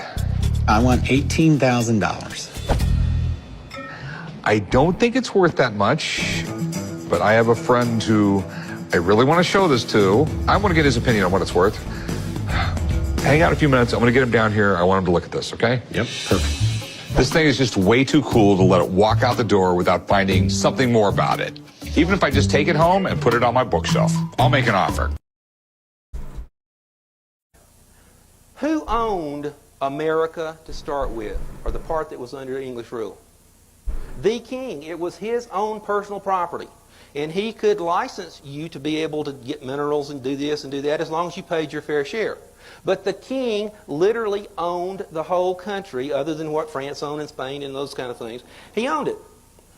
Here's an interesting thing about France, though, that you're going to see in a minute. Revolutionary War. What was the real reason for the Revolutionary War? Very interesting. Not what you were taught in school. Real reason for the Revolutionary War.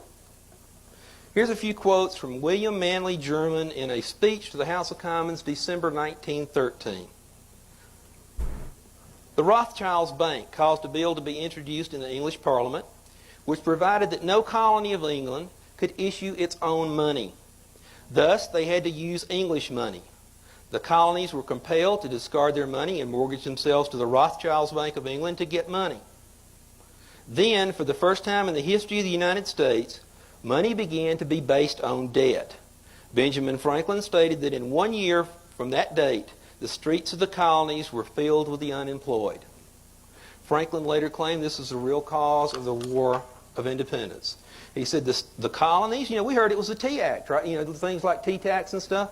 The colonies would gladly have, this is according to Benjamin Franklin, the colonies would gladly have borne the little tax on tea and other matters had it not been that England and the Rothschilds Bank took away from the colonies their money, which created unemployment, dissatisfaction, and debt. And that is the real cause, folks, of the war.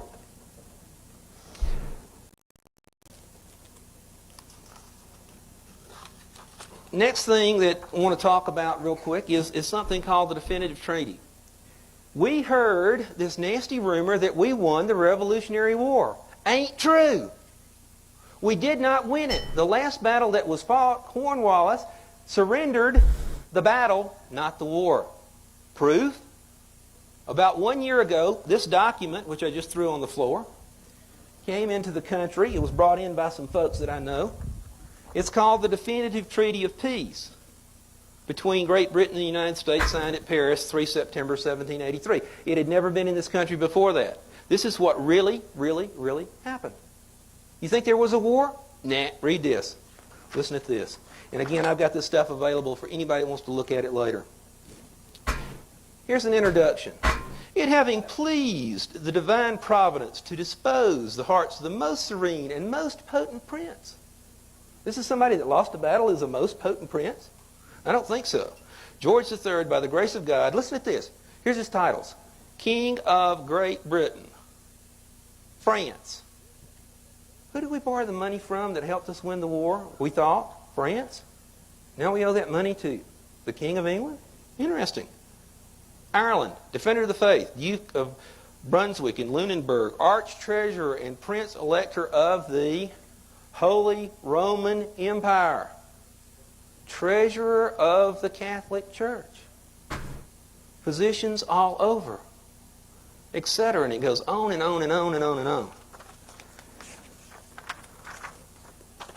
What happens is we start looking then at who are the parties to the treaty. We find out the parties to the treaty is this guy named John Adams, comma, Esquire. Does anybody know where you go get an Esquire title? England. I don't think we gave them out. Benjamin Franklin, Esquire. John Jay, Esquire. These were all people who were titled nobility in England who were negotiating this treaty. And do you know what the treaty really said? The treaty really said it's agreed that everything that England and the people of England and the king and whoever else owned and any obligations that existed before this treaty are still law. The king still owns it. The king still owed all the money. Nothing changed except we could govern ourselves theoretically as long as we paid the rent.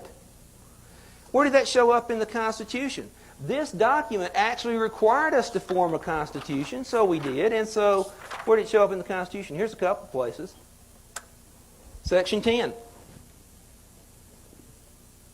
States shall pass no law impairing the obligation of contracts. Oh, so we still owe the money, so the land's still the king's. That's right in the Constitution. Snuck that one by you. Or grant any title of nobility, which means the king is still the one that puts all the esquires on all the names of the people who still carry them around. First time the shades were open at the Scientology What building. in the ritual is going on over here in this red window? Here's how I would take over North Sentinel Island using only biological weapons. Don't forget to tag a friend and comment which ones you would use below. And I'm introduce you to Jurgen, who was a King Tiger tank commander. My name is Jurgen. Jurgen, nice to meet you. My name is Ed. Ed. You was a pilot? Yes. You were a tank commander. What? You were a tank commander. Yes. Well, Tom, nice to meet you. How old are you? 99. 99.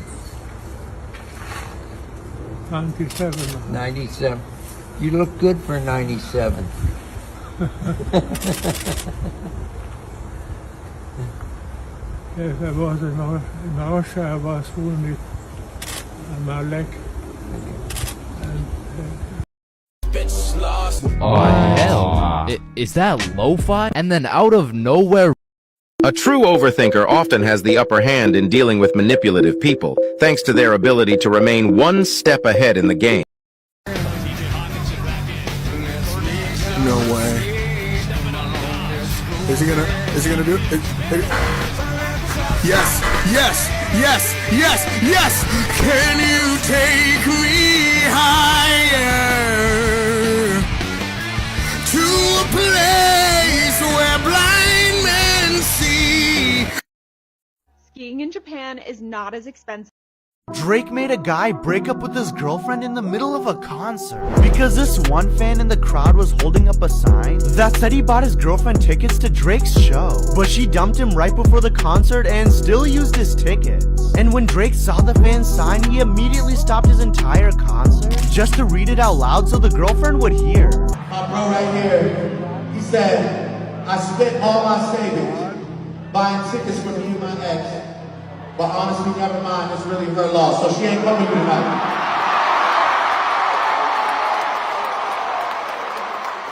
She ain't coming to tonight. What the fuck is wrong with her? But Drake felt so bad for the fan and the situation that he was in that he decided to make it a night he'll remember forever. She's gonna feel real fucked up. Cause I'm gonna give you 50 bands so you can flex on her. But if you don't want to get dumped, research that's being done on dimethyltryptamine. Yeah. Can you talk about that? Well, that's happening at Imperial College. So is this finally the fucking day? Our dude has been gambling away all of his lunch money on Chinese. You know, lately I've noticed a lot of really sad, really long commercials on TV. Men in relationships. What was your most annoying experience with the ugly best friend? My girlfriend's best friend. Good job for you for witnessing the Burger King killer and bringing him to justice and being so bold and not even blurring your face and getting the opportunity to show off that gorgeous nose job of yours. You ever been attracted to a girl? Excuse me? Can you give me 3 things you love about each other? Well, she likes people. Yo, what does your shirt say? I'm not gay, but 20 bucks is 20 bucks. Are you homophobic? No, I'm not gay, but 20 bucks is 20 bucks. Because I'm gay, so... it's not homophobic, it's like... That's kind of offensive. Like, this is my husband right here. It's meant to be like a joke. Yeah, but you're making a joke out of who I am, you know? Like, I would literally, like, ask for your number, too, because you're kind of cute, but... but I don't, like, since you're homophobic and shit, like... I mean... He's straight. I mean, I don't... Like, personally, if I saw a gay person walking around, I'm straight, but 20 bucks is 20 bucks, I'd laugh. I think that's pretty So if we made out right now, like, would that make you uncomfortable? No. Okay, good. It shouldn't. Yo, what does your shirt say? Domain expansion. Malevolent kitchen.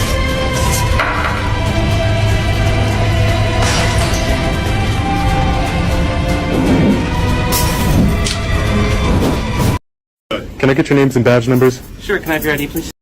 Women are so over the immaturity of American men that they can't see themselves having kids with them. But lots of these women want kids, and since going to a medical professional to find a donor is too expensive, they've come up with their own plan. These passport babes are just picking a city, maybe Barcelona, maybe Madrid, and then they go find themselves a guy there, and after they rendezvous, they just fly home. 9 months later, they have a kid, and it was way less expensive than going through the American medical process. And look, I'm not here to talk about the morals or the ethics of the whole situation. I'm just telling you the women in my DMs who are telling me this after I posted this video. They are happy, they saved a bunch of money, and what they're most excited about is not going on dates in LA anymore with some guy named Trevor who's just like, yeah, man, I don't really know. I'm not really thinking about settling down just yet. And it's like, come on, Trevor, you're 38 years old. What are you still doing at these bars hitting on 25-year-olds? I mean, have some respect for yourself. But this all explains why passport applications are up and bars in LA and San Francisco are struggling because there's no longer girls going there looking for these guys. These tech bros are just sitting there at the bar talking to each other about whatever tech bros talk about. Hey, check out this NFT, but nobody cares. Nobody cares. Stay in fucking Kardashian land, for Christ's sake. It's all... If you see this tree, your day is ruined. Money! I'm sorry guys, but I'm about to ruin the joke. So you guys might have seen a video like this pop up on your For You page recently. This is one that I got tagged in where we can see this guy recording this tree with no context whatsoever with one word: help. Upon closer look, this is what the tree looks like, but you might not understand what's going on here. Well, this video was recorded in part due to a meme that's been going around lately, known as the lepidodendron meme. This image has been bouncing around on the internet for the past few days saying, attention, have you seen this tree? Hopefully you haven't because it's a lepidodendron tree and it's extinct. And allegedly, if you're seeing this tree, it means that you've fallen through some sort of rip in the fabric of time. This has prompted a ton of people to start recording videos of trees that somewhat resemble the lepidodendron tree, but really are not the lepidodendron tree. This right here is a pretty accurate portrayal as to what a lepidodendron tree would look like in its normal environment. So if you see one of these, you don't have to be too alarmed, you just have to wake up. How do you feel about your girl having guy friends? That's absolutely unacceptable. Did you know that if a policeman gives you a ticket, cop pulls you over and gives you a ticket, that is called a ticket in commerce. And so if you go to buy something and you don't have the money and it's too expensive, you ask me to co-sign for you. Now if I co-sign for you to buy something and I co-sign on the ticket, that means if you don't pay it, I have to, right? Right. Therefore, when the cop gives you a ticket, he signs it first. It's called a ticket in commerce. Because money is going to change hands. Therefore, when you sign it, you are the co-signer of the ticket in commerce. Well, as a co-signer, you don't have to pay the ticket. You were just a co-signer, and you can decide, I don't think I want to pay that ticket. And then you send the ticket and the paperwork to the Secretary of State, and they then give it to the Attorney General. The Attorney General then sends it back to the cop, and the cop has to pay the ticket, because he's the one that signed it first. You were just a co-signer. But as long as you don't understand this, people don't understand the way banks and commerce works. And government. And government, and religion, and it's all one big show. And if you're not licensed to play in the show, like George Carlin used to say, it's a big club and you ain't in it.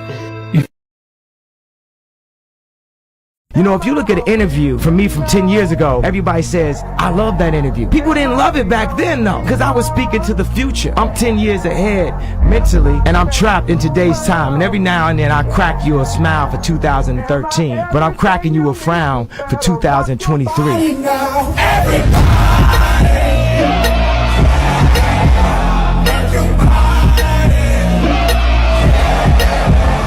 You know, if you look at an interview from me from 10 years ago, everybody says, I love that interview. People didn't. And then Buddy gets out and these two women are trying to help him.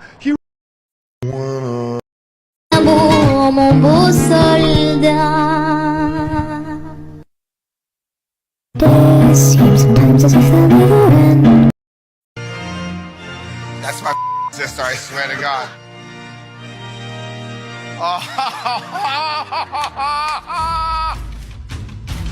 I'm gonna kill you.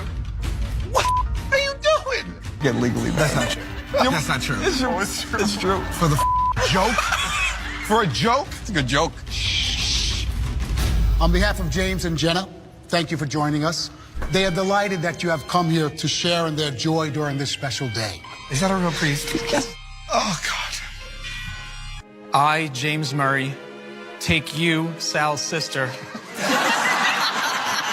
to be my lawfully wedded wife. I take you for who you are, and who you are is Sal's sister.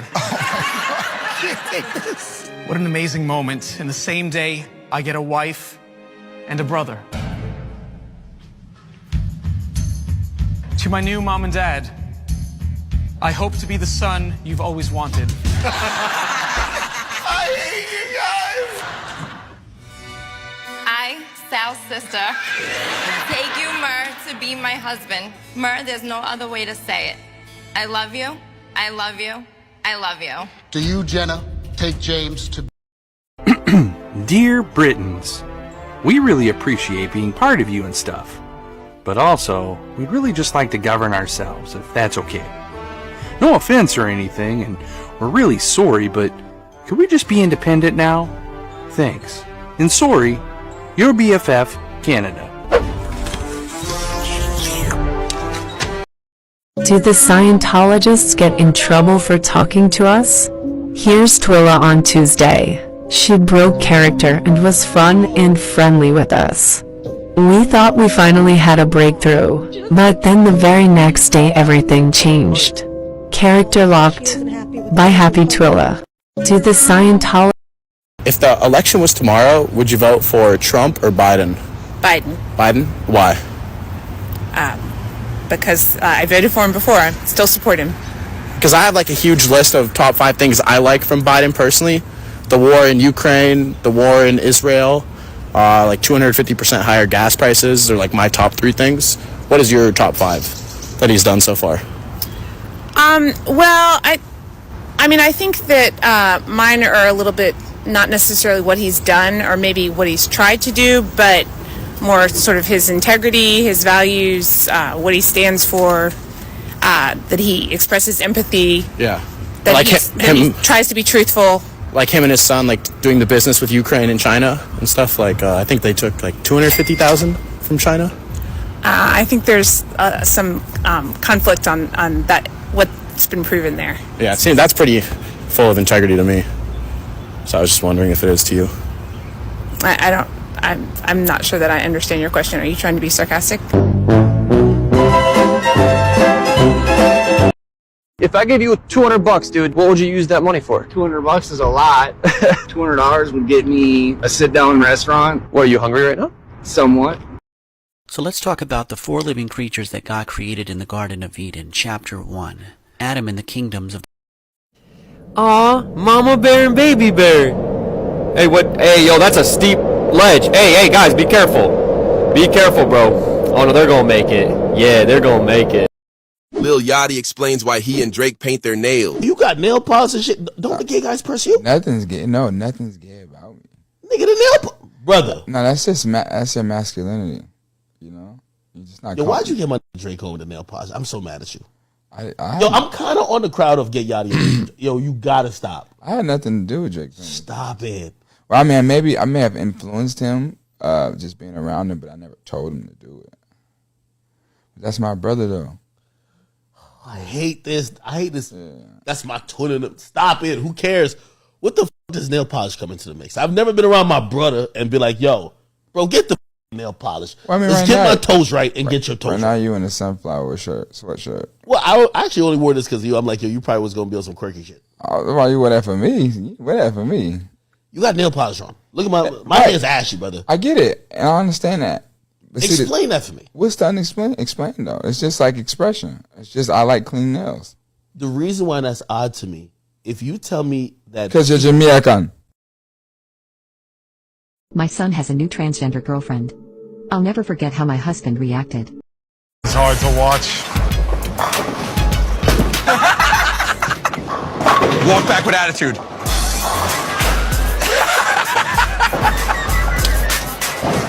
Girlfriend? Come on! Oh, you missed it, Sal? Give him a hug. A long hug. Sorry, bud. Hold an embrace. Sal, stop petting Q's mane. Stop petting his mane.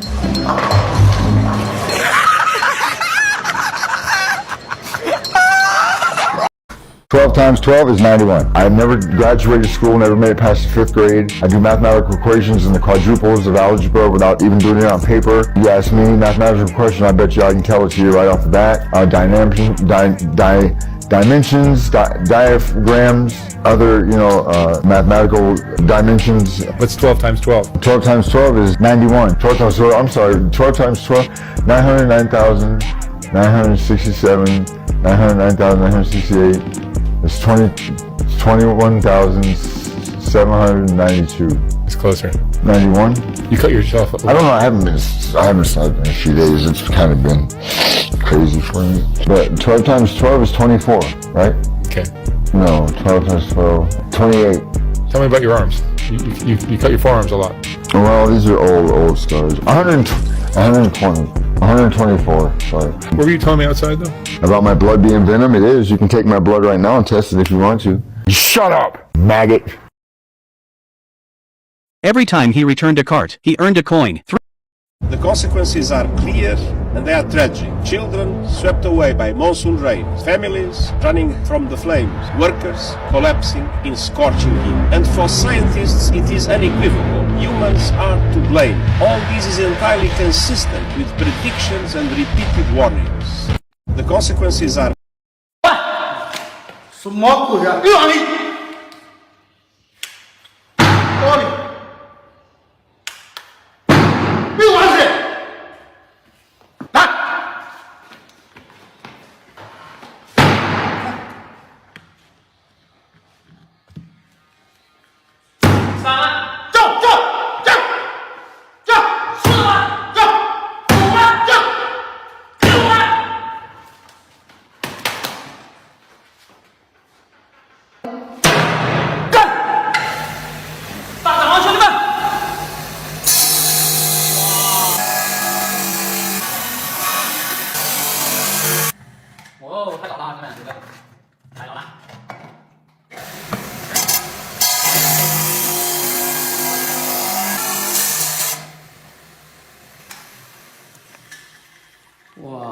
漂亮啊，不错，孩子8件一大堆。 There was a great disservice that was done to capitalism over the course of the 80s, 90s, and 2000s. And that disservice was perpetuated by leaders like Jack Welch. I recently broke up with my ex-boyfriend, and so he usually handles all this stuff for me. Okay. It's really hard labor work. So yeah, this is where we're going to be moving stuff, but can you guys follow me out here? We're actually going to be just moving it inside. Oh, just this? Yeah. Is this all you needed brought in? Yeah. I had someone help me at Publix, but I need someone to help me move it inside and just put it away. Okay. So do you just grab it by the handles? She's struggling not to laugh. So you guys... The name of your rap group is We Murder Shit, and he was found with a note that said We Murder Shit murdered him. How do you explain that? Well, you confused because you don't understand.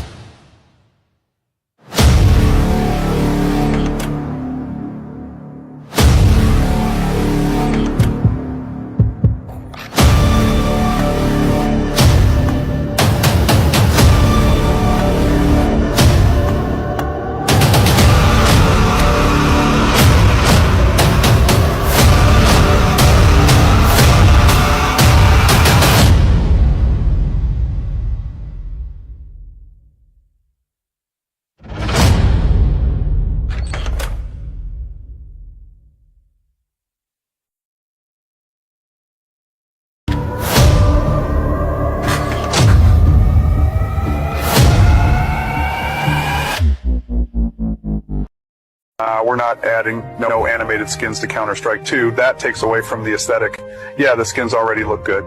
We don't need the animated effects where you have a dragon come and reload for you. Fucking gay-ass fairy bullshit. This ain't... No! Skyrim, motherfucker. This is Counter-Strike. We are fucking terrorists fucking this bitch. We are blowing up nuclear fucking facilities, bitch. If you don't like it, take your ass back to Valorant, motherfucker. Do you think we give a single fuck about Riot Games? Fucking ship games with spyware? Yeah, I'm good on all that. We are not fucking... On Saturday, this video went viral on social media of 26-year-old social media star Chris Mua. He uploaded videos online teaching students how to fake illnesses so they can stay home and skip out on school. Chris has made a living by creating videos on TikTok, teaching kids how to pretend to be sick with a fake fever and other illnesses, guiding them to make fake vomit and diarrhea, leading young kids to trick their parents into letting them stay home from school, fooling hundreds of parents. Chris has recently came out with a book called Ditching School for Dummies, collecting over $100,000 from sales on Amazon. Chris worked for the Los Angeles School District as a substitute teacher over the spring and decided to make videos online targeting kids by giving them the knowledge to ditch school. 3 months later, the school district found out about the videos he posted online and fired him. But not before millions of students watched his videos on TikTok and used his knowledge to help them ditch school. Today, Chris is still making videos on his TikTok page showing you how to ditch school and fake illnesses, helping hundreds of kids skip school and fooling many parents around the world. In 1868, there was a corporation founded. Anyone can incorporate a company. Well, in 1868, there was a company incorporated. And in that particular company, the founders of that company they referred to it as the United States Corporation. And they stipulated that anybody who would be a member of that corporation or work for that corporation would be called not an employee, but a citizen. Think about this. When cowboys in Indian movies, when the cowboys would ride into town, they'd get off the horse, they were wearing guns. How come they could walk into a bar carrying guns? And if two guys got in an argument, they could go out on the street and draw on each other in front of the sheriff's office, and the sheriff would do nothing. How come? How come that men could go out in the street and shoot each other in front of everyone and had nothing be done about it? The reason why is because before 1868, all Americans were considered sovereigns.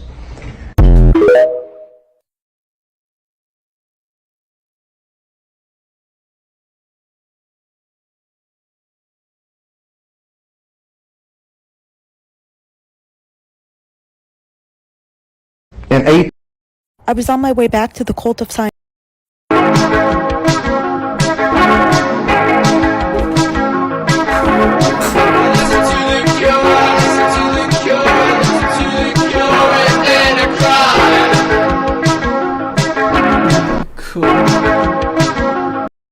Oh my god.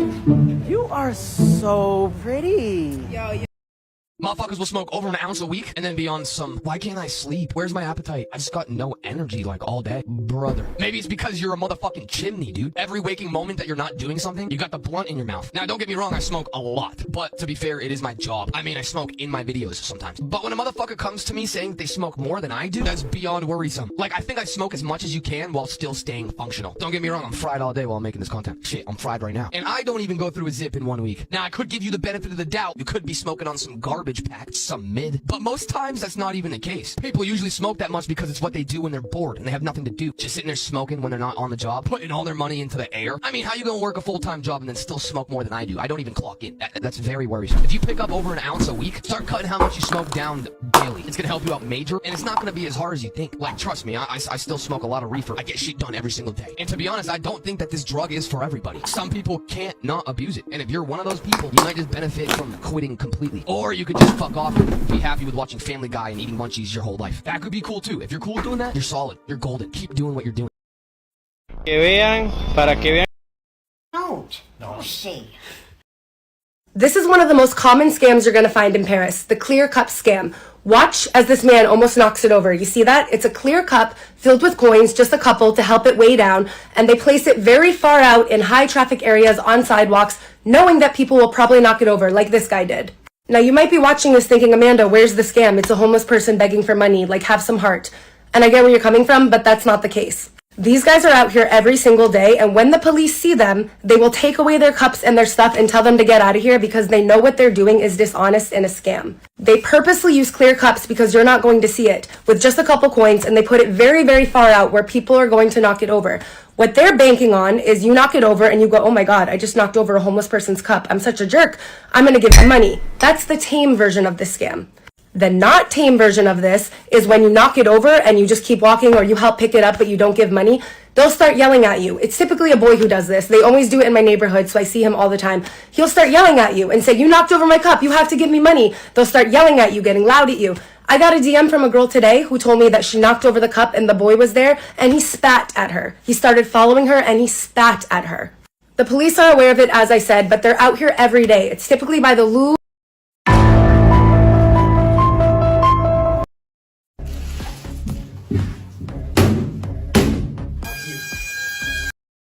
I'm literally at a children's art show right now, and most of this stuff is ass. Like, I don't know why it's on the walls. Some of it's fire, most of it... You could do better? I could do better. Like, come on. Kids, pick it up. Like, what is this?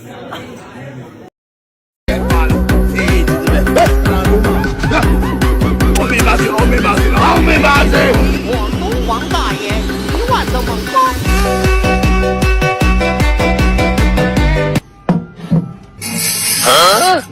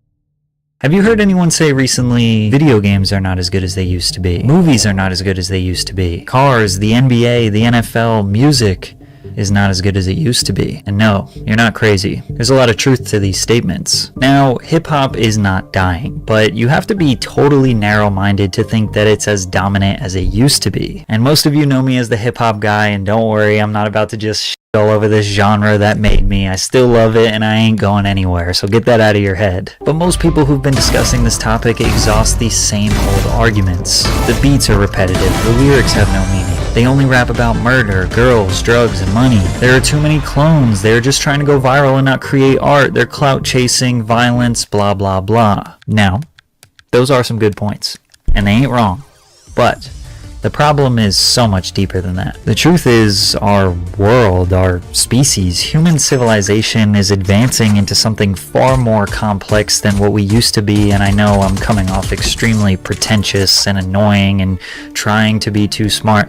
Just let me cook for a second, because I really think I got something here. Now, I'll start by saying something positive about hip-hop. There have never been as many artists making high-quality hip-hop records as there is right now. Let me rephrase that. Hip-hop is still really fucking good. But most people are just too busy or lazy to go and look for it. And listen, I'm included in that. If you want the good stuff, you gotta dig for it, but most of you won't. Which brings me to my first point. You are being overexposed to media, which leads you to being paralyzed by choice and therefore never feeling fulfilled. 100,000 songs are being uploaded to Spotify every day. 3.7 million YouTube videos are uploaded every day. There are dozens of high-quality movie streaming services uploading millions of hours of content every day. And having too many options has been proven to be a bad thing. In 2000, psychologists from Columbia and Stanford University published a study about jams. On a regular day at a local food market, people would find a display table with 24 different kinds of jams. Then on another day, at that same food market, people were given only 6 different types of jam choices. The store sold more jars of jam when they only offered 6 different choices. It's easy to feel confident and fulfilled that you chose the right jam when there's only 6 jars. But when there's 24, you start to feel overwhelmed. You start to wonder why there's so many in the first place, and you realize it's just less stressful to not choose any. You shouldn't feel bad that you can't choose what is the best music or content to consume out of the millions of options. It's much easier to just listen to an album or song that you already know is good, one you've been listening to for years, rather than to dive into the haystack trying to find the needle that could be your new favorite song. And that's what most people are doing. In 2021, 70% of the USA market was listening to old music over new music. But let's say you wanted to navigate the millions of songs uploaded every month. This is what that arduous process would look like. First, you'd have to stay up to date with hundreds of artists and when they are dropping, which means you'd have to follow some sort of social media page that promotes new music. But those pages generally only post what's considered popular, since they need likes and engagement on their posts so they can grow and sell promotion to labels and smaller artists. I'm not hating, life is expensive and I understand people gotta make money.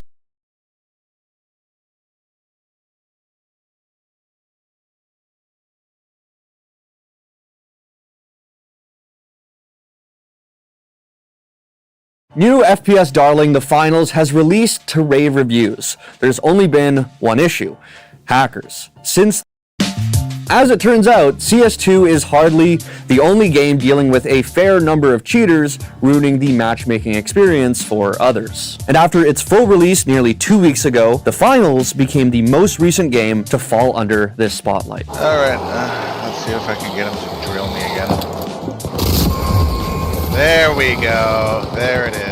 Now, to be fair, the prevalence of cheaters is usually a lot more noticeable when a game first releases. There's only so much pen testing you can do during development or in the betas, and script kiddies are always going to find a way early on to cheat their asses off. The hope is that over time, vendors get exposed and the anti-cheat gets stronger. Unfortunately, these days, it's just a wait-and-see type of situation, unless we're dealing with a powerful and invasive anti-cheat on launch. However, despite the finals being in its infancy, cheaters are apparently ruining the game for a lot of people, which has resulted in a community backlash that I would argue is even worse than CS2's. But before we can even get into that, what the hell is the finals? Well, it is a team-based FPS that's stylized like a game show. It was developed by a Stockholm studio composed of former DICE members, and thanks in large part to its incredible destruction, it definitely has a bit of that Battlefield feel. Over the past few months, it has had a couple of betas to participate in, and at the most recent Game Awards, it was surprise released. And in a sea of stale and unpolished shooters, the finals has been a breath of fresh air for a lot of people.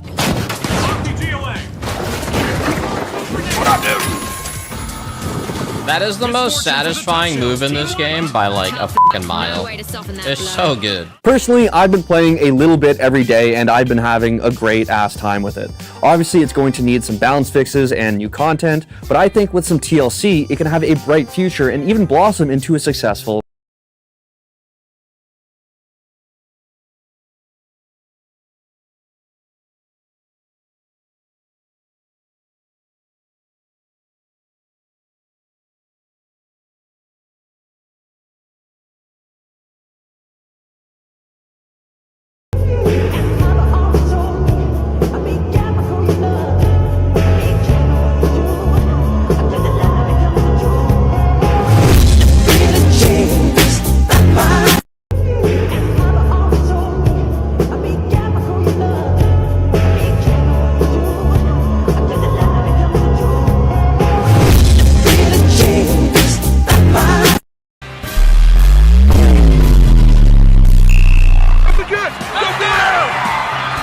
I'm a huge fan. Can you sign my shirt? Better yet, kid, you can have mine.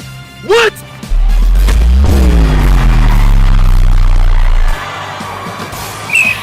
Hey, yo, Ref, we wouldn't have won the game without you. Yes, sir. Jersey swap? Oh, yeah. Yes, sir.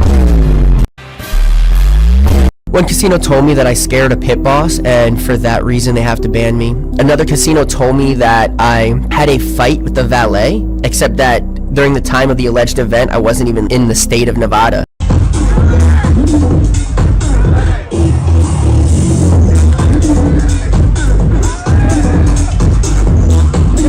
Let's see what's on. He just gave me a part with reverb on it. There's nothing else on it. I'll play it.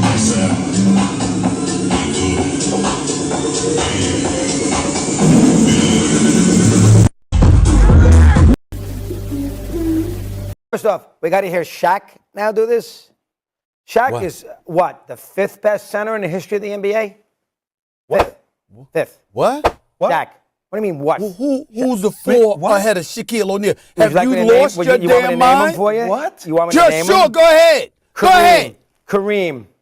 Okay. Yeah. Will.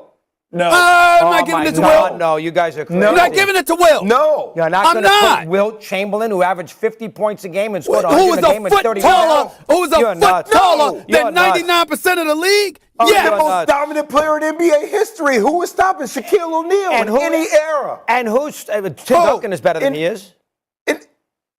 Tim Duncan's better. And I tell you something, two other guys. That's not a center. Tim Duncan's Elijah One is better. Two-time champion of Shaq's 4. No scoring titles to Shaq's 2. What are you talking about? And first off, we got to hear Shaq now do this.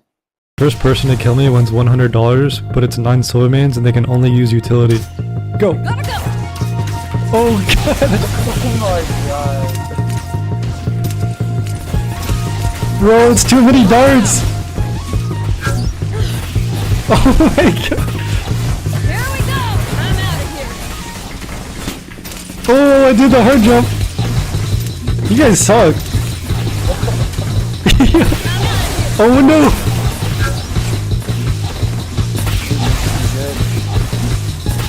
Oh my god, bro! Yo, this is crazy! Oh, you died? Why am I getting sabotaged? Stop! Oh! First person to kill me wins $100.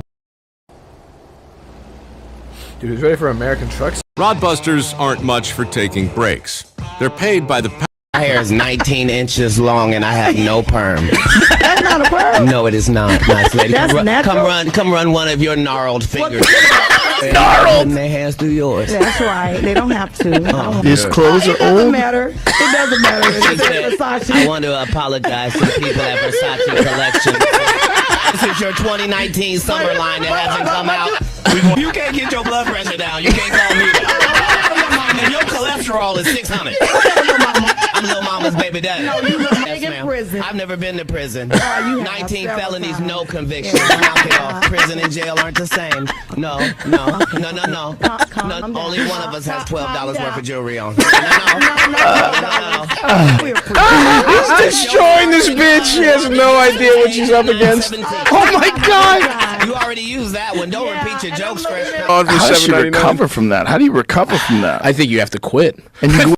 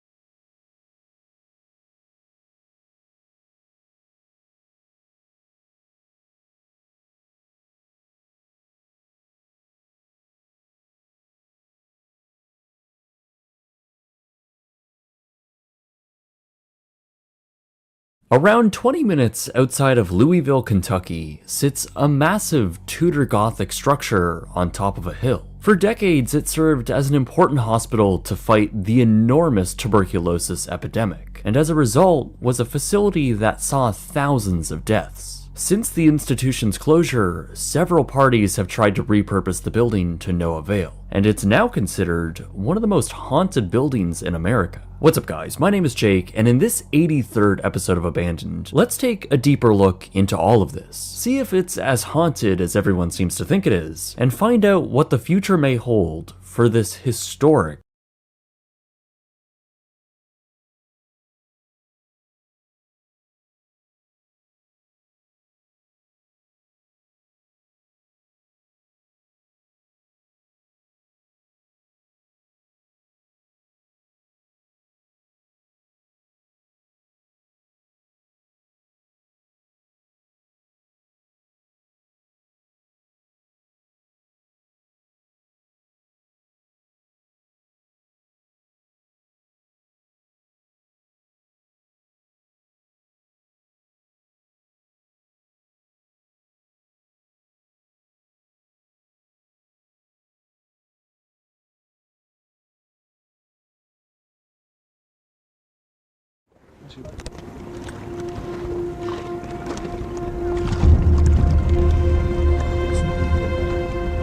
On the 30th of November, 1994, the Italian cruise ship Achille Lauro met an abrupt and tragic fate with almost 1,000 people on board. With a deadly fire out of control and the vessel drifting over 100 miles away from the coast, a hastily cobbled together rescue effort was put into effect and miraculously saved nearly everyone on board. But it wasn't smooth sailing up to this point either, as Achille Lauro had a very troubled past, and really had seen it all through her decades of service. So join me as I discover not only the history of this astonishing liner, but what actually happened that fateful night, digitally reconstruct the sinking, and talk to a very special person who was on board the ship and helped save hundreds of lives. This is the story of the Achille Lauro.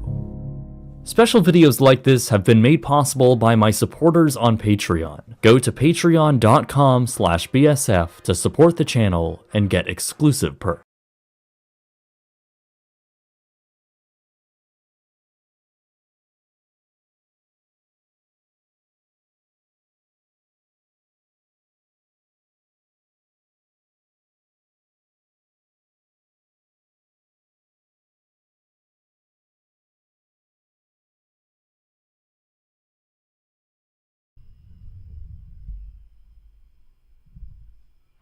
Are you suicidal?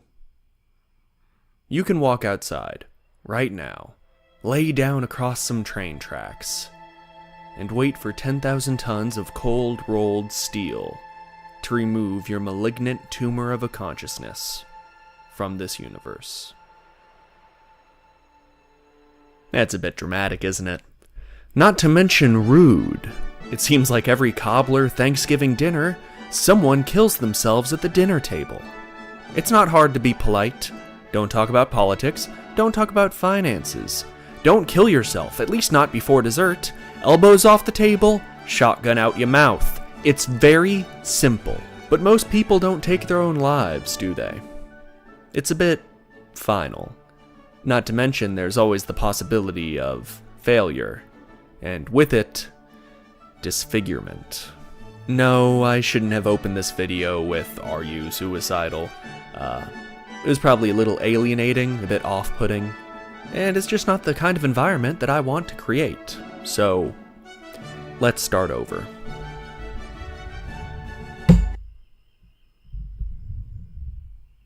Are you prone to acts of self-destruction? Do you smoke, drink, eat too much, eat too little? Did you self-sabotage that good job you got, or that class that you needed to succeed in? Do you habitually make decisions that you know will leave you worse off than before? Life is an endless series of decisions, but many of us, myself included, make terrible ones. We do things that we know will kill us. We do things that we know are killing us right now. Why? Why don't you try and live a life that anyone would envy? You could spend your life kicking down every door and seizing every opportunity, working hard, forging a legacy built with elbow grease and ingenuity. You can eat right, exercise, study hard, work hard, travel the world, and then, finally, die. Some people are control freaks. When given the choice between the helplessness that is every man's birthright and self-destruction, many of us choose the latter. Simply because then it is a choice. Life has seemingly infinite paths, but make no mistake, at the end of each of those paths is the exact same thing.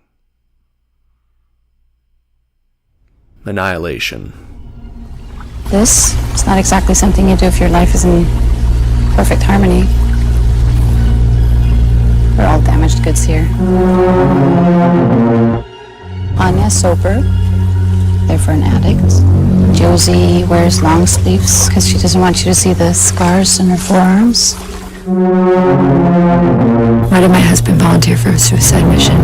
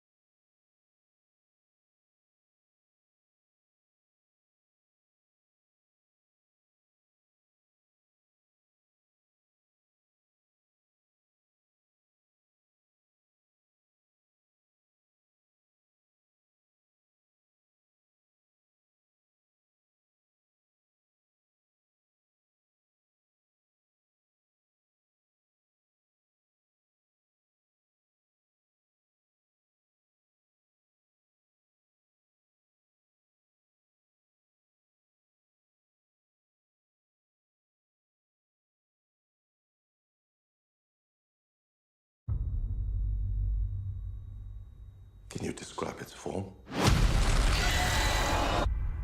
No. Start from the beginning. What do you think I do when you're away? You think I'm out in the garden pining, looking up at the sky? Why aren't you here? I gotta leave a day early.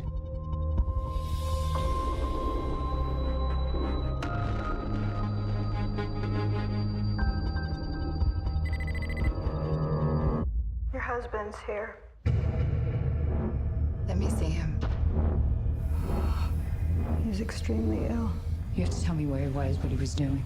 It was his decision to go in. It's something they termed the Shimmer.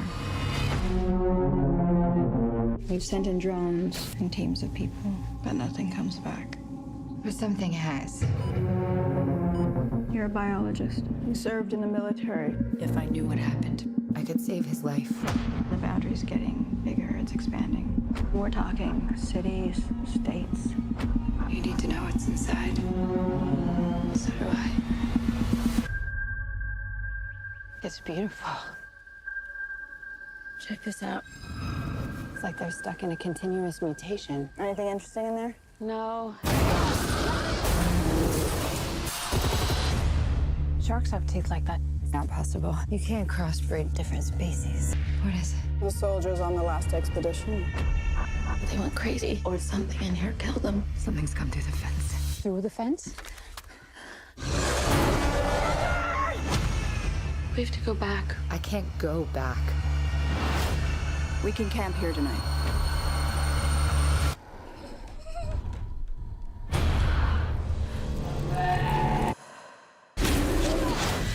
It's destroying everything. It's not destroying. It's making something new.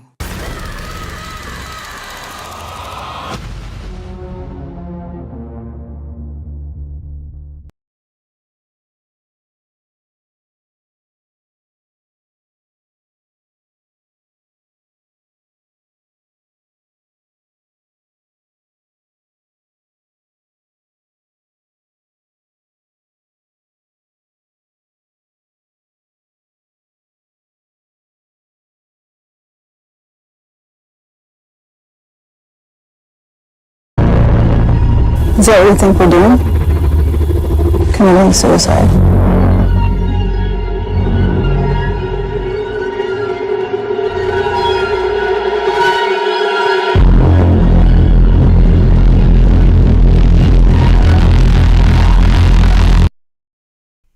Symbolism time. Annihilation is hardly subtle, and before I dive into it, I would just like to discuss the symbolism of the lighthouse that most characters are heading towards for the majority of the movie. Captain Cobbler?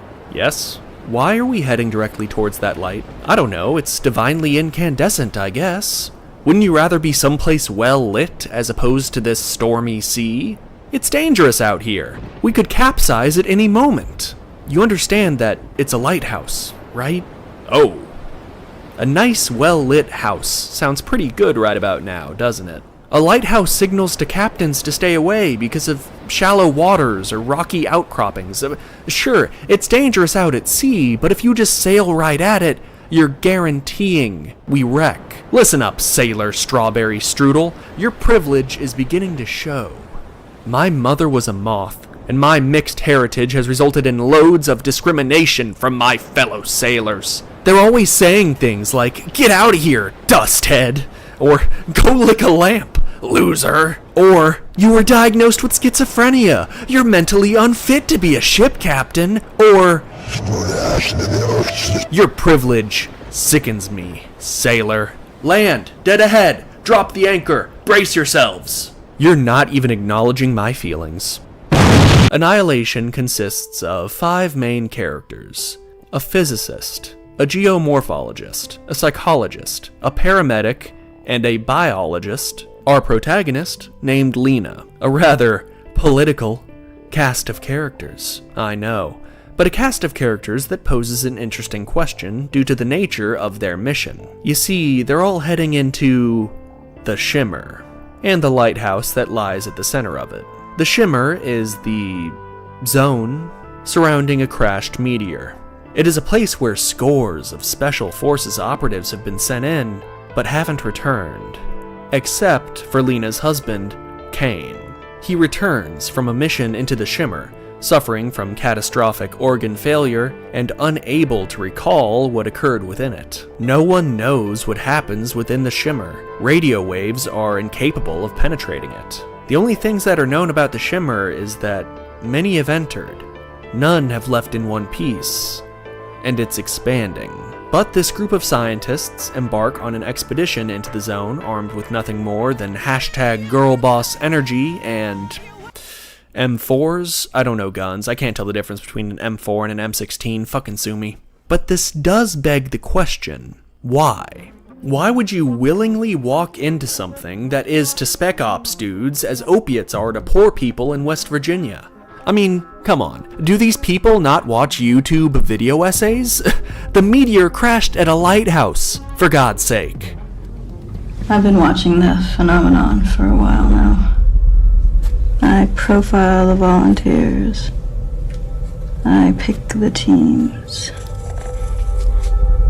They enter. I watch. I watch it grow closer. There's only so long one can do that. But you need to know what's inside. Yes, I do.